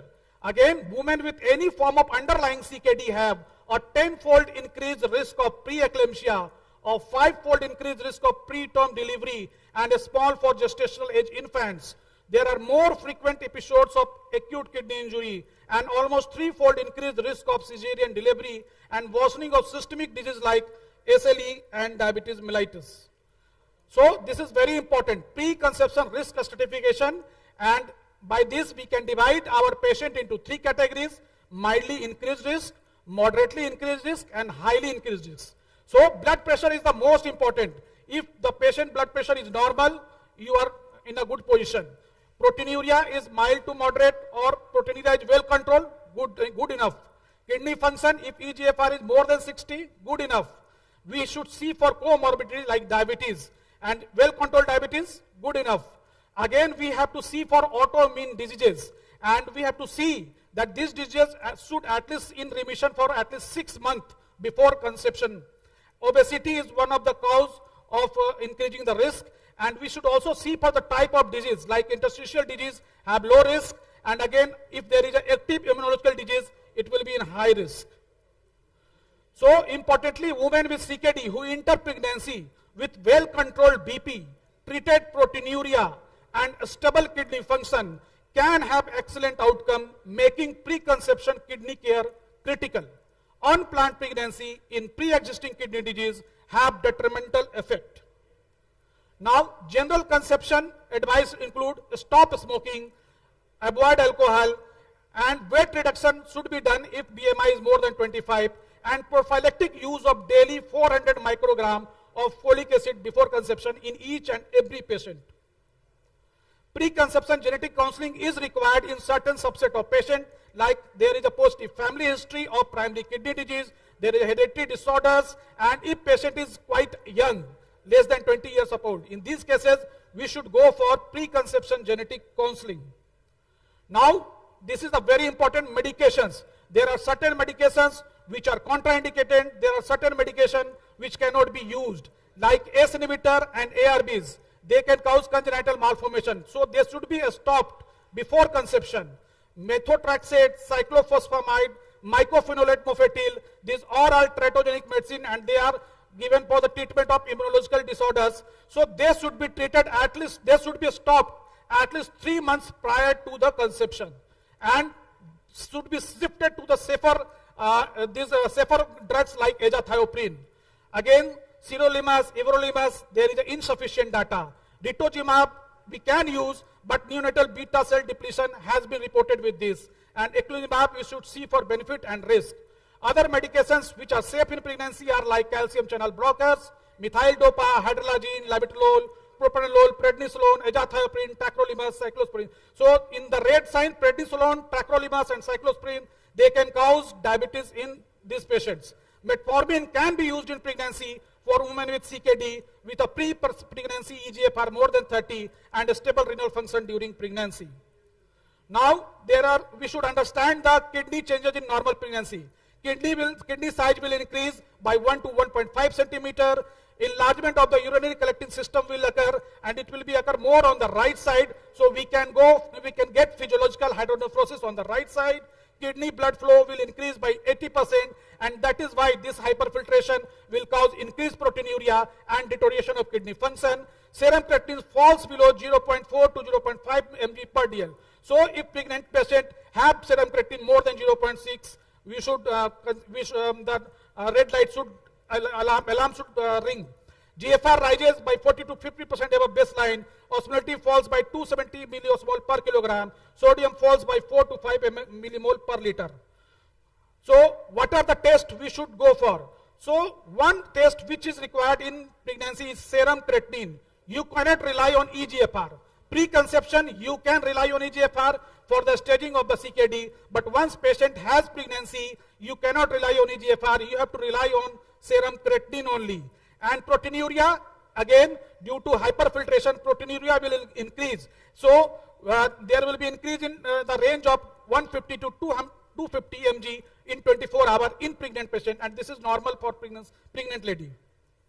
Now, diagnosis of pregnancy is also difficult because beta HCG is partially excreted through kidney. So preferred method is serial monitoring of beta HCG. Appropriate doubling of values every 48 to 72 hours are indicative of true pregnancy, and ultrasonography, of course. Diet restriction is required in this patient, so we should restrict salt intake less than 6 gram. For kidney patient with highly advanced CKD, consider prescribing a protein restricted diet, and हो सके तो plant based protein लेना चाहिए. Plant based protein should be more than 50% of these proteins. Now, monitoring and managing BP is one of the important things. The BP, blood pressure in pregnancy, is defined as systolic BP more than 140 and diastolic BP more than 90. Individual BP target must be documented for all women with CKD. For most women with target BP should be less than 140 by 90. In some cases of severe CKD, a lower BP target may be desirable, and where necessary, this should be documented. BP treatment should not usually lower BP less than 120 by 70. For women requiring tight BP control, we should go for home BP monitoring. The frequency of BP measurement should be dictated by clinical lead and is usually necessary at 2 to 4 week intervals after 20 weeks. These are the antihypertensive drugs which are safe in pregnancy. We all know labetalol, nifedipine controlled release, methyl dopa, hydralazine, and prazosin. So nifedipine is quite a good drug which we can use in this patient, and it is very effective drug. I don't find methyl dopa quite effective in our clinical practice.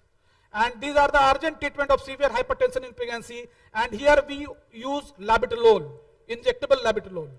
So superimposed preeclampsia in CKD, diagnosis of this is quite challenging because patient is already having hypertension and proteinuria from beforehand, and prevention is done by low dose aspirin throughout pregnancy. So a CKD patient should be given baby ecosprin from the time of conception. So diagnosis of superimposed preeclampsia in CKD is challenging. Gestational hypertension is there because patient is having already hypertension from beforehand. So if the development of sustained severe hypertension or doubling of antihypertensive agent is there, then you should be cautious about this superimposed preeclampsia. Again, a substantial rise in proteinuria. If doubling of proteinuria is occurring, then you should be cautious about this, that patient is having this preeclampsia. And there are certain vasoactive biomarkers like this uterine artery pulsatility index, this serum pregnancy associated plasma protein A, soluble FMS like tyrosine kinase 1, and this placental induced growth factor. This should be measured, and they can give us the clue that patient is having preeclampsia or patient is having some kidney disease which is deteriorating. Now, antenatal screening is quite important in this patient, and for venous thromboembolism, this patient should be venous thromboembolism should be done at the first visit and then reviewed at 28 weeks and after birth. And development, deterioration of proteinuria, development of subseptic preeclampsia, falling serum albumin, we should think of this venous thromboembolism. And women with nephrotic syndrome, nephrotic proteinuria, SLE with antiphospholipid syndrome, low molecular heparin should be offered until 6 weeks postpartum if there is no contraindication. Warfarin is contraindicated during pregnancy. Antenatal screening is required for this glucose tolerance test, usual trisomy screening, routine screening at treatment of anemia is required, and in here IV iron replacement should be given to achieve serum ferritin level more than 200. Bone health is quite important in these women. Calcium mimetics and non-calcium based phosphate binders should be discontinued in pregnancy. So other conditions like glomerular disease and vasculitis. Women with lupus nephritis, vasculitis have a higher risk of pregnancy complication. Women with lupus or vasculitis should be advised to wait until their disease is quiescent for at least 6 months before conceiving. All women with lupus should be advised to take hydroxychloroquine in pregnancy to reduce flares, preeclampsia, prematurity, fetal heart block. Lupus disease activity should be monitored at least monthly during pregnancy. Women who are positive for anti-Ro or anti-La antibodies should have the fetal heart monitored weekly after 16-week gestation in view of the increased 1 to 2% risk of heart block. Again, women with reflux nephropathy, congenital anomalies of the kidneys and urinary tract, women with CKD taking immunosuppression, and women with history of recurrent UTI should be offered antibiotics prophylaxis during pregnancy after single UTI in pregnancy, including asymptomatic bacteriuria. Women with ADPKD, high rate of preeclampsia and severe UTI is there. The pre-existing hypertension is detrimental in these cases. Near-term care, monitoring of ultrasound should be done 2 to 4 weekly intervals for 28 weeks. Pregnancy continuation till term if the patient has a stable course of CKD and no evidence of fetal compromise. Mode of delivery as per obstetric induction, but LSCS is preferred one. Stop aspirin 5 days prior to surgery.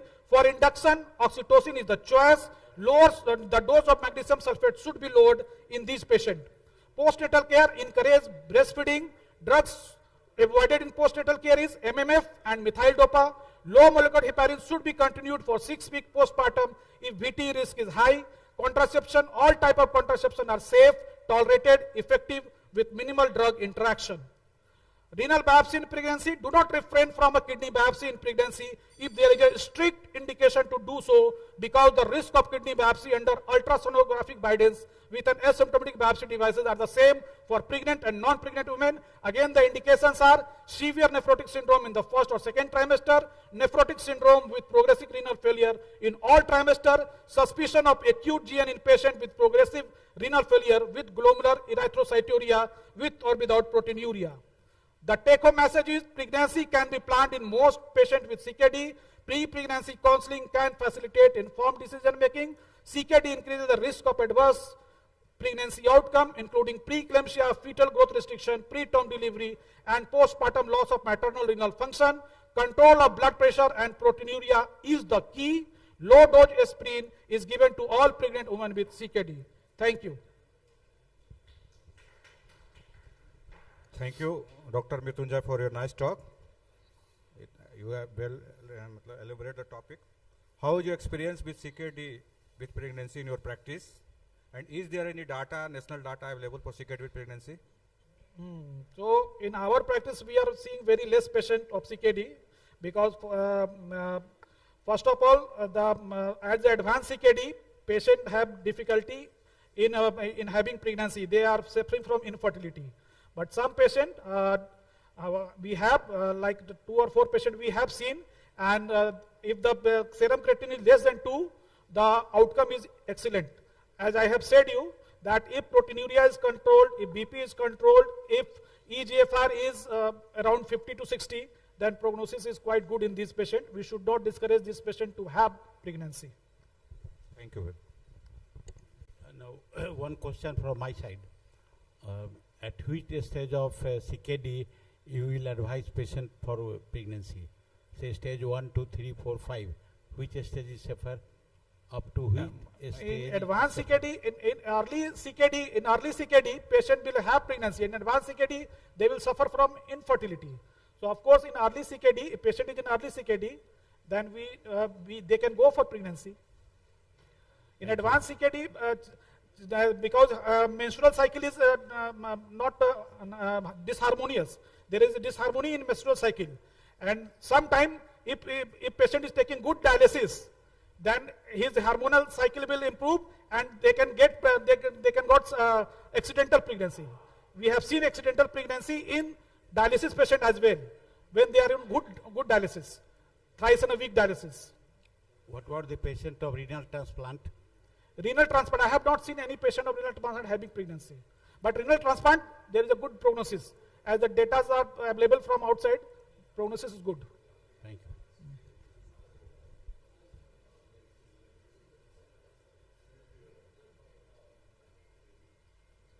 you. Okay.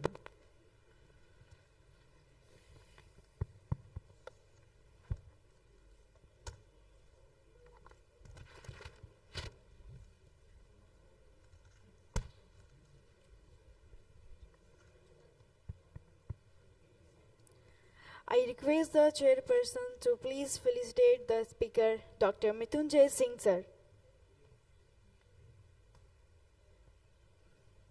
Put hands together, everyone.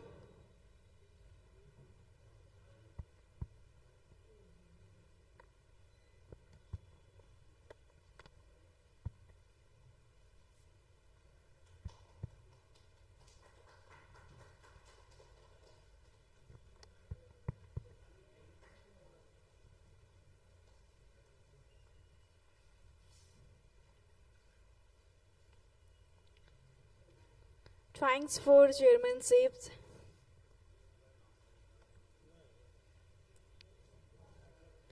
I now request Dr. Gyan Prakash sir and B.K. Singh sir to kindly come up on the stage of chairmen for next session. I now invite the next speaker, Dr. Sasi Kumar sir, please.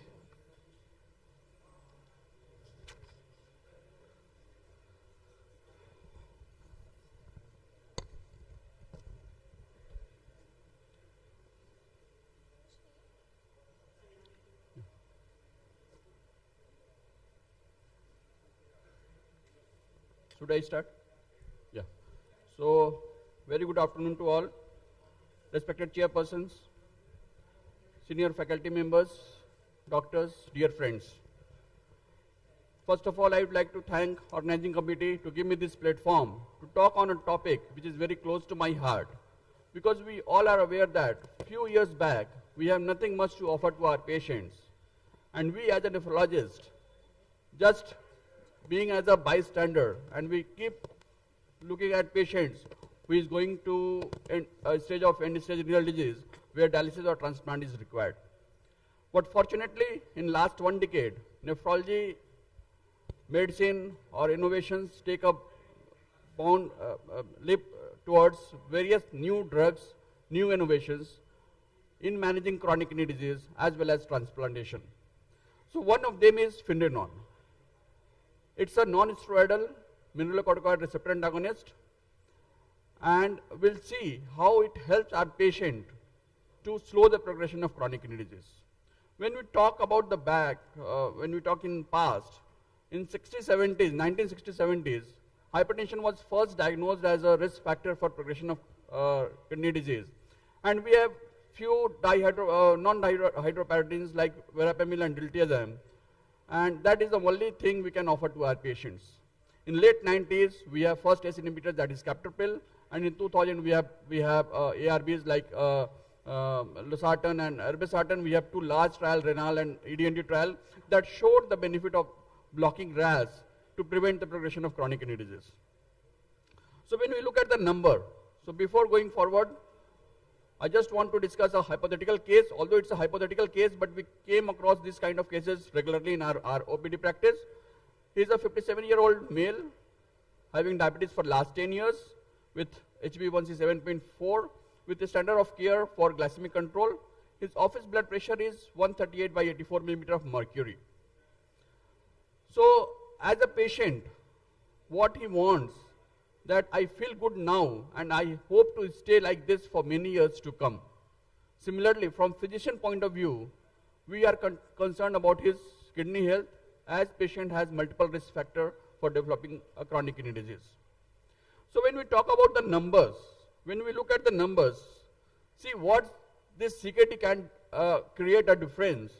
When we compare the risk of complications in those patients who have CKD alone versus those patients with diabetes as well as CKD, so there are 2 times more chances of having myocardial infarction in patients with chronic kidney disease and diabetes, 5 times more heart failure cases. There are 3 to 6 times higher risk for hospitalization for heart failure and 3 times more risk for CV death. Similarly, even patient has normal GFR but have proteinuria, the risk for emergency services is increased by 2 to 4 times, higher rate for inpatient admission and higher rates of receiving dialysis by 4 to 40 times. What I mean to say that not only diabetes, but with the evolution of chronic kidney disease, the risk of complication is quite higher in our patients. And here that's why the early intervention may help to reduce the downstream this complication rate. So as per guidelines, for early diagnosis, screening is very important. And it's very easy, as per guidelines also, we just need to do a serum creatinine based eGFR, which is quite easily we can do. We all have smartphones, we just need the serum creatinine value, and we just by putting few values like A6 and creatinine, we can instantly get the value of eGFR and urine albumin creatinine ratio. So as per guidelines for type 1 diabetes, it should be done annually after 5 years of diagnosis, and for type 2 diabetes, it should be done at the time of diagnosis of diabetes and annually thereafter. And if needed, it should be done more frequently in few patients. So what is the importance of ACR that I want to highlight here? This is CKD heat map. We categorize our patients according to GFR, we all know. Before 2012, this is the only way to classify our patients. But in 2012, we have lots of papers on this proteinuria which shows its correlation with cardiovascular mortality. And based on this, we have 2 ways to classify. One is GFR, another way is proteinuria. Less than 30 is normal, 30 to 300 is microalbuminuria, and more than 300 is macroalbuminuria. So suppose this Mr. Raj, if patient has only rise in serum creatinine and no proteinuria, he will be kept here, and because of this he falls in low risk category. But if patient has proteinuria as well, he will land up here, and this patient comes in very high risk group. So that is the importance of proteinuria in a patient of chronic kidney disease. And when we look at this albuminuria as a CV risk factor, so look at these quartiles. So this green is with USER less than 150, this blue one is USER 150 to 300, and this light blue is more than 300. And look at the proportion of patients with CV events. It geometrically increases as the proteinuria increases. Similarly, the risk of having ESRD or rise in serum creatinine is again increases with increased proteinuria. Now, when we talk about the management of CKD, so we all know the pathomechanism of CKD, it mainly involves 3 things. One is hemodynamic, another is metabolic, that is poor glycemic control, and the third is inflammation and fibrosis. Most of the times, we just take care of these 2 factors. We control blood pressure, we do the good glycemic control, but what about the inflammation? We mostly forget this thing. So this mainly causes due to mineralocorticoid receptor overactivation. Here comes the role of mineralocorticoid receptor antagonist, which not only acts on its hemodynamic factors, but this inflammation part as well. So look at this Finreron. What it does, by blocking mineralocorticoid receptor, it decreases inflammation and fibrosis, it improves your hemodynamic factors, and metabolic factors are taken care by other medicine as well. So by blocking this MR overactivation, it prevents our heart as well as kidney. Now when we compare this finerenone with their predecessors like spironolactone and eplerenone, here is a comparative chart. So I won't go in this structural properties, but when you look at the potency against blocking these receptors, so this spironolactone as well as finerenone has almost equal efficacy. Eplerenone falls in between, but when we talk about the selectivity for this mineralocorticoid receptor, this finerenone is highly selective for this mineralocorticoid receptor, and by virtue of this showed lesser risk of breast-related side effects like gynecomastia. Similarly, when we look at the half-life, this is short-acting drug, and that's why there is lower rates of hyperkalemia with the use of eplerenone. And one of the one important point also with this finerenone is that it has very low antihypertensive property. So even if your patient has low blood pressure, you can use this drug safely in our patients because it decreases blood pressure minimally. Now, what are the studies related with this drug? So two major trials. One is Fidelio-DKD and another is Figaro-DKD. These both trials constitute almost 13,000 of patients, making this drug has maximum number of trial patients. And look at the population they are covering. This Fidelio-DKD is mainly for late stage CKD, and the inclusion criteria is urine albumin creatinine ratio between 30 to 300 with eGFR 25 to 60, or ACR more than 300 with eGFR between 25 to 75 millimeter of mercury. So covering a wide range in the CKD heat map.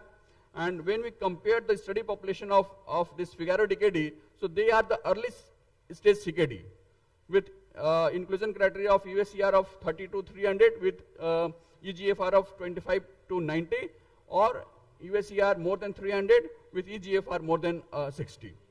And combining these two, the pooled analysis is Fidelity pooled analysis trial, which involves this both the population covering the wide range of patients right from stage 1 to stage 5.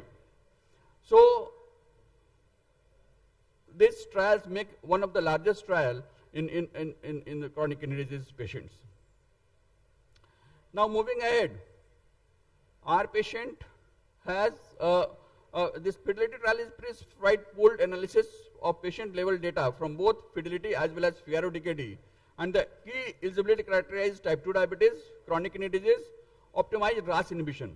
When we look at the study population, almost 99% of patients on these two trials are already on RAS inhibition. So whatever the benefit we are extracting from this drug is on and above what we already got from this RAS inhibition. And one of the important parameters which we need to remember is before starting this drug, the serum potassium should be less than 4.8. The key components are CV outcomes and kidney composite outcomes. So when we look at the results, the CV composite outcomes, there is 14% reduced risk of cardiovascular mortality and mortality. And when we look at the kidney composite outcome, which is time to kidney failure, sustained more than 57% decrease in eGFR from baseline or kidney related death, there is a 23% reduced risk of CKD progression. And when we do the subgroup analysis, there is 20% reduced risk for end-stage kidney disease or 30% reduced risk for decline in GFR. So that is the result of Fidelity pooled analysis. And look at this important curve. This finerenone reduced UACR by 32%. And what is important is look at the separation of curve right from the early days. When we start this finerenone, look at the separation of curve. These are the right from the early days. So what benefit we are getting from finerenone is obviously from early days, like the other drugs. Last but not the least is adverse events, which we need to know before starting any new drugs. So when we compare adverse events of finerenone with placebo, the adverse event is almost similar. What we are worried about is hyperkalemia. So the significant hyperkalemia is almost similar as compared to placebo. And when we look at the absolute value, the maximum difference in serum potassium between finerenone and placebo is hardly 0.9 milliequivalent at month 4. So the incidence of hyperkalemia is almost similar in Finneron group as well in compared to placebo. So this is a very important chart, how to start and when to start. As I said, till date we have recommendations of GFR above 25. Start with 10 milligram if GFR is less than 60, or if GFR is more than 60, you can start right away from 20. Monitor serum potassium at 1 month, 4 month, and 4 month thereafter. If serum potassium remains on normal side, less than 4.8, titrate the dose to 20. If it's increases but less than 5.5, continue with the same dose. But if the serum potassium dose is more than 5.5, we need to decrease the dose or stop it temporarily. Now, in comparison to other dual RAS blockade, so these are the few study, like this altitude study which combines L-scarin, that is renin inhibitor, with ACE inhibitors, and this VNephron study which compares ACE inhibitors or ARBs. As compared to these two combinations, this Finneron combined with ACE inhibitors or ARBs, they have very less effect on hyperkalemia, and that is the beauty of this drug. So our patient has multiple comorbidities. They may have high HbA1c, they may have long duration of diabetes, elderly, may be on insulin or SGLT2 inhibitors. They may have atherosclerotic cardiovascular disease. Finneron has shown consistent cardiovascular and kidney benefits across the spectrum of type 2 diabetes and chronic kidney disease patient, irrespective of comorbidities and co-medication. And this is the three pillars of managing CKD, that is RAS blockade, non-steroidal mineralocorticoid receptor antagonist, that is Finneron, and SGLT2 inhibitors. The fourth pillar is GLP-1 receptor agonist, which we can offer to our patients.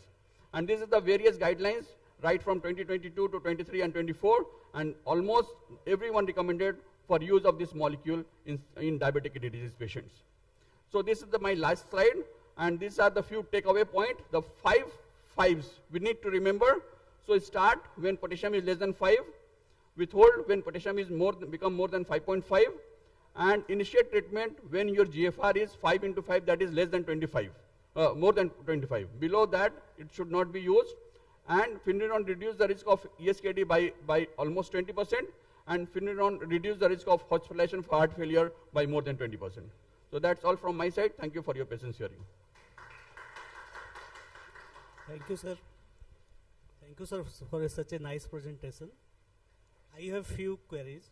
The first one, can we use other MRA in place of Finneron who cannot take this medicine due to cost issue?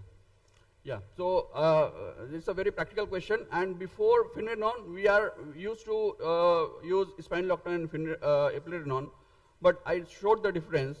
With spironolactone, the side effect profile is on adverse side, and chances of hyperkalemia is more with spironolactone. Another point which I want to highlight is spironolactone has antihypertensive property. So in those patients who have low blood pressure, we cannot use spironolactone. So definitely cost is an issue. I hope in coming years it will reduce. Second one is, sir, the trials is on background of ACE or ARB. If we cannot use due to some other reason, ACE or ARB, can we use this molecule? Yeah, so it's again a very practical question. So as I said, almost 99% of population in fidelity trial is on ACE inhibitors or ARBs, but somehow if our patient is not on ACE inhibitors or ARBs, we can use this Finneron. And when to stop this molecule if patient end up in ESRD or start dialysis or hemotransplant? Yeah. So starting point is already known. It should be your GFR more than 25. But its stop point is nowhere written in guidelines. But if patient does not develop hyperkalemia, maintaining good renal function, even patient is going towards ESRD, we can continue with the drug. And do we need to monitor serum creatinine level also? Or only potassium is sufficient? Potassium is important because it has very less effect on serum creatinine. Okay, thank you. Any other question? Prevention.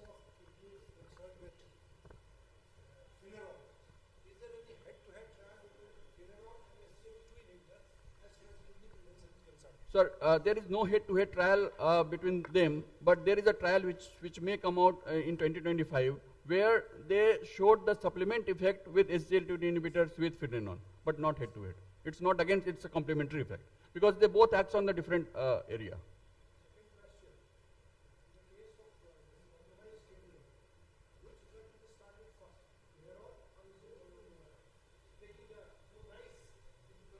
Exactly. So I would say there are two school of thoughts. One, it starts one by one it starts all together, like in a heart failure condition. So I would say we can start, if patient is eligible, if patient is financially viable, we can start these two drugs together.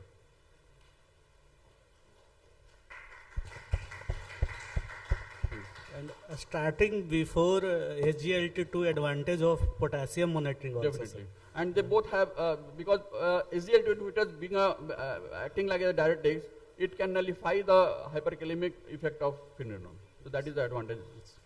Thank you, sir.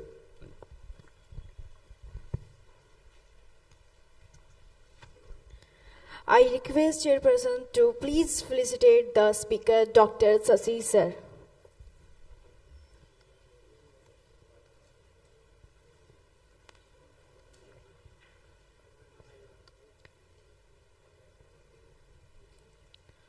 Thanks for chairmanship. I now request Dr. Gobind Prasad and Gyan Prakash to kindly come up on the stage, chairman, for the next session. I now invite the next speaker, Dr. Rajiv Kumar. Sir, please. Dr. Chandabhushan Prasad. I am Dr. Chandabhushan Prasad, Dr. C.V. Prasad. That is there.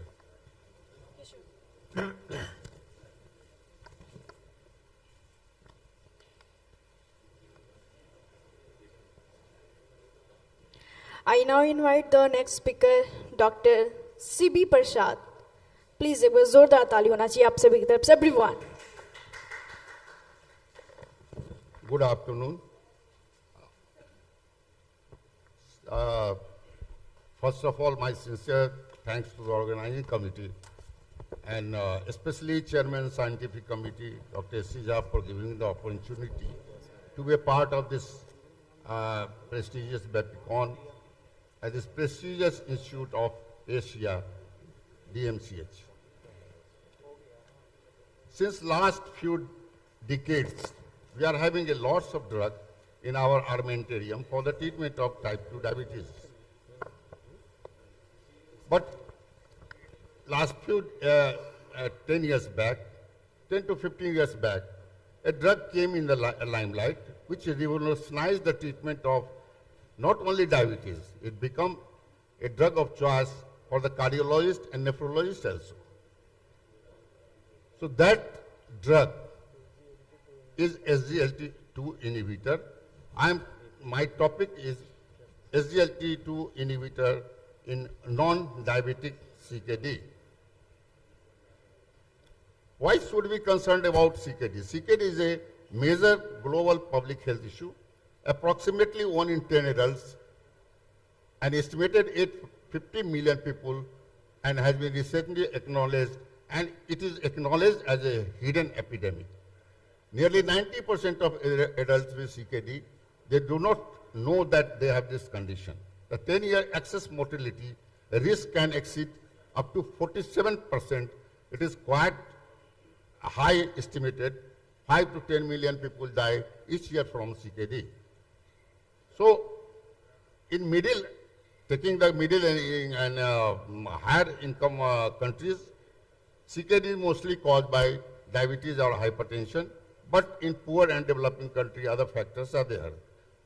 So, naturally, it leads to increased hospitalization, healthcare resource utilization, further straining of donor and dialysis infrastructure. CKD is associated with significant morbidity and high patient care need.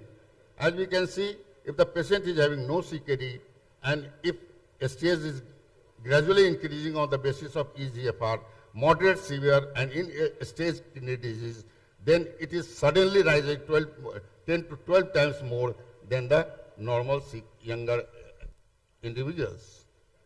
There are also increased risk of CV event and mortality. we can see in the graph more than 40 to 50% of all death with advanced CKD as compared to with 26% which are with the normal kidney function. So SGLT2 inhibitor outcome trial have enrolled more than 90,000 participants since 2015. In between this span of 8 years or 10 years, at least 10 to 12 trials were conducted. IMPA outcome trial, Canvas, DAPA-HF declared TIMI, Cadence trial was conducted. Then SCORD, Solistis, Vertis, DAPA-CKD, IMPA Preserve, and IMPA Reduced trials were conducted. The latest trial was IMPA Kidney and Deliver, and legendary trial, that was the SGLT2 inhibitor CKD outcome trial. That has shown the pathway that SGLT2 inhibitor is very much beneficial in non-diabetic CKD patients. This trial, legendary trial, SGLT2 in CKD, will outcome trial, it is going to be next year, and it will show the other pathway for the nephrologist. These are the trials conducted. Now we have 3 major trials, Cadence, DAPA-CKD, and IMPA kidney trials. But we are not going to talk about the Cadence trial because they have not, in their study, considered the patient without diabetes. But DAPA-CKD and IMPA kidney trial, they have included both type of patient, type 2 diabetes, without type 2 diabetes, whereas DAPA-CKD has not taken non-albuminuria patient, but IMPA kidney, those patients were also considered. Inclusion criteria was eGFR more than 25 and less than 75, and urinary albumin creatinine ratio USCR was more than 200 to 5,000, whereas in IMPA kidney it was eGFR was more than 45 to less than 90, and USCR was more than 200. They were considered. Exclusion criteria was lupus nephritis and ANACA associated vasculitis cases in case of DAPA, whereas in IMPA kidney, atherosclerotic cardiovascular disease with eGFR more than 60 and polycystic kidney disease, kidney transplant recipient were not considered in their trials. The primary outcome was a composite 50% sustained decline in eGFR or reaching the patient to end-stage kidney disease or kidney or CV death. And in IMPA, it is more than 40% sustained reduction. So these trials were stopped early due to positive efficacy of that drug because they have met the pre-specified conditions were met. So Cadence we are not going to consider because they have not a DAPA-CKD trial designed to assess whether DAPA gliflozin versus placebo, 10 milligram of DAPA versus placebo were considered, and the result reduces the composite endpoint of scoring of worsening of kidney function in people across multiple CKD stages with or without diabetes. So primary endpoint of both the study, primary and secondary endpoint was almost similar. It was more than 50% in both the primary endpoint and secondary endpoint. Both the composite is less than, more than 50% decline in eGFR, ESKD, or renal death. IMPA kidney trial is designed to assess the effect of empagliflozin in broad range of people with CKD at risk of progression, including many patients with or without diabetes with low levels of proteinuria. It is 10 milligram IMPA versus placebo was trial. And kidney progression was sustained 40% reduction of the eGFR and decline from the baseline, sustained decrease of eGFR up to. So key secondary outcome of IMPA kidney trial design was all-cause hospitalization were less, first occurrence of heart failure or CV death and all-cause mortality were reduced. So differences in the study population of SGLT2 inhibitor, CKD, focused mainly defined on the basis of EGFR and UACR. So two portions were taken. One arm have considered the EGFR taken, and second was on the basis of albuminuria. Impact kidney population, patient or with or without diabetes, and EGFR more than 45, less than 90, and UACR more than 200 were considered, and DAPA CKD, patient with or without diabetes, and EGFR more than 25 to less than 75, and UACR more than 200 milligram was considered. So in one arm, EGFR was G1 to G5 category was, where from more than 90 to middle one was 45 to 50, and the severe category was less than 15 EGFR, where the albuminuria staging was normal to mildly increased less than 30, moderately 30 to 300, and severely more than 300.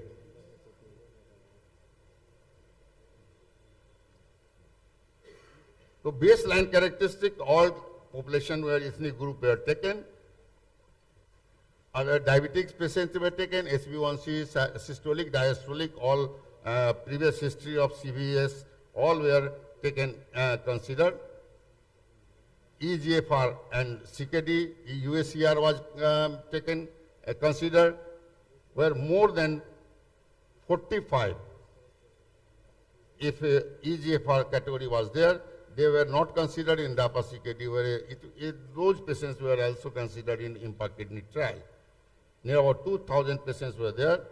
UACR category was based on the less than 30, more than 30 to 300, and more than 300. Other kidney-related characteristics, all patients of kidney diseases were also taken. Glomerular disease, hypertensive renovascular disease patients, GMN, glomerular, and interstitial diseases, all were considered in the DAPA or impact trial, but they have not taken considered in the Credence trial. So Credence trial, this DAPA CKD have shown relative risk reduction of 44% in their study. The component of primary composite outcome was there, and all-cause mortality of relative risk reduction was more than 31% in the DAPA CKD trial. Whereas impact kidney trial has shown more than 28% reduction in their composite outcome, where kidney disease progression was more than 50%. This empagliflozin slowed EGFR decline by more than 50%. We can see in the graph that placebo versus impart 10 milligram was given, and one arm was EGFR. The black line is of sustained decline in the placebo, kidney decline in the function, whereas it is upper hand was protection of more than 50% decline in the EGFR by use of empagliflozin. So impact kidney, the effect of IMPA on the primary composite outcome was generally consistent across baseline type 2 diabetes, non-diabetic, and EGFR category. As we can see in the EGFR reduction versus this IMPA versus placebo, the HR is shifting toward 95%, 0.73 to 6.64 confidence interval, and risk reduction was severely decreased. Before prescribing drug, we have to see the adverse effect, consider the adverse effect of the drug also. Whereas DAPA CKD, adverse effect were amputation were more, less with IMPA, fracture were less with DAPA, more with IMPA, pancreatitis not reported with IMPA, whereas it is also not reported by DAPA. hyperkalemia, AKI, was more with IMPA, was less with the DAPA. Then volume depletion was not reported by IMPA kidney, but volume depletion is much more by DAPA CKD. So keeping in the adverse effect of the mind, we have to prescribe the drug, and for volume depletion, any patient taking SGLT2 inhibitor should be given a fluid in proper doses. It should be better to have more fluid if you are using SGLT2 inhibitor, and particularly if you are using DAPA gliflozin. Meta-analysis, coming to meta-analysis of SGLT2 inhibitor, a meta-analysis of 13 large placebo-controlled trials, including DAPA CKD, IMPA kidney, SCORED kidneys were conducted. They included a huge number of patients, near about 90,000 participants were there, of which 17% did not have diabetes, led by the Medical Research Council Population Health Research Unit at the University of Oxford. Objective was to examine the effect of SGLT2 inhibitor in kidney disease progression according to more sustained outcome definition, as well as the effect on the AKI, motility, heart failure, and safety outcome in patients with or without diabetes. So a standardized kidney disease progression, composite outcome definition was sustained more than 50% eGFR decline from randomization in this stage kidney disease or start of kidney transplant or dialysis were delayed, sustained low GFR, usually more than 15, less than 15 ml, and renal death, all were prevented. So the beneficial effect of kidney disease progression, composite outcome by diabetes and non-diabetes status with relative risk reduction were seen. As we can see, there is 0.63% relative risk reduction in both the arms, diabetes and non-diabetic, 0.62 in non-diabetic and diabetic, and 6.9 in diabetic. So it has been beneficial effect on the IMPA on the kidney disease progression outcome when analyses were separated by primary kidney diagnosis.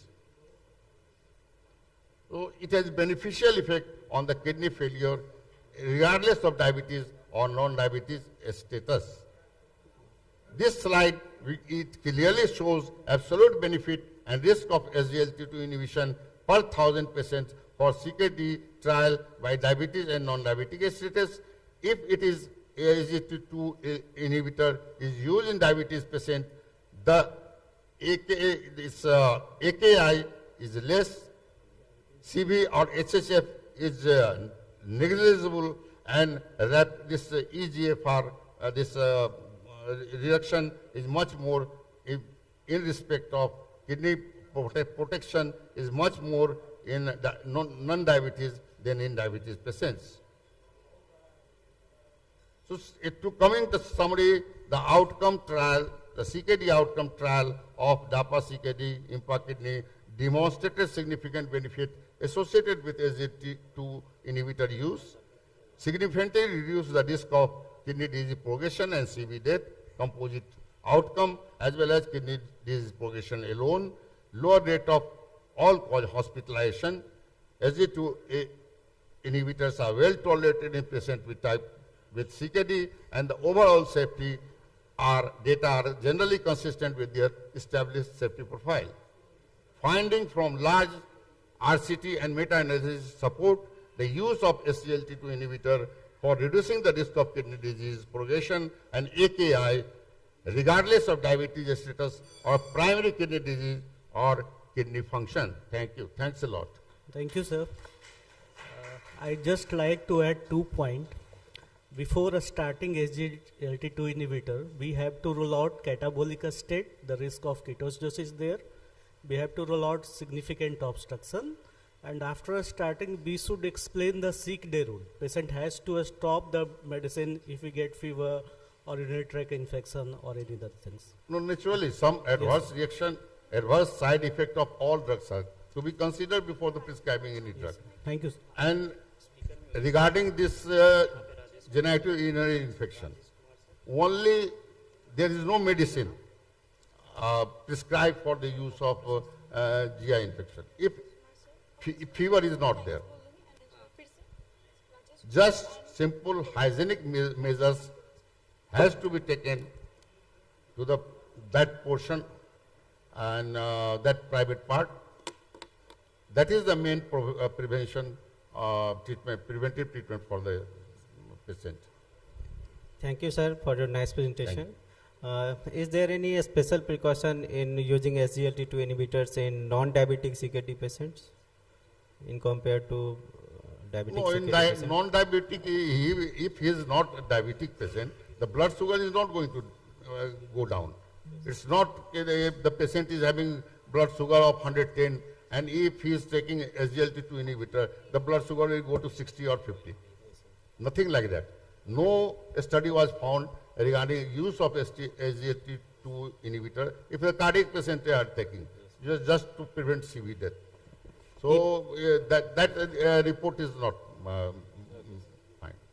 We are using in patient of CCF or something this SGLT2 inhibitor if the blood sugar is 100 or 60, 70, but it is not going down. It's almost same. If patient has solitary functioning kidney with CKD, then can we use safely in those patients? Which? If patient has solitary functioning kidney, means single kidney, then can we use safely in those patients as there is high risk of UTI? It depends on the EGFR and USCR of the patient. If the EGFR is less than 30, you can't use SGLT2 inhibitor or any drug.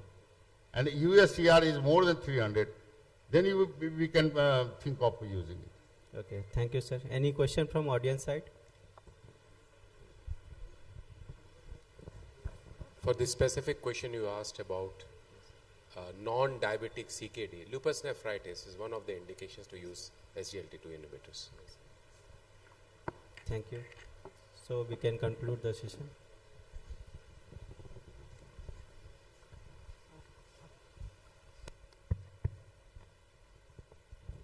I request the chairperson to please felicitate the speaker, Dr. Sri Prasad sir.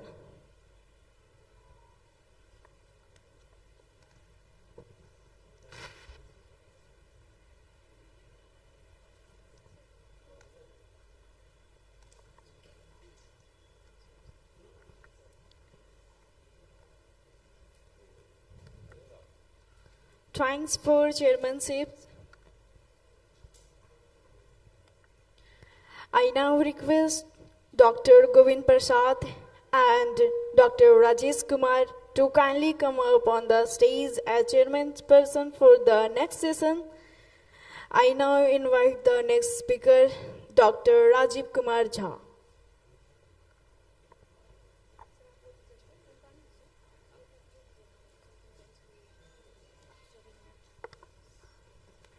We'll be having a lunch session afterward for 30 minutes.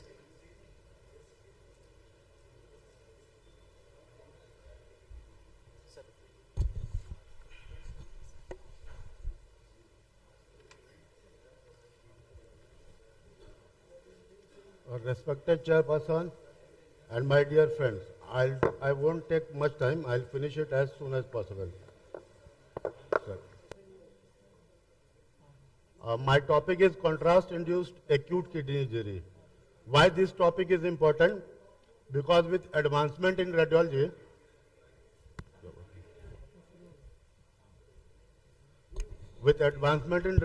there is increased use of contrast material for diagnostic accuracy and therapeutic procedures. So these contrast material have osmolarity and viscosity, and it can cause nephrotoxicity. The first published article of contrast-related renal dysfunction was published in 1954 in patient of multiple myeloma. Since then, many terminologies are in use. Contrast-induced nephropathy or CI is the most popular word, but it is a historic term replaced by contrast-induced AKI by KDIGO. So ESUR and ACR proposed few terms, PCAKI, that is post-contrast AKI, AKI, that is contrast associated AKI, and CI AKI, that is contrast induced AKI. While contrast associated AKI is any AKI that occurs within 48 hours of contrast exposure, while contrast induced AKI is a subset of contrast associated AKI, and that can be causally linked to contrast media administration. Coming to definition, there are various definitions, but most popular is ESUR, Contrast Media Safety Committee guidelines, and KDIGO guidelines. According to ESUR, CI-AKI is defined as increase in serum creatinine by 0.5 milligram per deciliter or more than 25% from base value within 72 hours, while KDIGO defines CI-AKI as increase in serum creatinine of 0.3 milligram per deciliter within 48 hours and relative increase of more than 50% within 7 days. Please note there should not be any influence of surgery, nephrotoxic drugs, or any other causes. Why this is important? Even mild contrast-induced nephropathy is associated with longer hospital stay, or most importantly, long-term and short-term mortality.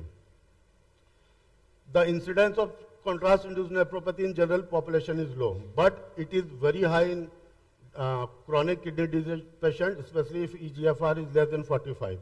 And also diabetic kidney disease has more than 90% chances of CIN after contrast. Diabetic patient has 9% of chances of contrast-induced AKI after exposure. Coming to disease course, serum creatinine rises within 2 days and peaks 3 to 5 days and returns back to normal in 7 to 10 days in non-oliguric patient. Let's understand by this case, a 45-year male diabetic with GFR 25 complaining of new onset headache, NCCT suggestive of brain SOL. So he need MRI with gadolinium or contrast CT, and your radiology ask you about the chance of AKI. This is very relevant question we are facing in our clinical practice. Risk factor is divided into two parts, patient-related and procedure contrast-related. The most important patient-related risk factor is chronic kidney disease, especially eGFR less than 45. Also, hyperglycemia at the time of contrast is related with high incidence CIN. Other comorbid conditions like CHF, dehydration, hypotension, etc. Is patient-related risk factor. While contrast-related risk factor depends on type of contrast, whether it is high osmolar, low osmolar, or isosmolar, and dose of contrast. Higher the dose, more will be the toxicity. Procedure intravenous contrast administration has less chances of AKI as compared to coronary intervention. We have different risk score to assess the risk of CIN. Mehran risk score is considered as gold standard in patient of percutaneous intervention planning. Each factors have given some score. High the total score, more will be the toxicity and more is the chance of dialysis. So how this contrast media causes toxicity?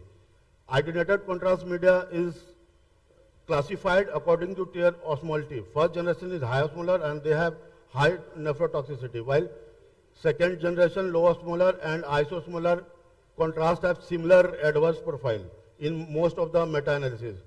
Few meta-analysis says isosmolar is superior to low osmolar contrast media, especially in patient of CKD and diabetes. Pathogenesis includes multiple mechanisms. It has direct effect that directly it causes cellular damage to endothelium and tubular cells and causes renal mitochondrial dysfunction, increases ROS production, and ultimately reduces GFR. Indirectly, it changes renal hemodynamics and causes vasoconstriction and decreases medullary blood flow, while increase in osmolarity causes osmotic diuresis and reduces GFR. However, patient received contrast media and your friend asked you about preventive measures. Basic outline has 3 parts: assessment of risk score, contrast administration, and prevention and management. First, assess the risk and benefit of contrast. Review the indication of contrast. Explore any alternate imaging, for example, carbon dioxide based angiography. Counsel and educate patient about necessity follow-up with their physician with post-procedure serum creatinine estimation. And most importantly, adjust medication, stop nephrotoxic drugs, hold diuretics, stop metformin, as it can cause lactic acidosis if AKI occurs. There is no current recommendation in guideline about stopping or reducing ACE inhibitor or ARB. Statin should be continued, it may be beneficial. Use low or isoosmolar contrast, minimize volume and avoid multiple repeated dose of contrast within 72 hours. We have very simple formula to calculate maximum dose. This is remedial 4 trial, which is contrast sparing trial in which STMI and NSTMI patient where LVDP guided hydration was given and contrast was given by divert system. As compared to control, divert group have less chances of AKI. Management of prevention include hydration therapy, N-acetylcysteine, statins, SGLT2 inhibitor, vitamin C and theophylline. Except hydration therapy, no other pharmacotherapy has been proved to be beneficial. Hydration is the only proven effective preventive strategy. It improves renal blood flow, dilutes contrast media in renal tubules, reduces activation of renin-angiotensin system and reduces secretion of ADH. At present, there is no consensus on the optimal hydration regimen, that is speed of hydration, volume and timing of hydration. Because of different clinical scenario, hydration should be individualized and personalized. This is landmark clinical trial in hydration called Poseidon trial, in which hemodynamic guided hydration is given by measuring left ventricle end diastolic pressure. It shows guided hydration has less side effects and better improvement, lesser chances of AKI. In general, IV fluid in form of normal saline is given in 1 ml per kg per hour dose, 12 hours pre and 12 hours post contrast. While in patient of CHF and with low ejection fraction, dose is reduced to 0.5 ml per kg. In emergency, 3 ml per kg per hour hydration is given and continued till 12 hours if indicated. This is negative trial called MSing trial, in which no hydration is compared with hydration in patient of CKD. Conclusion is no hydration is non-inferior to hydration. Also no hydration has less side effect of systemic heart failure. Coming to most widely used drug, N-acetylcysteine. It is very popular. It has antioxidant and free radical scavenging action. It is cheap and having minimal side effects. KDIGO recommended it in a dose of 600 BID for 24 hours before and on the day of procedure. But many recent and meta-analysis failed to prove its beneficial effect. This is a very large trial called PRESERVE trial, in which acetylcysteine is compared with placebo and sodium bicarbonate is compared with sodium chloride in patient of CKD planning for coronary intervention.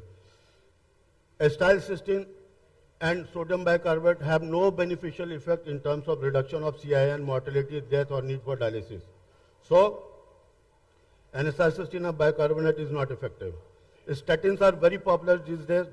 Despite many positive results, it is difficult to make a general recommendation because these studied patients were already cardiac patients, they are already on multiple statins. Also, eGFR for less than 45 patients have not included. SGLT2 inhibitor have some hope, but more strong data is awaited. Vitamin C may be beneficial. This is nitrate CN trial published recently in 2024, in which inorganic nitrate decreases contrast-induced nephropathy, improves kidney function, and decreases cardiac and kidney event at 12 months. Coming to hemodialysis, few patients require hemodialysis. Approx 12% patients of diabetes with advanced renal failure require dialysis, out of which 18% require permanent dialysis.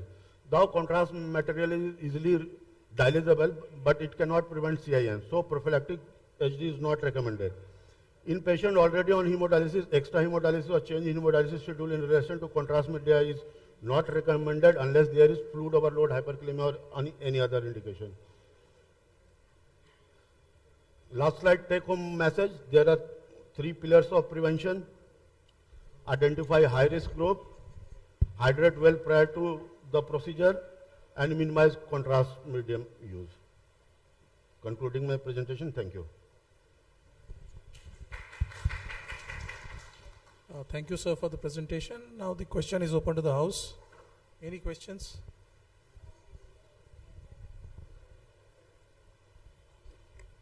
Any questions from the audience?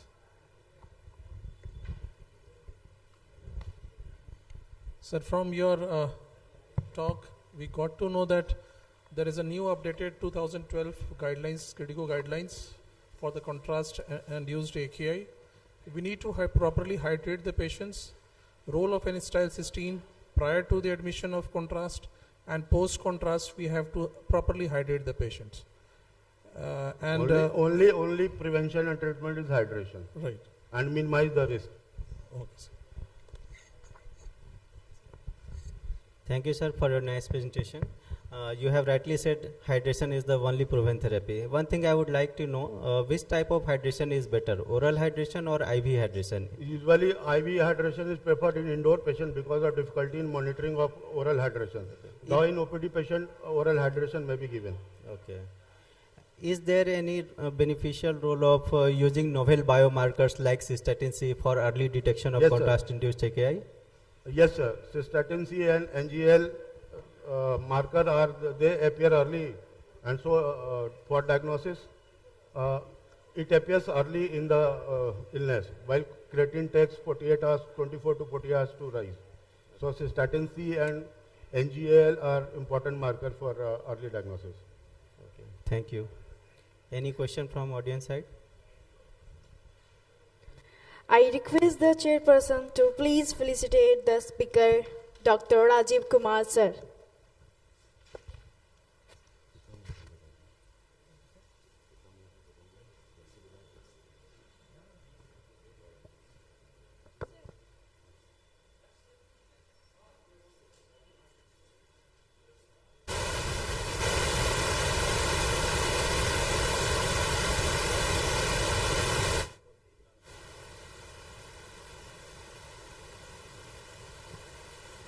May I now request our esteemed delegates to please proceed for the lunch. We'll be having a lunch session for half an hour, then we'll proceed with the event. Okay, sir.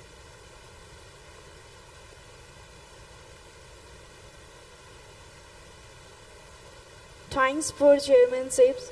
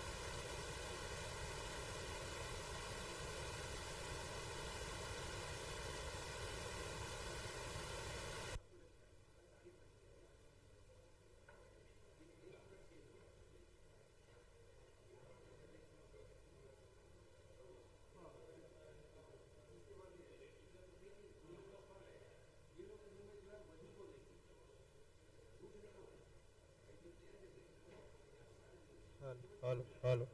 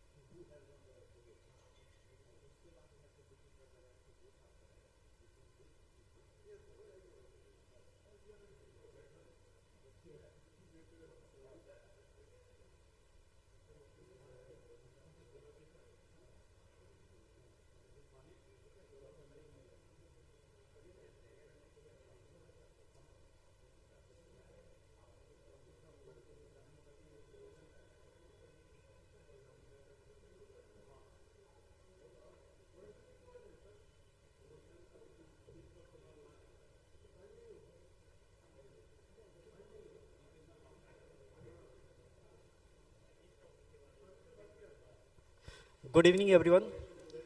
I request everyone to please take their seat. May I now request Dr. Samarjit Basik sir, Dr. Samarjit Banik sir, and Dr. Mritunjay sir to please come on the stage and take their seat for the chairmanship. Dr. Samarjit Banik and Dr. Mritunjay to chair the session, and topic का नाम बोलो. Biologics versus oral therapy in ankylosing spondylitis, and we have two great speakers. Dr. Arun Kedia will be speaking in favor of this oral pharmacological agents, and Dr. B.D. Pandey, he will be against this, and he will be speaking in favor of biologics. Now I hand over the mic to chairpersons to conduct the session.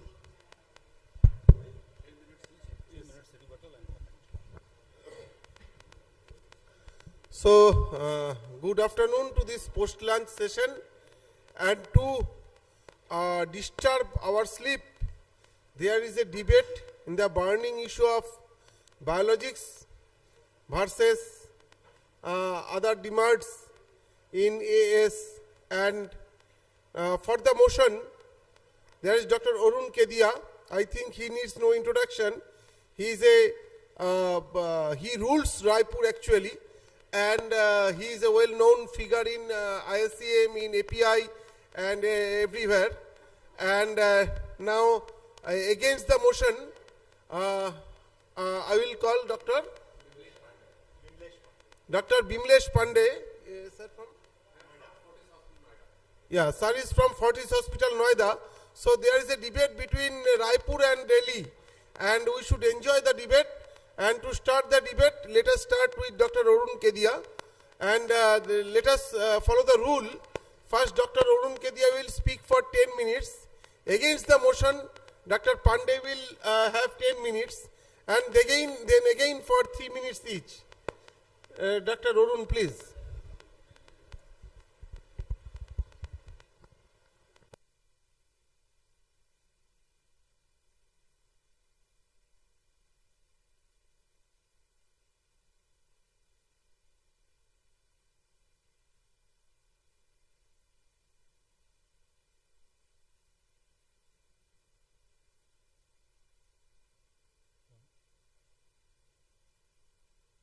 So good afternoon to all. Thank you, chairpersons, for the kind introduction, and a sincere thanks to the organizers for keeping this topic, especially as a post-lunch session. So the controversy is between choosing the oral therapy versus the injectable biologics therapy in the management of ankylosing spondylitis. And since I am the first speaker, I would just give a brief outline of ankylosing spondylitis as a whole. So it's a group of chronic inflammatory diseases we all know, which are characterized by low back pain and then some extra skeletal manifestations. And all these years we had NSAIDs, we had some conventional DMARDs. Then there was an evolution of biologics therapy which ruled almost for 15 to 20 years. Till 2021, the JAK inhibitors came again as an oral therapy to fight against the injectables. And that is where me and Dr. Bimlesh Pandey had a fight of how to go about. So the last line says that the JAK-STAT pathway is involved in the signaling of several inflammatory players implicated in the pathogenesis of ankylosing spondylitis. And that is the crux of my arguments today for promoting oral therapy in the treatment. So epidemiology, disease burden, we all know. But what is important to know that almost 25 to 40% of patients may have some extra articular manifestations in the form of uveitis, cardiovascular complications. They may be associated with inflammatory bowel disease, which contributes to further disease burden. And this is the point where probably my opponent might score over me, but let us see what the final jury says to it. Now this is important to understand the immunopathology of ankylosing spondylitis. So you have a trigger in the form of a genetic background, some environmental trigger, which stimulates these dendritic cells, and these dendritic cells induce the conversion of Th cells to Th1 and Th17 cells, whereby they start secreting interleukins. On the other hand, it has influence over the cells of the innate immune system, and this innate immune system again liberates certain cytokines in the form of IL-23, IL-12, and that leads to activation of synoviocytes, chondrocytes, osteoclasts, and that leads to actual pathogenesis of the whole disease, and that leads to actual damage in the form of bone destruction, excess bone formation, and the damage to the synovium and the cartilage. So the whole idea is that you need to understand that there is an immune trigger, and these immune trigger is mediated by cytokines. And for the generation of cytokines, you need a signaling system known as the JAK-STAT pathway. And that is where the newer drugs, the JAK inhibitors, act. So logically, if you block the JAK-STAT pathway, you are probably going to block the entire downstream inflammatory pathways and thereby control the inflammation.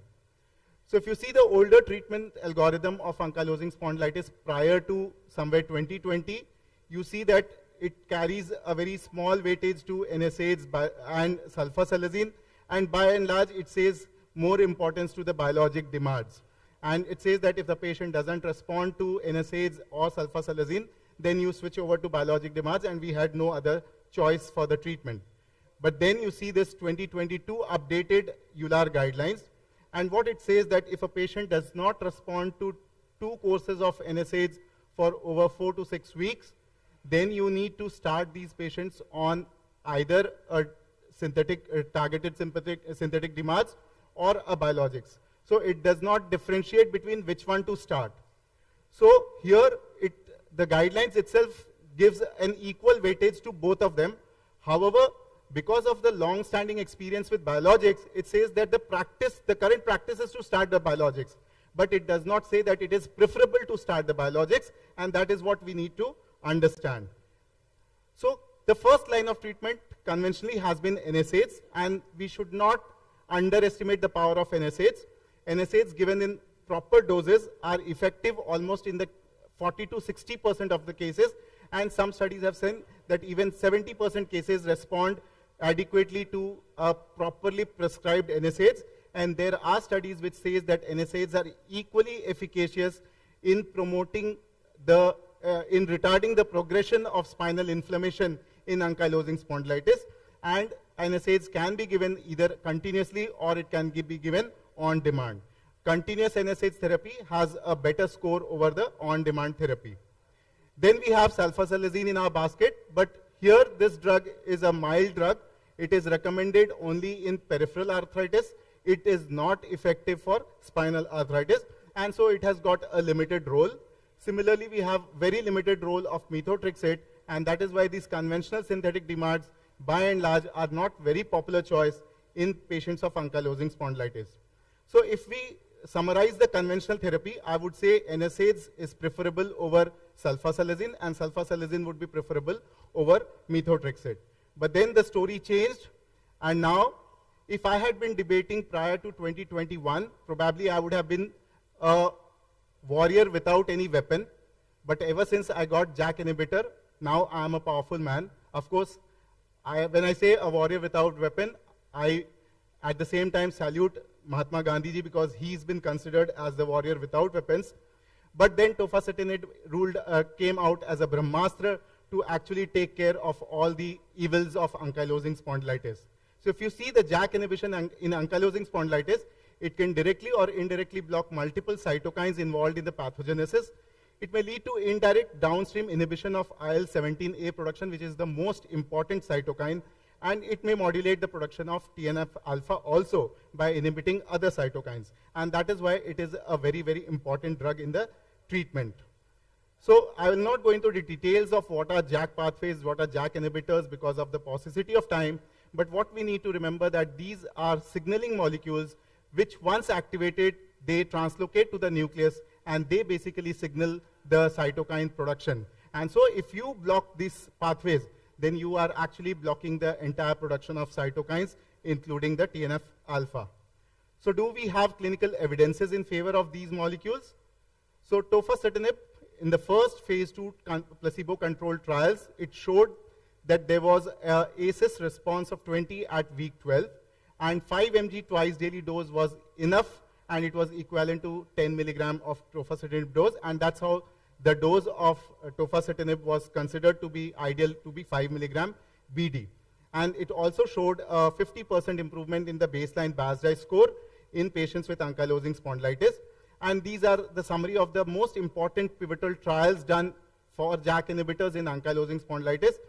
Of course, in India, we now have only tofacitinib, but there are evolving molecules in the form of upadacitinib and filgotinib, and these are likely to come maybe in the future. And if you see the slides, all of them have shown a good ACES 20 response in as early as 12 to 14 weeks in majority of the patients.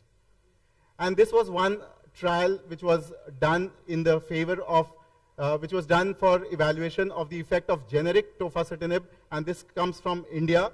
And here the investigators, they tried to show the efficacy of tofacitinib in ankylosing spondylitis and psoriatic arthritis. And what they found that in 100 patients, they, 1/3 who had received biologic drugs previously, they also responded very well. And there was a significant improvement in ASDAS CRP scores in all types of ankylosing spondylitis, and there were no serious adverse events with this particular drug. So JAK inhibitors then further was evaluated for patients for non-responsive to biologics or inadequate responsive to biologics, and that's how it turned out to be a promising secondary treatment option also for those patients who did not respond to biologics or who had inadequate response to biologics, and they were found to have, they provide an adequate relief from biologics like TNF-alpha inhibitors. So unlike most of biologics, which are actually injectable drugs, these JAK inhibitors, they score because they are administered orally, and we all know logically that any drug which is given orally will improve compliance because it provides convenience to the patient and it helps in patient to adhere to their therapy. So if you compare the efficacy of JAK inhibitors to biologics, again there are multiple studies where it shows that JAK inhibitors can achieve similar or sometimes even superior results in some patients who do not respond to biologic therapy because they target multiple inflammatory pathways. And the good part of these drugs are they have a rapid onset of action, they reduce inflammation, they reduce pain, stiffness as early as 3 to 12 days compared to the same time that we see with the TNF inhibitors. So by and large, if they are not superior, at least they are similar to the biologics in terms of their efficacy. So this is just a small summary of the efficacy of the biologic DMARDs versus the oral JAK inhibitors on SPA manifestations. And if you see this slide, I hope it's visible to all of you, you can see that across all the spectrum, if you see the tofacitinib, it works for axial involvement, it works for peripheral involvement, it works for patients with IBD and as well as psoriasis. The only area where it does not work or it has not shown equal efficacy is the patients of uveitis. So that's the only segment of patients where probably this drug may not work adequately. So these are some of the key differences between oral and injectable therapies which we use, and these are all known to most of us. And these are some differences where JAK inhibitors and biologics are compared, and they show that they are almost equal in efficacy. And if you compare the side effect profile also, they are by and large equal. Now the thing is, if you start arguing in terms of adverse effects, probably I would say that adverse effects are actually the side effects of a good therapy. So we cannot actually negate the effects without having a side effect, or what we can say, we cannot deprive our patient just because it has a side effect we cannot give to the patient. So we need to evaluate that the patient has better effects than side effects. So overall, if you see the benefits of oral therapy in ankylosing spondylitis, it is a convenient drug. It actually improves adherence. It improves quality of life compared to biologic injections. It has got a flexible dosing options, and these are small molecules compared to the larger biologics. So if you see the logistic wise, then they are much easy to manufacture, and so they will be unlikely to be out of stock in the market so as to interrupt the therapy of the patients. So before I conclude, I would say that JAK inhibitors biomechanistic way will be definitely powerful to biologic therapy in ankylosing spondylitis. And to support this, if I see the guidelines, the latest 2022 guidelines, if you see the ACES-ULR guidelines, it says that even though the current practice is to start TNF inhibitor or IL-17 inhibitors because of the experience, it says that following a first failure, you can consider to use a JAK as a second failure, or if you have a patient with persistent high disease activity, then you can use any of the three. It does not say which one is preferred. So that means the guidelines also say that this drug equates with the biologics therapy presently. So before I conclude, I want all of you to go through these statements. These are the summary of the ULR guidelines. It says, the primary goal of treating patients with ankylosing spondylitis is to maximize health-related quality of life through control of symptoms, through control of inflammation, to prevent progressive structural damage, and to preserve normalization of function and social participation.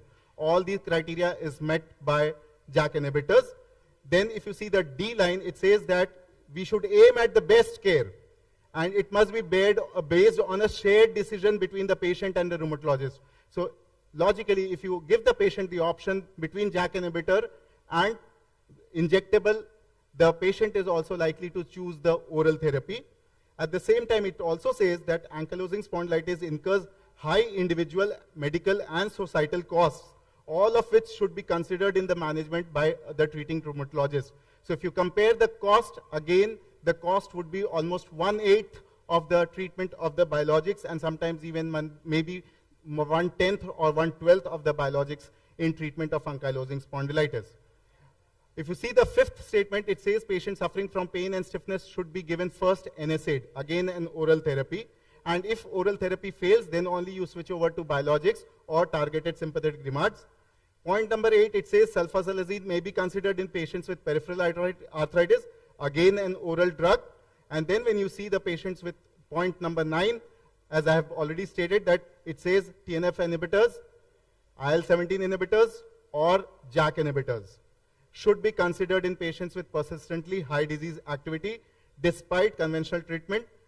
So it equates all the three therapy. It does not say that biologics is superior to the oral therapy. So with that, I thank you all, and I would be happy to listen to what my opponent has to say.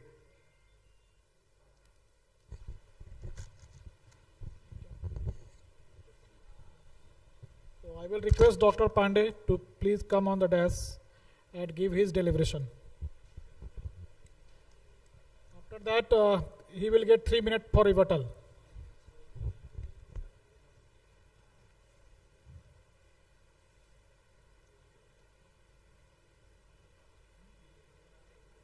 आगे किससे बढ़ेगा?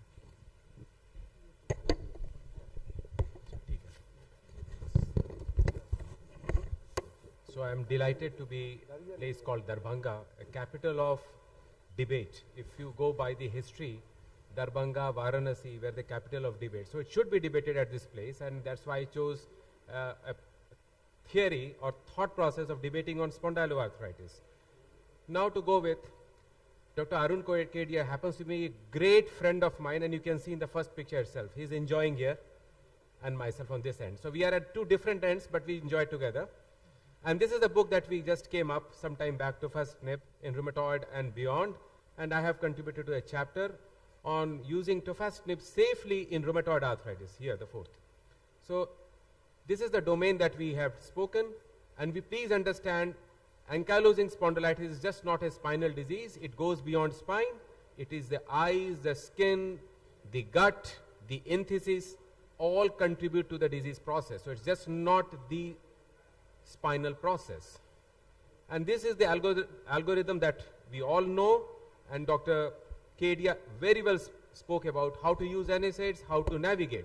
But then I have a reason that as a clinician, what you want a patient to remain stable for prolonged period of time, to do fairly well on a day-to-day basis. See, this is how the things have happened. If you have a history of recurrent uveitis, which would be there in 30 to 40% of your patients, they may have incipient IBD, which you have never understood, which you think may be amoebiasis, may be anything, but they are all having inflammatory bowel disease. You don't do colonoscopy for all your patients. If you do it, you will understand the burden.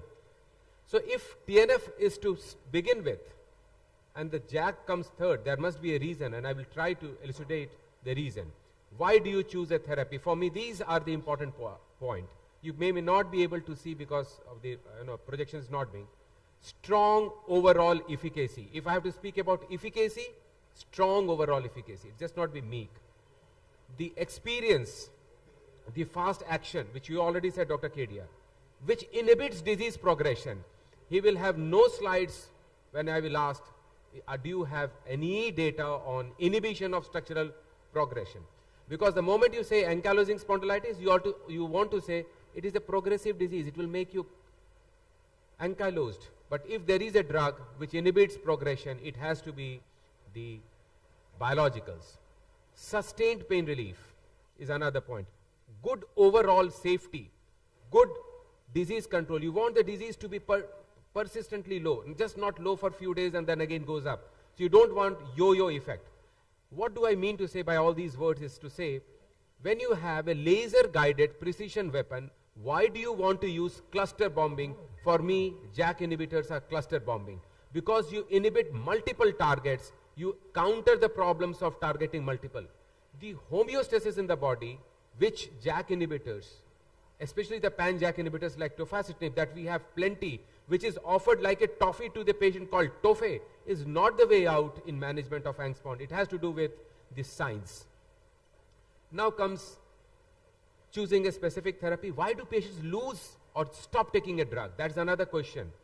It can be condition worsening, secondary lack of efficacy, lack of elevation of pain, remission is induced or not. So if you continue, I want to go to the office, that means my hospital, I still have some pain, and I do manage, I do take NSAIDs every second day, it's admissible, and I'm on JAK inhibitors. As a clinician, I would like that you perform as good as what you wish to do. So what do? These are the few things.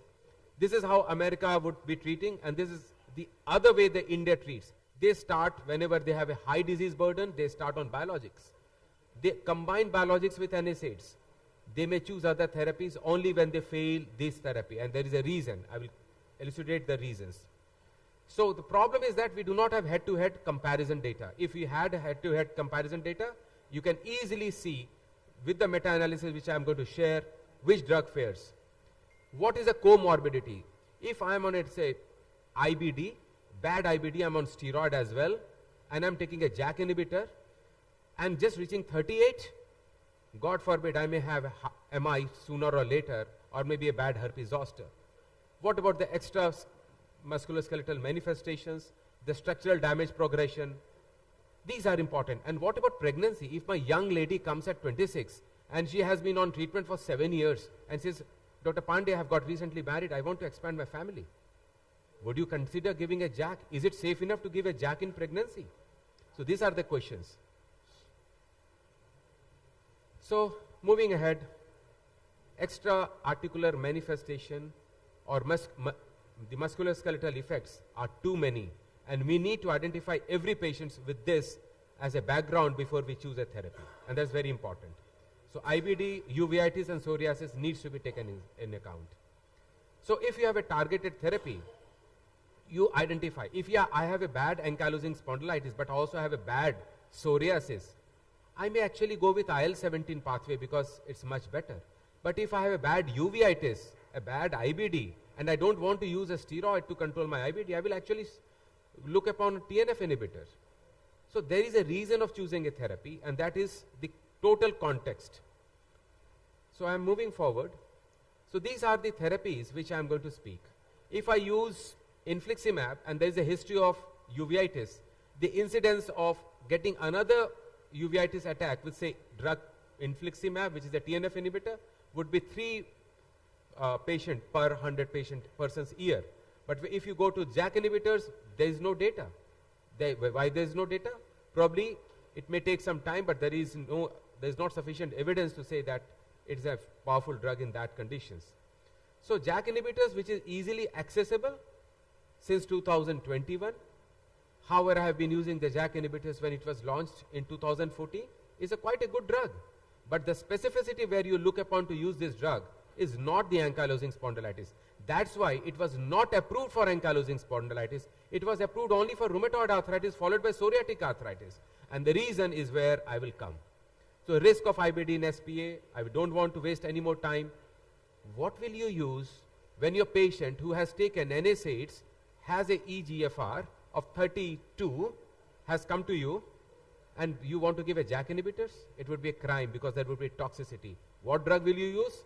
TNF inhibitors or IL-17. So there is a reason why I will see and identify which drug. So moving ahead. If I say on a prolonged use of JAK inhibitors, you run a high risk of getting malignancy, you should not be surprised. And the reason is that you are blocking homeostatic mechanism for prolonged period of time. So your own immune system is suppressed for prolonged period of time. You may get a good early result, but what is the long-term result? Higher chances of neoplasms. There is no doubt about that. What about the other problems? Cancer risk goes up with JAK inhibitors. And the other problem would be the black box warning, that you have major cardiovascular problems that may come up. Thrombosis may be high. That means you will get a DVT. Serious infections. When we speak about infections, with IL-17 we said it's very good drug, not much of infection. With TNF screen out TB or fungal infection. What about JAK inhibitors? You need to screen everything every time for reasons. You have to screen for TB, you have to screen for hepatitis B, you have to screen for hepatitis C.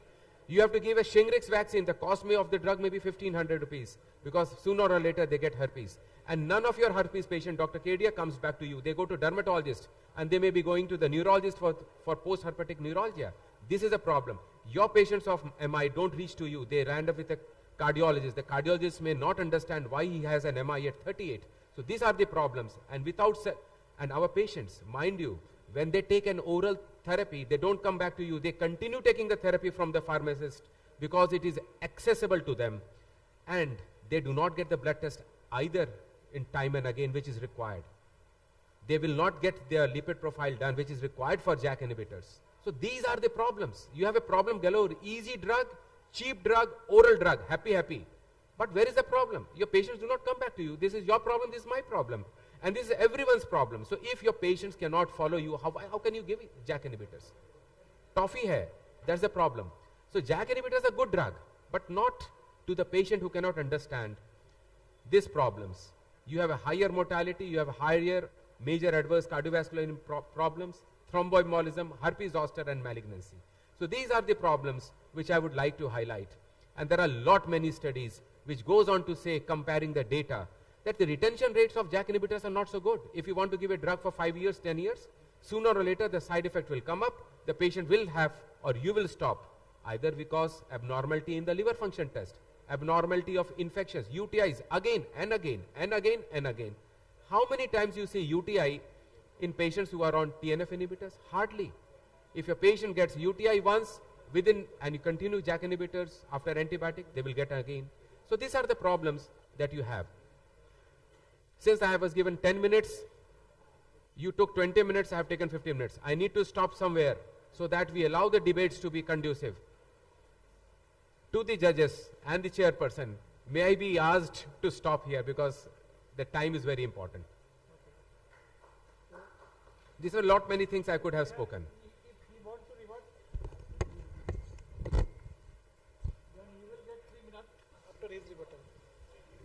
लीजिए लीजिए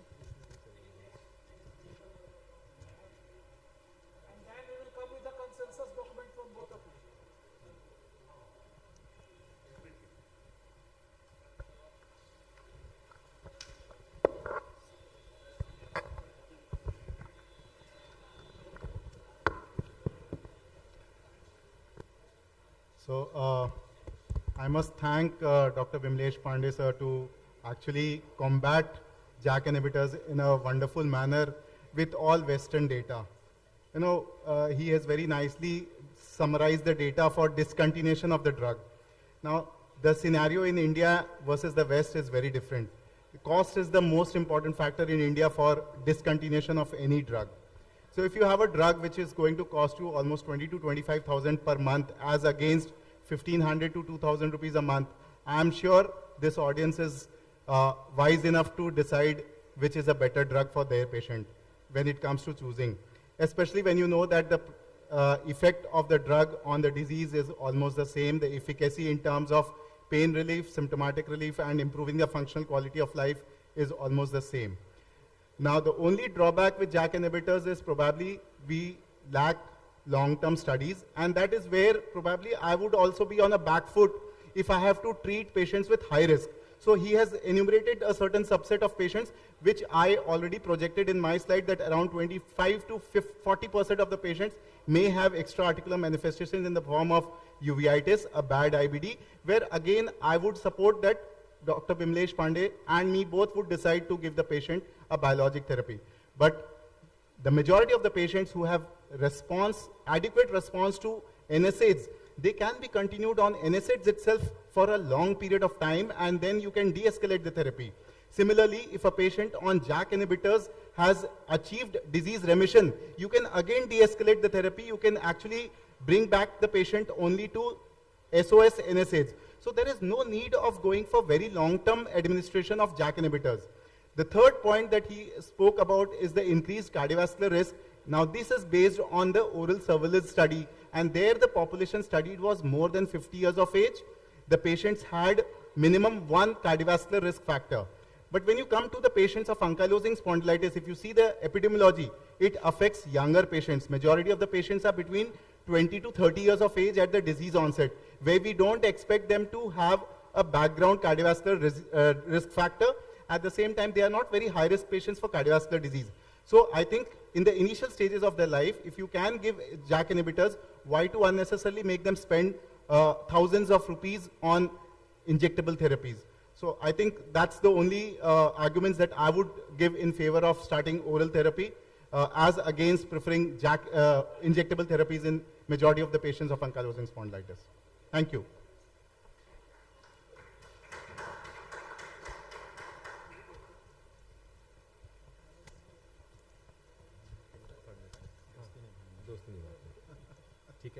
So very well said, the price. So we are price sensitive. So much so that the prices of not only tofacitinib has come down, the biologicals have come down. So it has given an advantage. That's why I'm choosing to speak for biologicals. The average cost of adalimumab is around 6,000 rupees directly from the company. Now the second part I would like to say is that once you achieve a low disease in rheumatology, you would actually like to bring down the frequency of adalimumab, for example, which may become once a month. So the average cost will come down to 6,000 rupees a month. Why do I wish to give this therapy? Because the amount of pain relief, the fatigue that comes down with TNF will never be achieved by the tofacitinib as a drug. The second point, beyond the cost, you had a very interesting point you said about cardiovascular. We said as a capital of metabolic diseases, how much screening will you do? You are better judge about lipoproteins. I am a rheumatologist. You do the job of day-to-day assessment. The diabetes capital of India, the metabolic capital of world is India. You will land up with this MI. Don't worry about 20, 21-year-old individual. They do not have the problem of these. But if you continue JAK inhibitors where lipid abnormality starts coming up, you will land up in problem. And I have already said, your patients do not land with you. They land with someone else. So you may never understand where they have landed.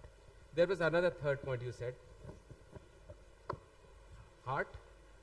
There was another point you said. The cost. Discontinuation therapy. So what we have understood is that patients will take JAK inhibitors the way they want. The day they have a disease control, they will automatically bring down. They don't wait for Dr. Arun Kedia or Dr. Pandey to bring down the dose. From 5 milligram BD, they will automatically make it 5 milligram OD. And they will automatically stop it. And when suddenly the disease comes up, they take it. The problem is that they don't follow you. So they may do something funny which is not in a good health. It's not in the good interest of the patients. The lack of medical education that happens is profound. Just cost. See, every life is costly. That's my mantra of understanding medical science. Every life is costly. I need to assess my patient where I will give JAK inhibitors, where I will give a TNF. But when it comes to science, it is just not the cost alone. If this structure of this room requires a world-class, you don't go to L1. But when you want an L1 to begin with, our mindset has been an L1, we don't get the H1, that is the highest one. That's another problem that we have. We need to change our mindset. If a person is poor and cannot afford the therapy, I would be a criminal in my criminal intent of saying you require a biologicals. So understanding the economics of the patient is the first job of the physician. Understanding the total context of the patient is again my first job before I write. But when I have to speak about this science, I will go for what drug that works and works forever. Retention, 8 years, 9 years on TNF inhibitors, 7 years on IL-17, doing absolutely fine. They come once in 6 months because they are working somewhere else. They just come and show, in 6 months I have been doing well, my CRPs are fine. They don't require lipid profile. They do not require HbA1c monitoring because there are not many problems associated with the drug. And that's why I said, laser-guided weaponry will cost you much. The carpet bombing will cost you more, but the collateral damages are much more in carpet bombing. And that's the reason I chose to speak about biologicals over JAK inhibitors. So, Dr. Biblis, you have valid reason to support the biologics, but there is a certain subset of patient where you want to use this JAK inhibitor. So, all the time you will use biologics, or in certain patient you will use JAK inhibitor? So I would definitely use a JAK inhibitors, and this is very important. Please listen to the point. If the patient of angst-pond also has a skin problem, has atopic diathesis, has alopecia for some reasons we do not know, it's a good drug. And for IBD other than Crohn's disease, I may use a JAK inhibitor. It's a cheap drug as well. So there is a subset of patient who has lot of peripheral disease, much of peripheral disease. Again, use JAK inhibitor. So if a peripheral dominant angst-pond comes, I would be bent on the JAK inhibitors at good number of times, because the amount of drug that you will require to control the peripheral disease with a TNF would be a larger amount. So the cumulative cost will go up. But if it's a pure axial disease of angst-pond, TNF and IL-17, they work fantastically well. But if it's a peripheral disease, other issues, yes, especially the skin issues. So for Dr. Kedia, the similar question. So in which subset of patient you will use these biologics? So biologics would be used basically for patients who have predominantly axial disease. Second, patients who have absolute contraindications for JAK inhibitors. So these are the two subsets of patients where I would definitely go for biologic therapy. And the third, exactly what we showed on the slides, that patients who have associated recurrent uveitis, patients with bad IBD, patients with multiple comorbidities, especially the cardiovascular comorbidities, there the preference would be always biologic therapy. I have a point to say to the audience. The incidence of SPA, spondyloarthritis, in female is equivalent to male. We do not identify female clearly. We label them fibromyalgic, etc. And there, these young ladies who would be contemplating pregnancy, I think you have a very good drug called TNF inhibitors. Not even IL-17, because the data is missing there. So I will be tempted to use in a lady who contemplates pregnancy. So for this debate, both of you are winner. Now I want to vote. I want to have an audience vote. So who are for biologics? Okay. And who are for JAK inhibitors? So I think 50-50. So both are winner. जिन्होंने दोनों को इस्तेमाल किया है उनको पता है किसमें क्या खूबसूरती है, जिन्होंने इस्तेमाल नहीं किया. So if you have heard Mohammed Rafi and Kishore Kumar, you know which songs Kishore Kumar will sing better and which is to be sung by Mohammed Rafi. Both are great. But how to get the best is your decision. As a physician, you should be able to get the best out of.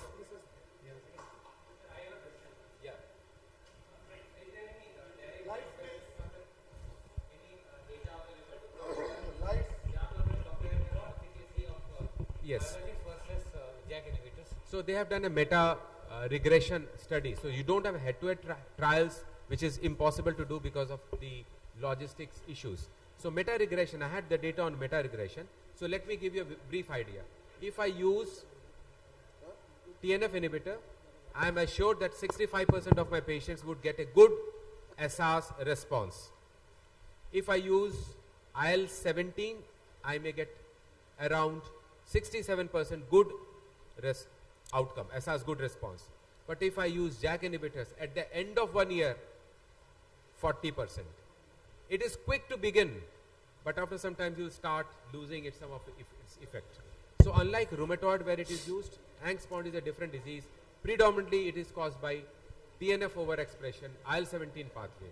This drug is indirectly blocking, it's not directly blocking. So that is the reason you may not get as good as response. Sir, so thank you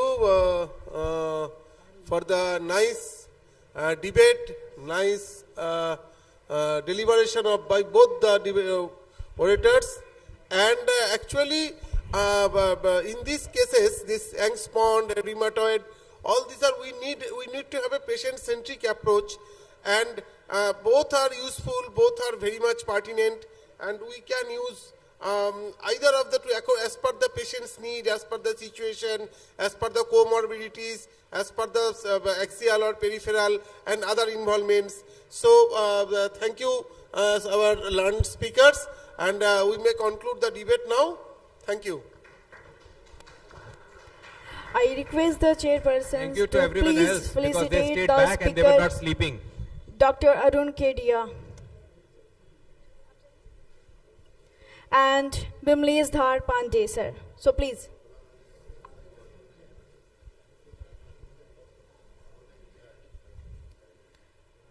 Thank you for, sir, the talk.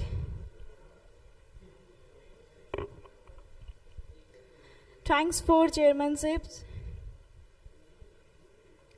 I now request Dr. Shibi Prasad, sir, and Sasi Kumar, sir, to kindly come up on the stage, chairperson, for the next session. I now invite the next speaker, Dr. D.K. Singh, sir. Please. एक बार जोरदार ताली होना चाहिए आप सभी की तरफ से. So come on, everyone.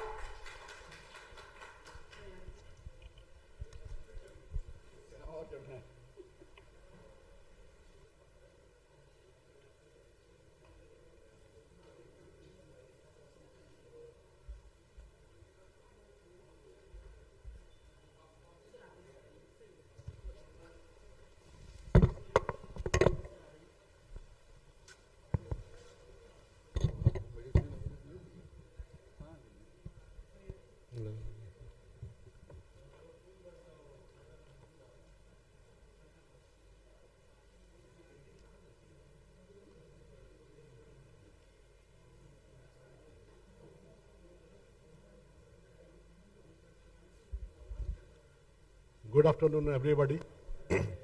So really it was a hot discussion after post-lunch. So we should do some cool thing. So here I am going to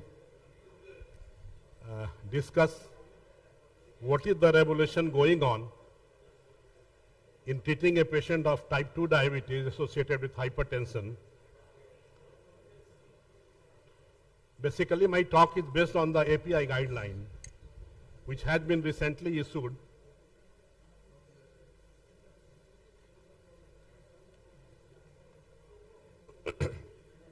In 2024.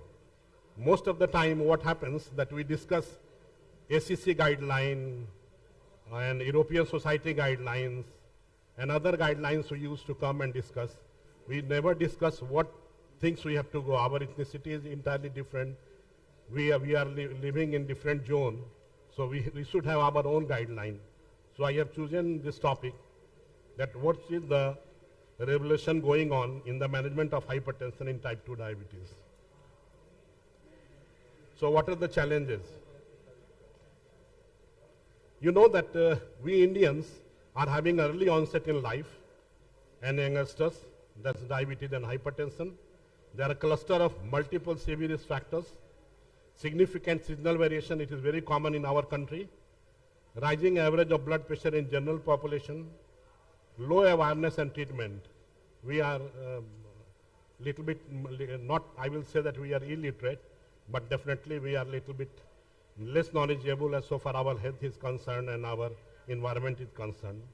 So, and not only that, end organ damage is also seen due to poor BP control.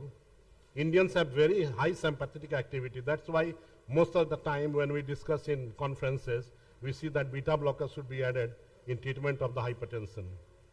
And adherence is the real problem. If you ask if a patient is coming to you, especially if she is a lady, then you will see that out of the prescribed drug, they are taking only 35% of the drug. So optimizing hypertension management in this case with the help of Indian guidelines directed therapy. And you will be delighted to know that a lot of the great knowledgeable and our all old API members like J.S. Wonder, Jayan Panda, Jyotimay Pal, Girish Mathur, and not only that, our Professor Dr. D.P. Singh was also associated in giving this guideline. The concurrent presence of type 2 diabetes mellitus and hypertension creates a synergistic effect, increasing the risk of adverse outcomes beyond what each condition poses individually. Hypertension and type 2 diabetes have been reported by several studies to be associated with the severe risk disease. So how is the severe risk stratification done in patient of the type 2 diabetes mellitus along with hypertension? Actually, this guideline is based on the SCO2 diabetes patients. Basically, the persons were categorized in 4 groups: very high, high risk CV, moderate, and the low.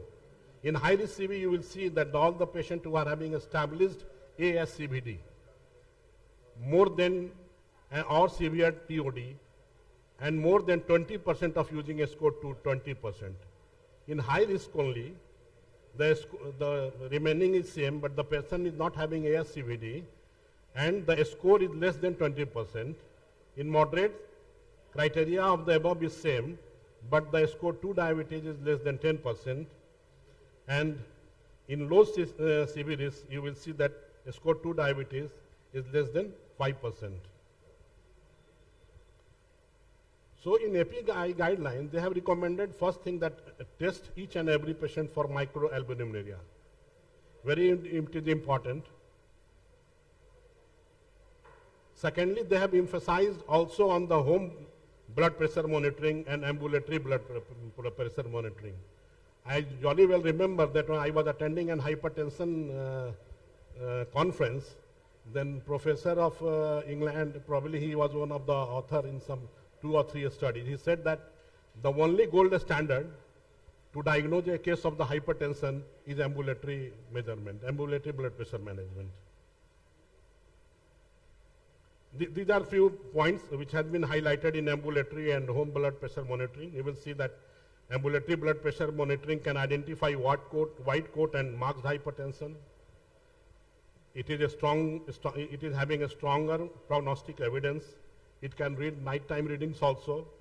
Measurement is in real lifetime settings. Additional prognostic BP phenotypes and abundant information we are getting. While in home blood pressure monitoring, it is cheap, can identify white coat and marked hypertension. Measurement in home setting, which is a little bit easier.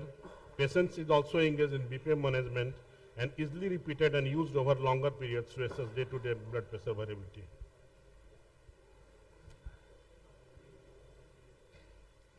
So according to API guidelines, what are the factors that will influence the cardiovascular risk in hypertensive diabetic patient? These are the risk factors. Again, you will see gender is very important. Men are little bit at higher risk. Age, older age. BP, high systolic blood pressure increases the risk. Smoking, non-HDL cholesterol and high levels increases the risk. Family history, above all the therapy theory we discussed, gene is the BAP of all the theories. It's my own opinion. Heart rate, if resting heart rate is above 80 per minute, and obesity. We are thin obese, no? So diabetes, and another is the diabetes. Risk of the hyperuricemia, which has been also included recently as a risk factor, and LPA is being discussed in conferences. I think that in subsequent year, LPA will be also come as a very important marker for treatment of the ASCVD. Pregnancy is there, early onset of menopause, psychosocial factors, environmental exposure, and comorbidities. Comorbidities like if someone is having pulmonary artery disease or peripheral artery disease. So, if someone is having type 2 diabetes mellitus along with the hypertension, what should be the target? What should be the target of blood pressure? Recommended target by API is 130 by 80. This is very important. You should remember that API guideline, they are saying that if someone is having hypertension along with type 2 diabetes, don't get confused. Whatever its age may be, whatever its gender may be, what drug he is taking or she is taking, you have to maintain blood pressure less than 130 by 80. Previous, you will see that lot of guidelines were given. Even in JNC 8, you will see that which was given in 2014. The guideline was that we should keep our blood pressure less than 140 by 90. American College of Cardiology, which came in 2022, and International Society of Hypertension, they only said that, okay, fine, the blood pressure level should be less than 130 by 80. So, we have said that goal should be 130 by 80, but what we should do? How we should get the result? Most of the time, if patients come to you, lifestyle modification is very important, and among them, DAS is the most important thing. So you advise 4 to 5 servings of food, 4 to 5 servings of vegetable, 6 to 8 servings of whole grains, 2 to 3 servings of low fat or fat-free diet, 6 or less servings of meat and chicken, and 2 to 3 servings of of heart and healthy fats and oil. And most important, I would request here, I was in Hale when I was listening Dr. Devi Ram. He said that, oh God, save thyself. Then I thought that topic has been given nicely by our organizing secretary, because it is very important. Most of the time, we tell our patients we never follow. And this time, API guidelines, they have incorporated asana, which has never been given in any guideline.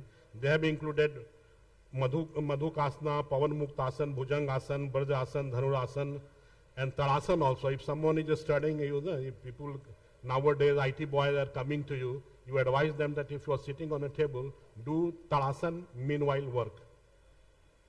So, but along with these two, diet and this asana, what are the therapy we have to go? ARB undoubtedly is the monotherapy which we start in case of the type 2 diabetes. But is one sufficient? No. If one person is there, he cannot tug the war in his own side. So we have to add another drug.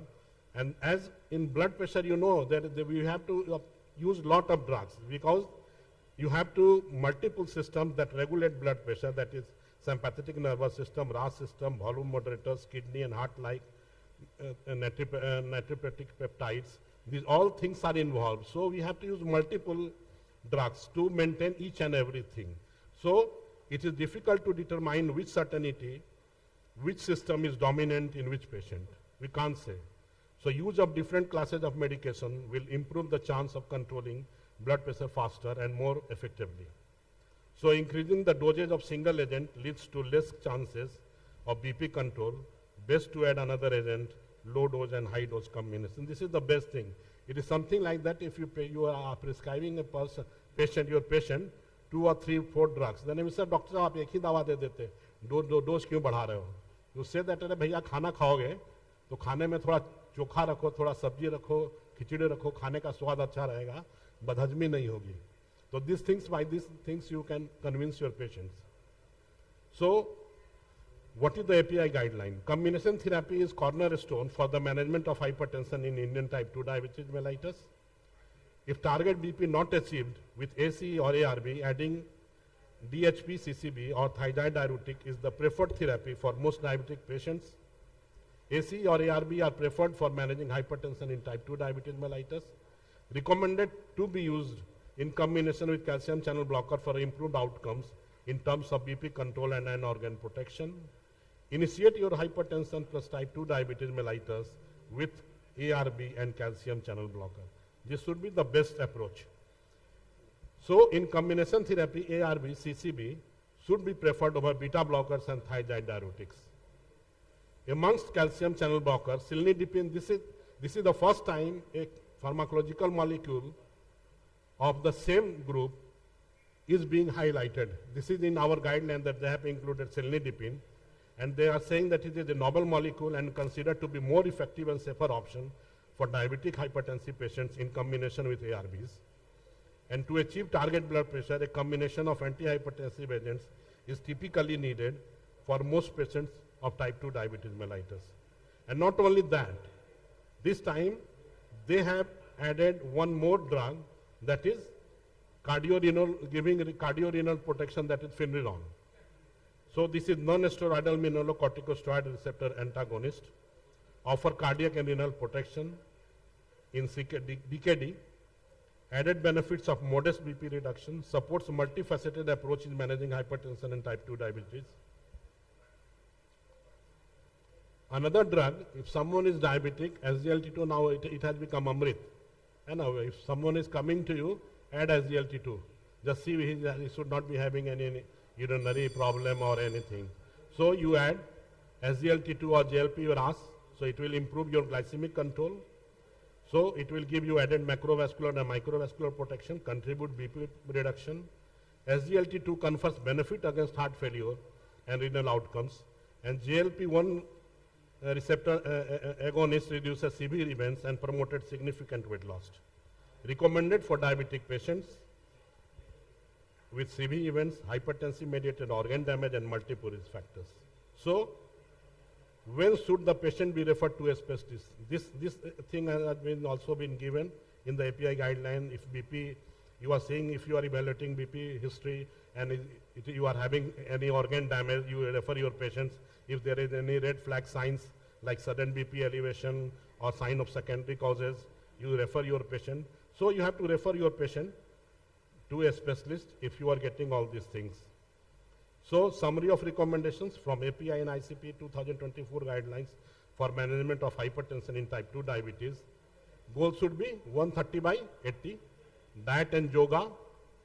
Give combination ARBs and calcium channel blockers preferred. Beta blockers are not to be used as a first line. This we have to remember.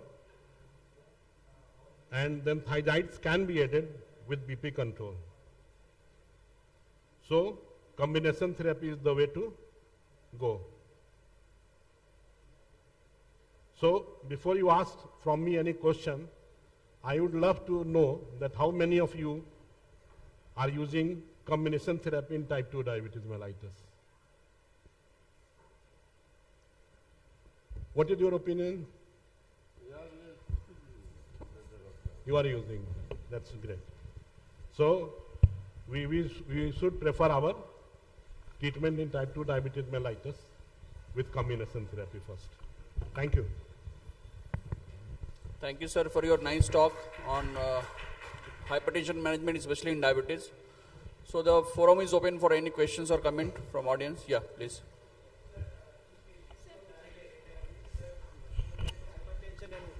Also, there is a comorbidity like cardiovascular disease. Sir, in that case, can we use, sir, ARB with SGLT2 inhibitor as a first-line therapy? Yeah, you can.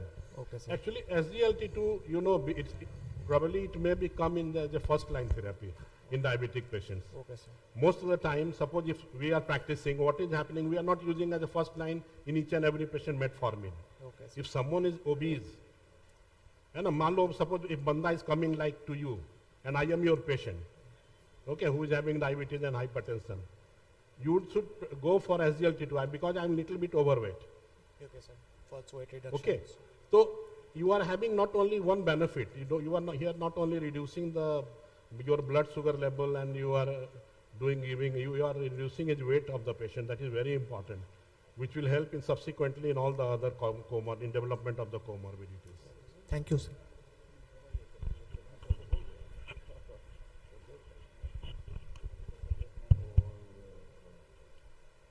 I request the chairperson to please felicitate the speaker, Dr. D.K. Singh, sir.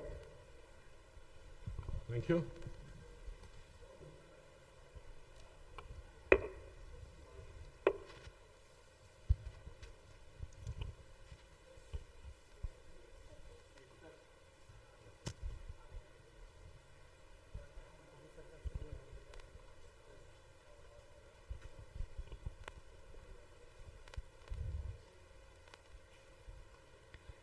Thanks for chairmanships. I now request Dr. C.B. Prasad and Dr. Kunal Kundan, sir, to kindly come on the stage as chairpersons for the next session. I now invite the next speaker, Dr. Sasi Kumar, sir.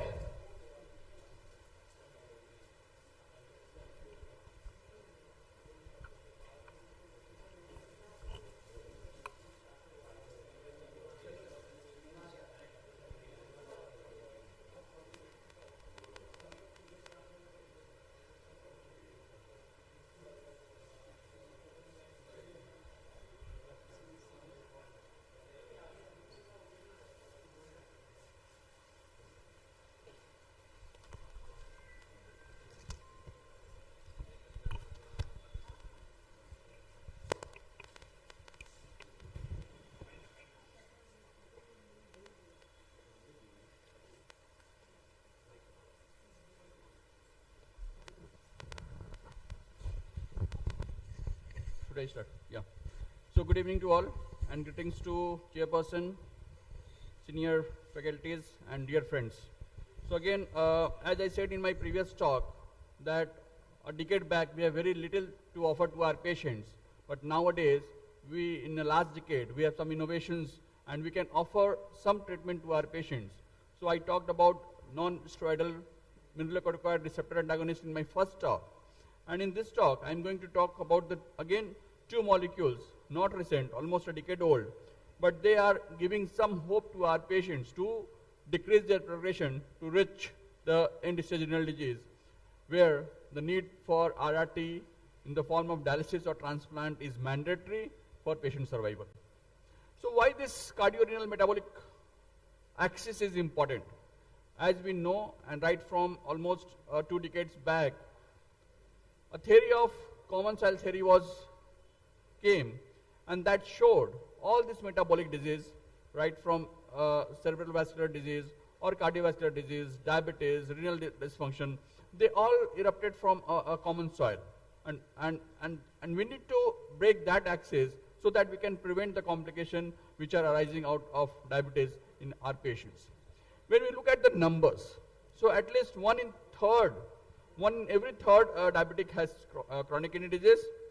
At least at least 1 in 8 is going to develop it in a faster way, meaning by they have faster progression. And at least 1 in 2 cases of chronic kidney disease may have low to moderate level of microalbuminuria, meaning by almost half of the diabetic patient is going to develop some kind of renal dysfunction in his lifetime. Similarly, when we talk about the heart failure in respect to diabetes, so at least 1 in 7 have heart failure and nearly 1 in 2, meaning by almost 50% have LV diastolic dysfunction. When we talk in terms of metabolic disease, so nearly 60% of patient has this MASLD and nearly 25% have clinically significant liver fibrosis and nearly 2/3 patients have diabetic dyslipidemia. So what is important is early diagnosis, and for early diagnosis we need to screen these patients, those patients who are in their early stage of disease. As we know, all this pathomechanism and all this timeline which was created is mainly for type 1 diabetes, because we know the initiation of disease when patient developed diabetic. But in type 2 diabetes, we all know patient may have pre-existing disease which may go unnoticed or undiagnosed, and by the time patient has diagnosed with diabetes, they may have complication of diabetes has already initiated. So screening is important, and to screen this metabolic disease, what we need to do, very simple things: measurement of BMI and waist circumference at least annually, screening for metabolic syndrome like blood pressure, triglyceride, HDL, cholesterol, glycemia, and for advanced liver fibrosis disease, we need to go for FIB-4 index every at least annually or once in 2 years. USCR and serum creatinine, I talked in my previous talk, it should be done at least annually after diagnosis of type 2 diabetes, immediately after diagnosis of type 2 diabetes, and at least 5 years of diagnosis of type 1 diabetes. And for subclinical heart failure, we need to go for echocardiogram and cardiac biomarkers. And last but not the least, we need to look for the social determinants of health as well. This is a very important slide which shows the state of positive and normal caloric state. When we look at carefully, if patient is of positive calorie balance, they have a positive excess of energy intake leading to increased liver fat that lead to increased VLDL glycerides, and they start all the cascade. They have insulin resistance, they have obesity, and that leading to these metabolic syndromes. In the contrary, if patient has normal calorie state, they have normal liver fat, they have normal basal insulin secretion, and they have less insulin resistance. So that is the difference when patient is in a normal calorie state in contrast to when patient has a state of positive calorie balance. We need to look for some study, and this is a study from India by Unikrishnan AG et al., and see what they conclude. They conclude that newly diagnosed Indian type 2 diabetes patients are at high risk of atherosclerotic associated cardiovascular disease. And they said that almost 40% were classified as high risk and 60% were classified as very high risk patient at the time of diagnosis. And when we look at the ADA guideline for recommendation, that is ESC guideline for recommendation for use of laboratory, ECG and imaging testing for cardiovascular risk assessment by asymptomatic patients with diabetes, what the class 1 recommendation is at least 2, and they said that routine assessment of microalbuminuria is indicated to identify patient at risk of developing renal dysfunction or at high risk of future cardiovascular disease. This is 1B recommendations. And a resting ECG is indicated in patients with type 2 diabetes diagnosed with hypertension or with suspected cardiovascular disease. This is 1C indication for screening purpose.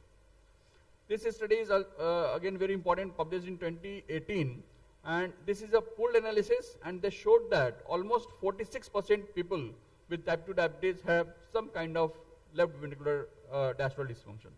So unless until we search for this in our patients, we might miss these things in our patients. Now coming to this very important chart, as I was mentioning, before 2012, we have only way of classification of our patient, that is eGFR based on serum creatinine, but showing the robust correlation of proteinuria with cardiovascular mortality.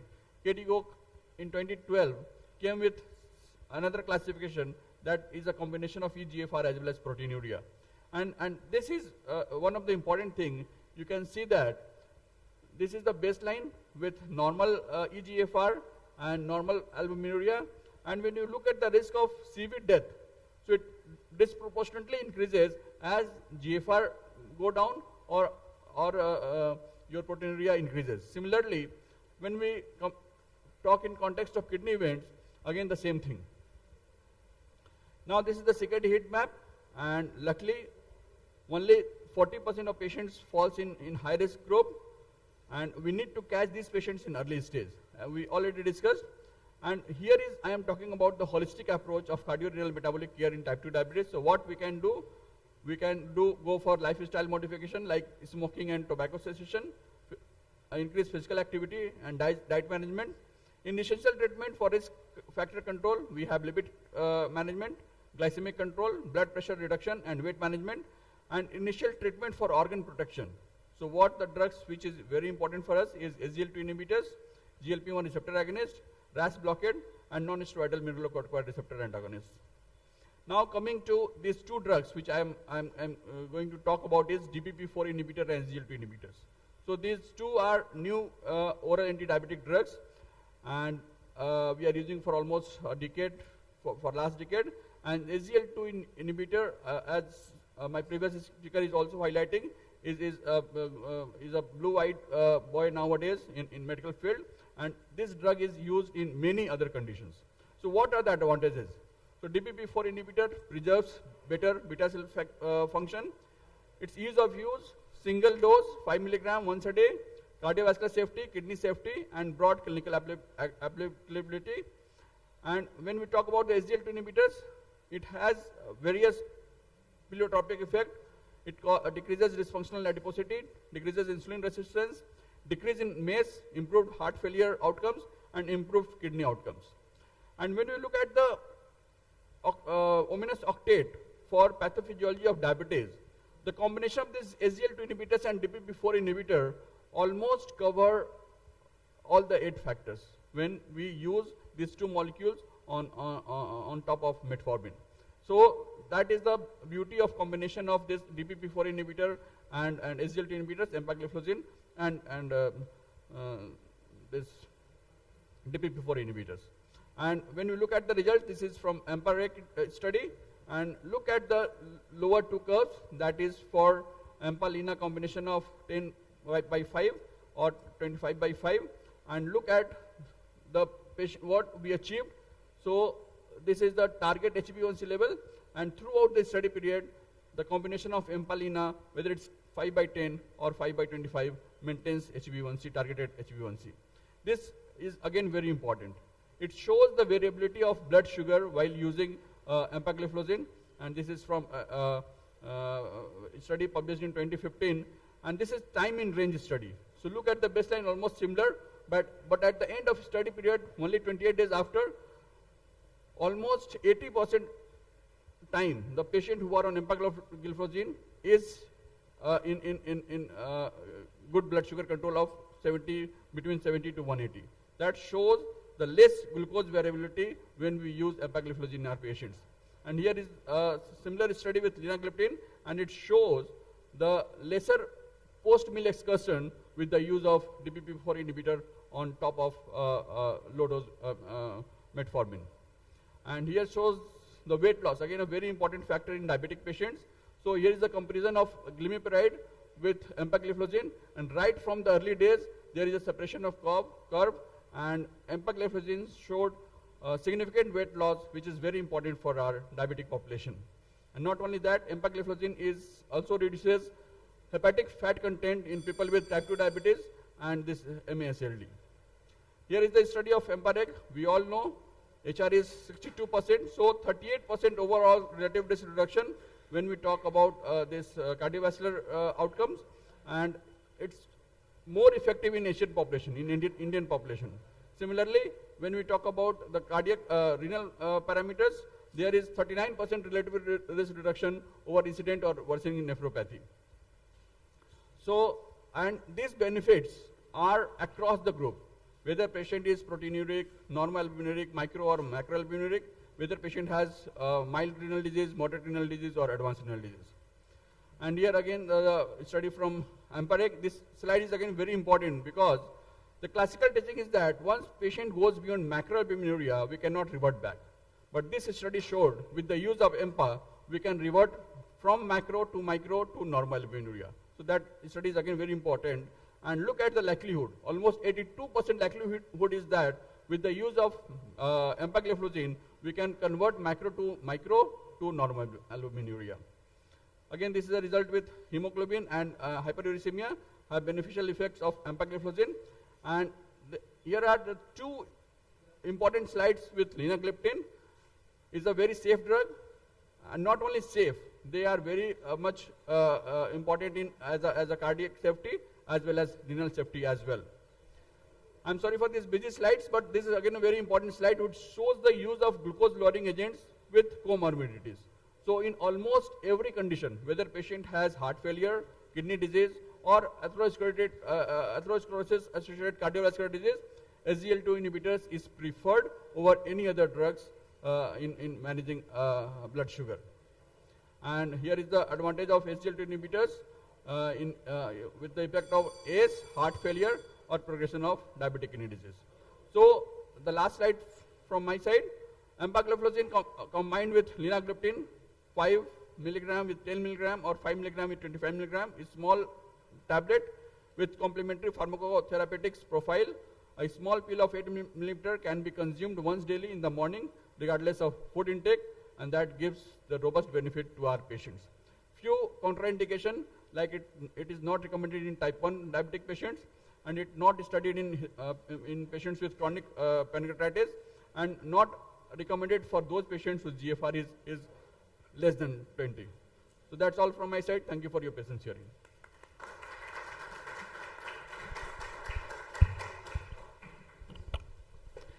I request the chairperson to please felicitate the speaker, Dr. Sasi Kumar sir.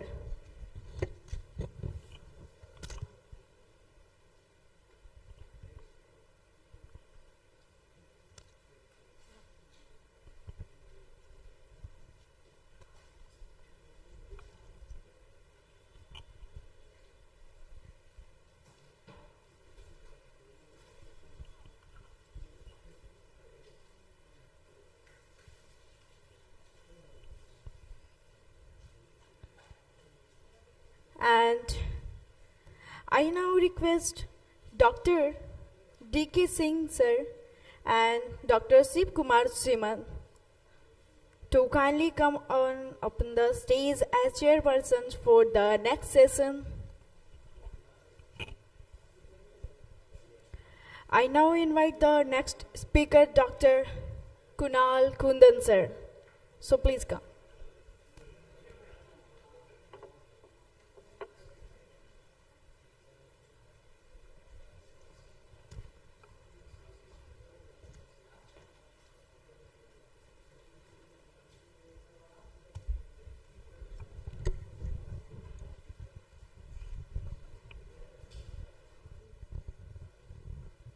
के साथ interfere करेगा.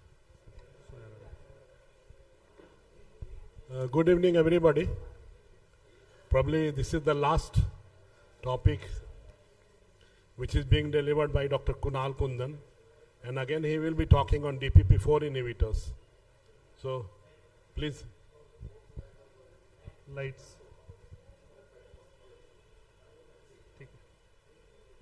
So good evening everyone.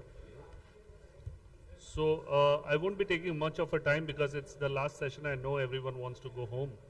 So without any further delay, I'll start my presentation. So it's about DPP4 inhibitors, tailored care for every patient profile. And then what are the glycemic management in the comorbid pathologies? So first, let's see what are the comorbidities and glycemic control. So we know that India is going to be the one of the world capital for diabetes, just after China. And then where we see that selection of pharmacologic modalities are still in the rudimentary phase, that we start with a single molecule, then go with a selections of combination therapy, and then so on. But then the pharmacological for adults should be guided by a person-centric approach and not by just going step-by-step approach. We should not target on the glucose-lowering effect of the molecule, but also try to control the comorbidities as well. Now, the individualization of the approach should be in this fashion, that if there is the disease is of less duration, we should be more stringent with the control of the disease, as well as when the life expectancy is more, we should be more focused on the tight control of the disease. Whereas if there are no comorbidities, we should focus on preventing it. And if on the other way, if a person is elderly, disease has progressed very long, we can give a liberal control as well. The glycemic management in patient with comorbidities, we can see that the HbA1c is the primary target, but then not only the A1C, but as well as the control of the complication should also be the prime focus of the disease. Over the time the comorbidities develop, this is the basic nature of the diabetes, that if we keep our HbA1c little liberal, definitely the complications will come, micro and microvascular complications. So we need to control right from the beginning, and because of that a good glycemic legacy will develop and we'll get a better control. Now coming to the mechanism of action of DPP-4 inhibitor, as we all know that the activity in the glycemic management, what DPP-4 inhibitor does, it inhibits the DPP-4 enzyme and thus increasing the GLP-1 and the GIP hormones, and it causes increase in satiety, gastric slowing, increase in insulin secretion, decrease in glucagon and so on, and increase in the glucose uptake. All these things actually leads to the better blood sugar control, and because of the better blood sugar control, there are so many good things that are happening, and these things, the pleiotropic effect of the blood sugar control, we'll be seeing in the following slides.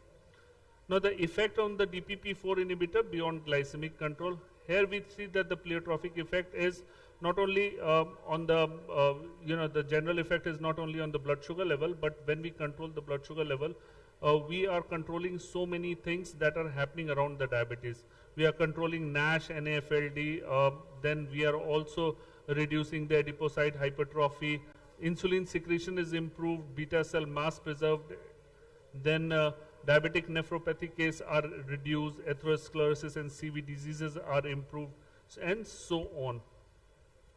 Also the cardiovascular effect of gliptins in patients with type 2 diabetes. Here we can see that overall the mechanism of DPP-4 inhibitor, when it releases the hormone, it improves the glycemic state of the body, reduces the inflammation, reduces the inflammatory markers, also increases the nitric oxide secretion, increases the vasodilatation, thus improving the vascularity, thus reducing the vascular damage as well, and so on. And overall what it does, that a potential effect on the vascular function and anticoagulation effect happens with the DPP-4 inhibitor. The renal effect with the DPP-4 inhibitor patient with type 2 diabetes, we can see the DPP-4 have shown reduction in albuminuria and proteinuria, and there are so many mechanisms that is going around where it reduces the inflammation, it reduces the inflammation in the glomeruli, improves the glomerular filtration, and so on. It also does the nitriuresis as well.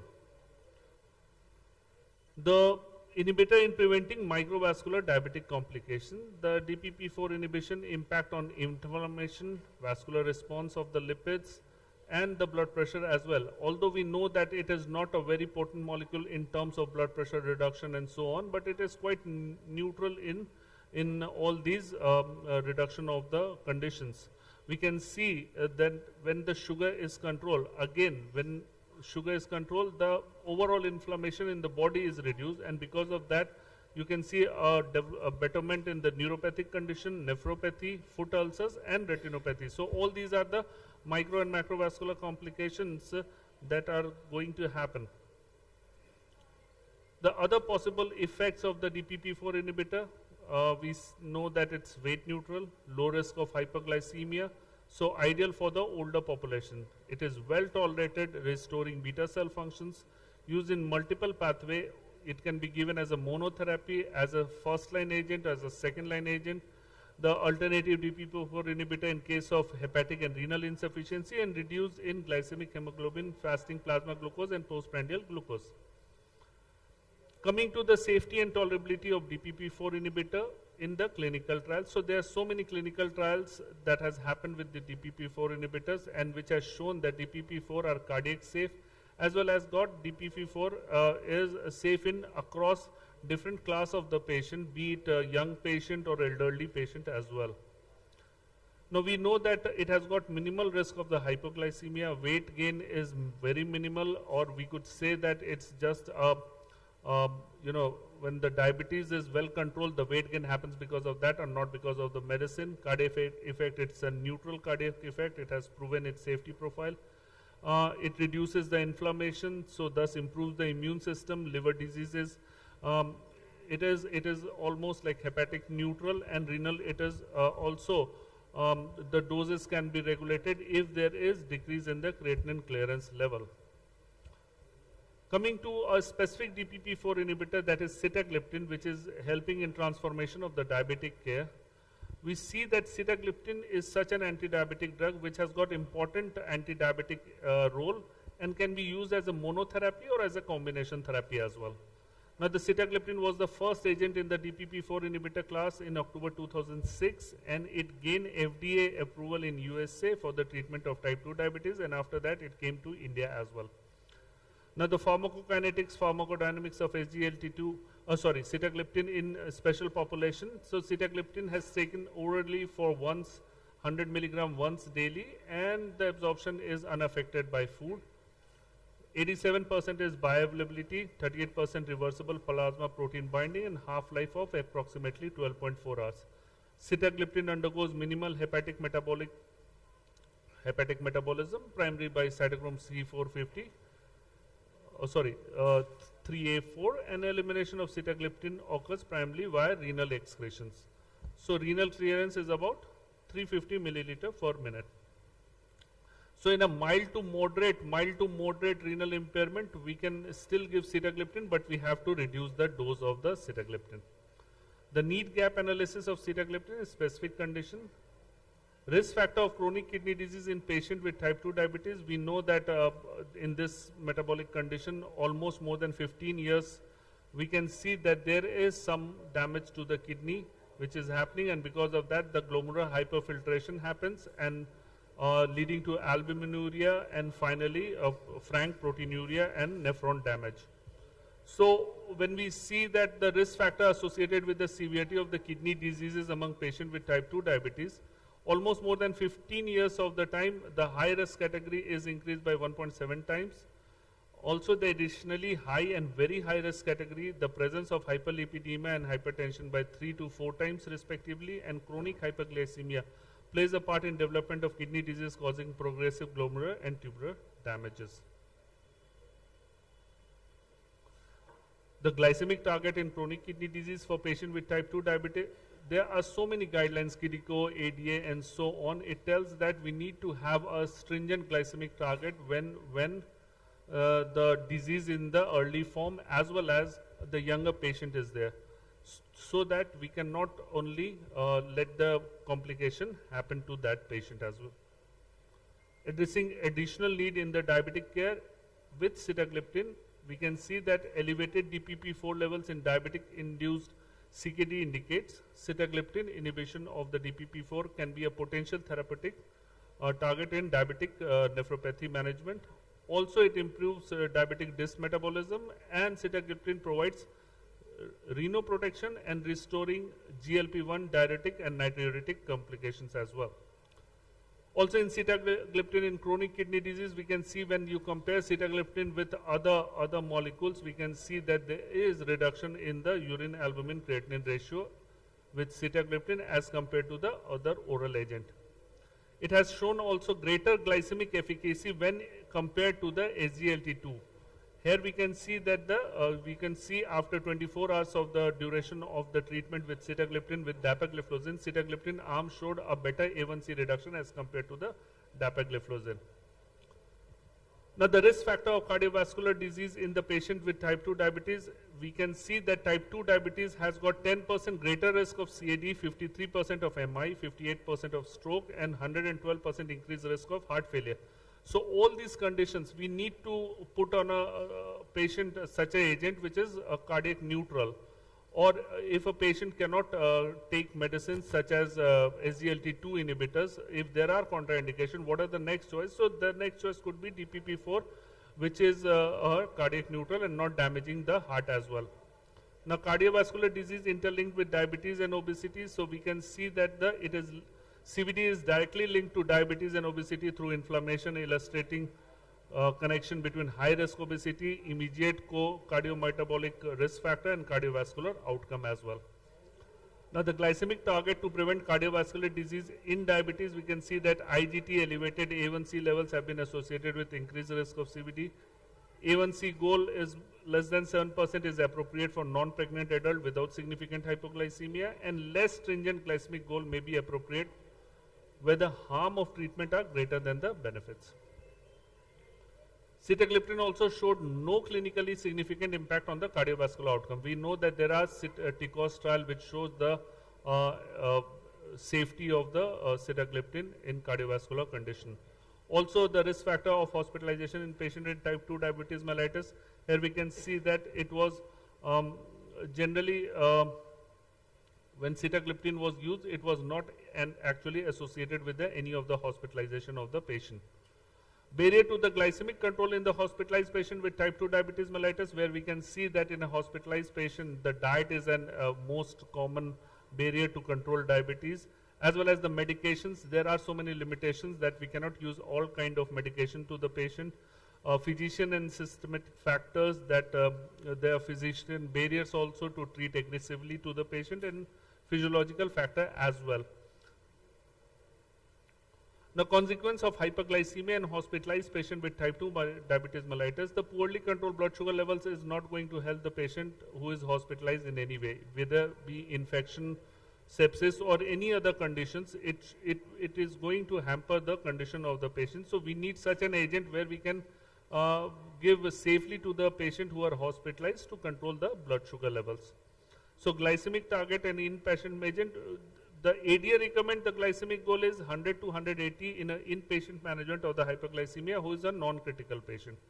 For ICU individual, the hyperglycemic control should be between 140 to 180 and after therapy is initiated. More stringent goal should be 110 to 140, may be appropriate for selective critically ill patient where it can be achieved without significant hypoglycemia. So main factor is hypoglycemia that has to be taken into consideration.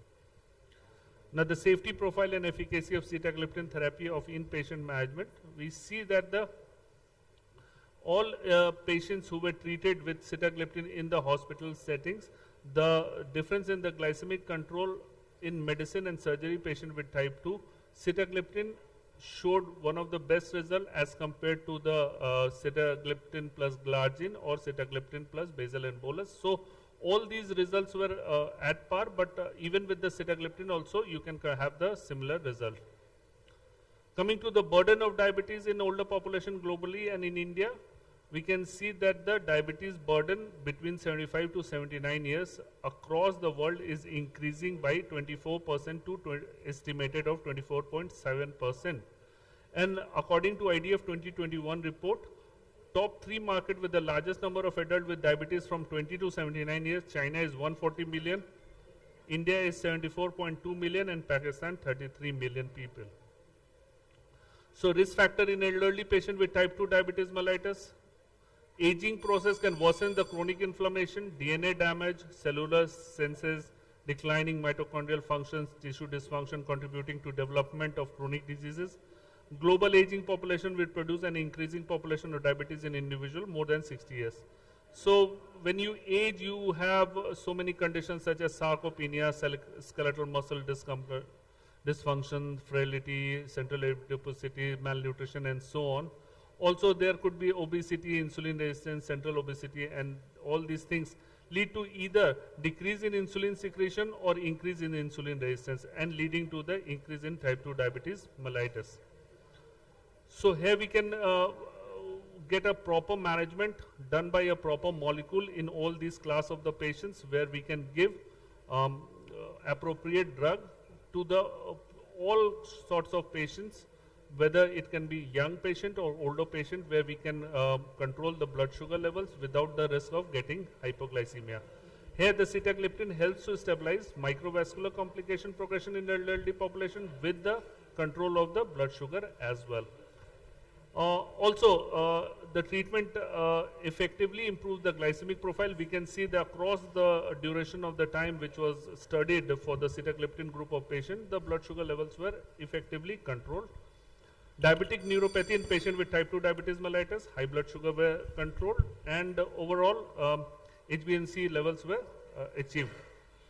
Again, the risk factors are so on. So glycemic variability correlates to diabetic neuropathy, and management of diabetic neuropathy will skip. Coming to the home takeaway, the glycemic target should be glucocentric. We need to give such a molecule which is quite safe in across all class of the patients. Sitagliptin is one of such medicines which is evaluated in hepatic and renal dysfunction patient as well. Sitagliptin addresses previously unmet needs of diabetes. And sitagliptin is a therapeutic option in patient with CKD, diabetic nephropathy, hypoglycemia, as well as in the older adult as well. Thank you. Thank you very much. I request the chairperson to please felicitate the speaker, Dr. Kunal Kundan, sir. Please, everyone. जोरदार ताली होना चाहिए आप सभी की तरफ से. So come on, make some noise.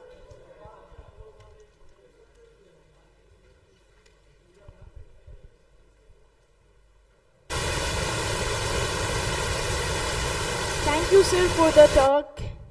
Thanks for chairmanship. And everyone, thank you so much.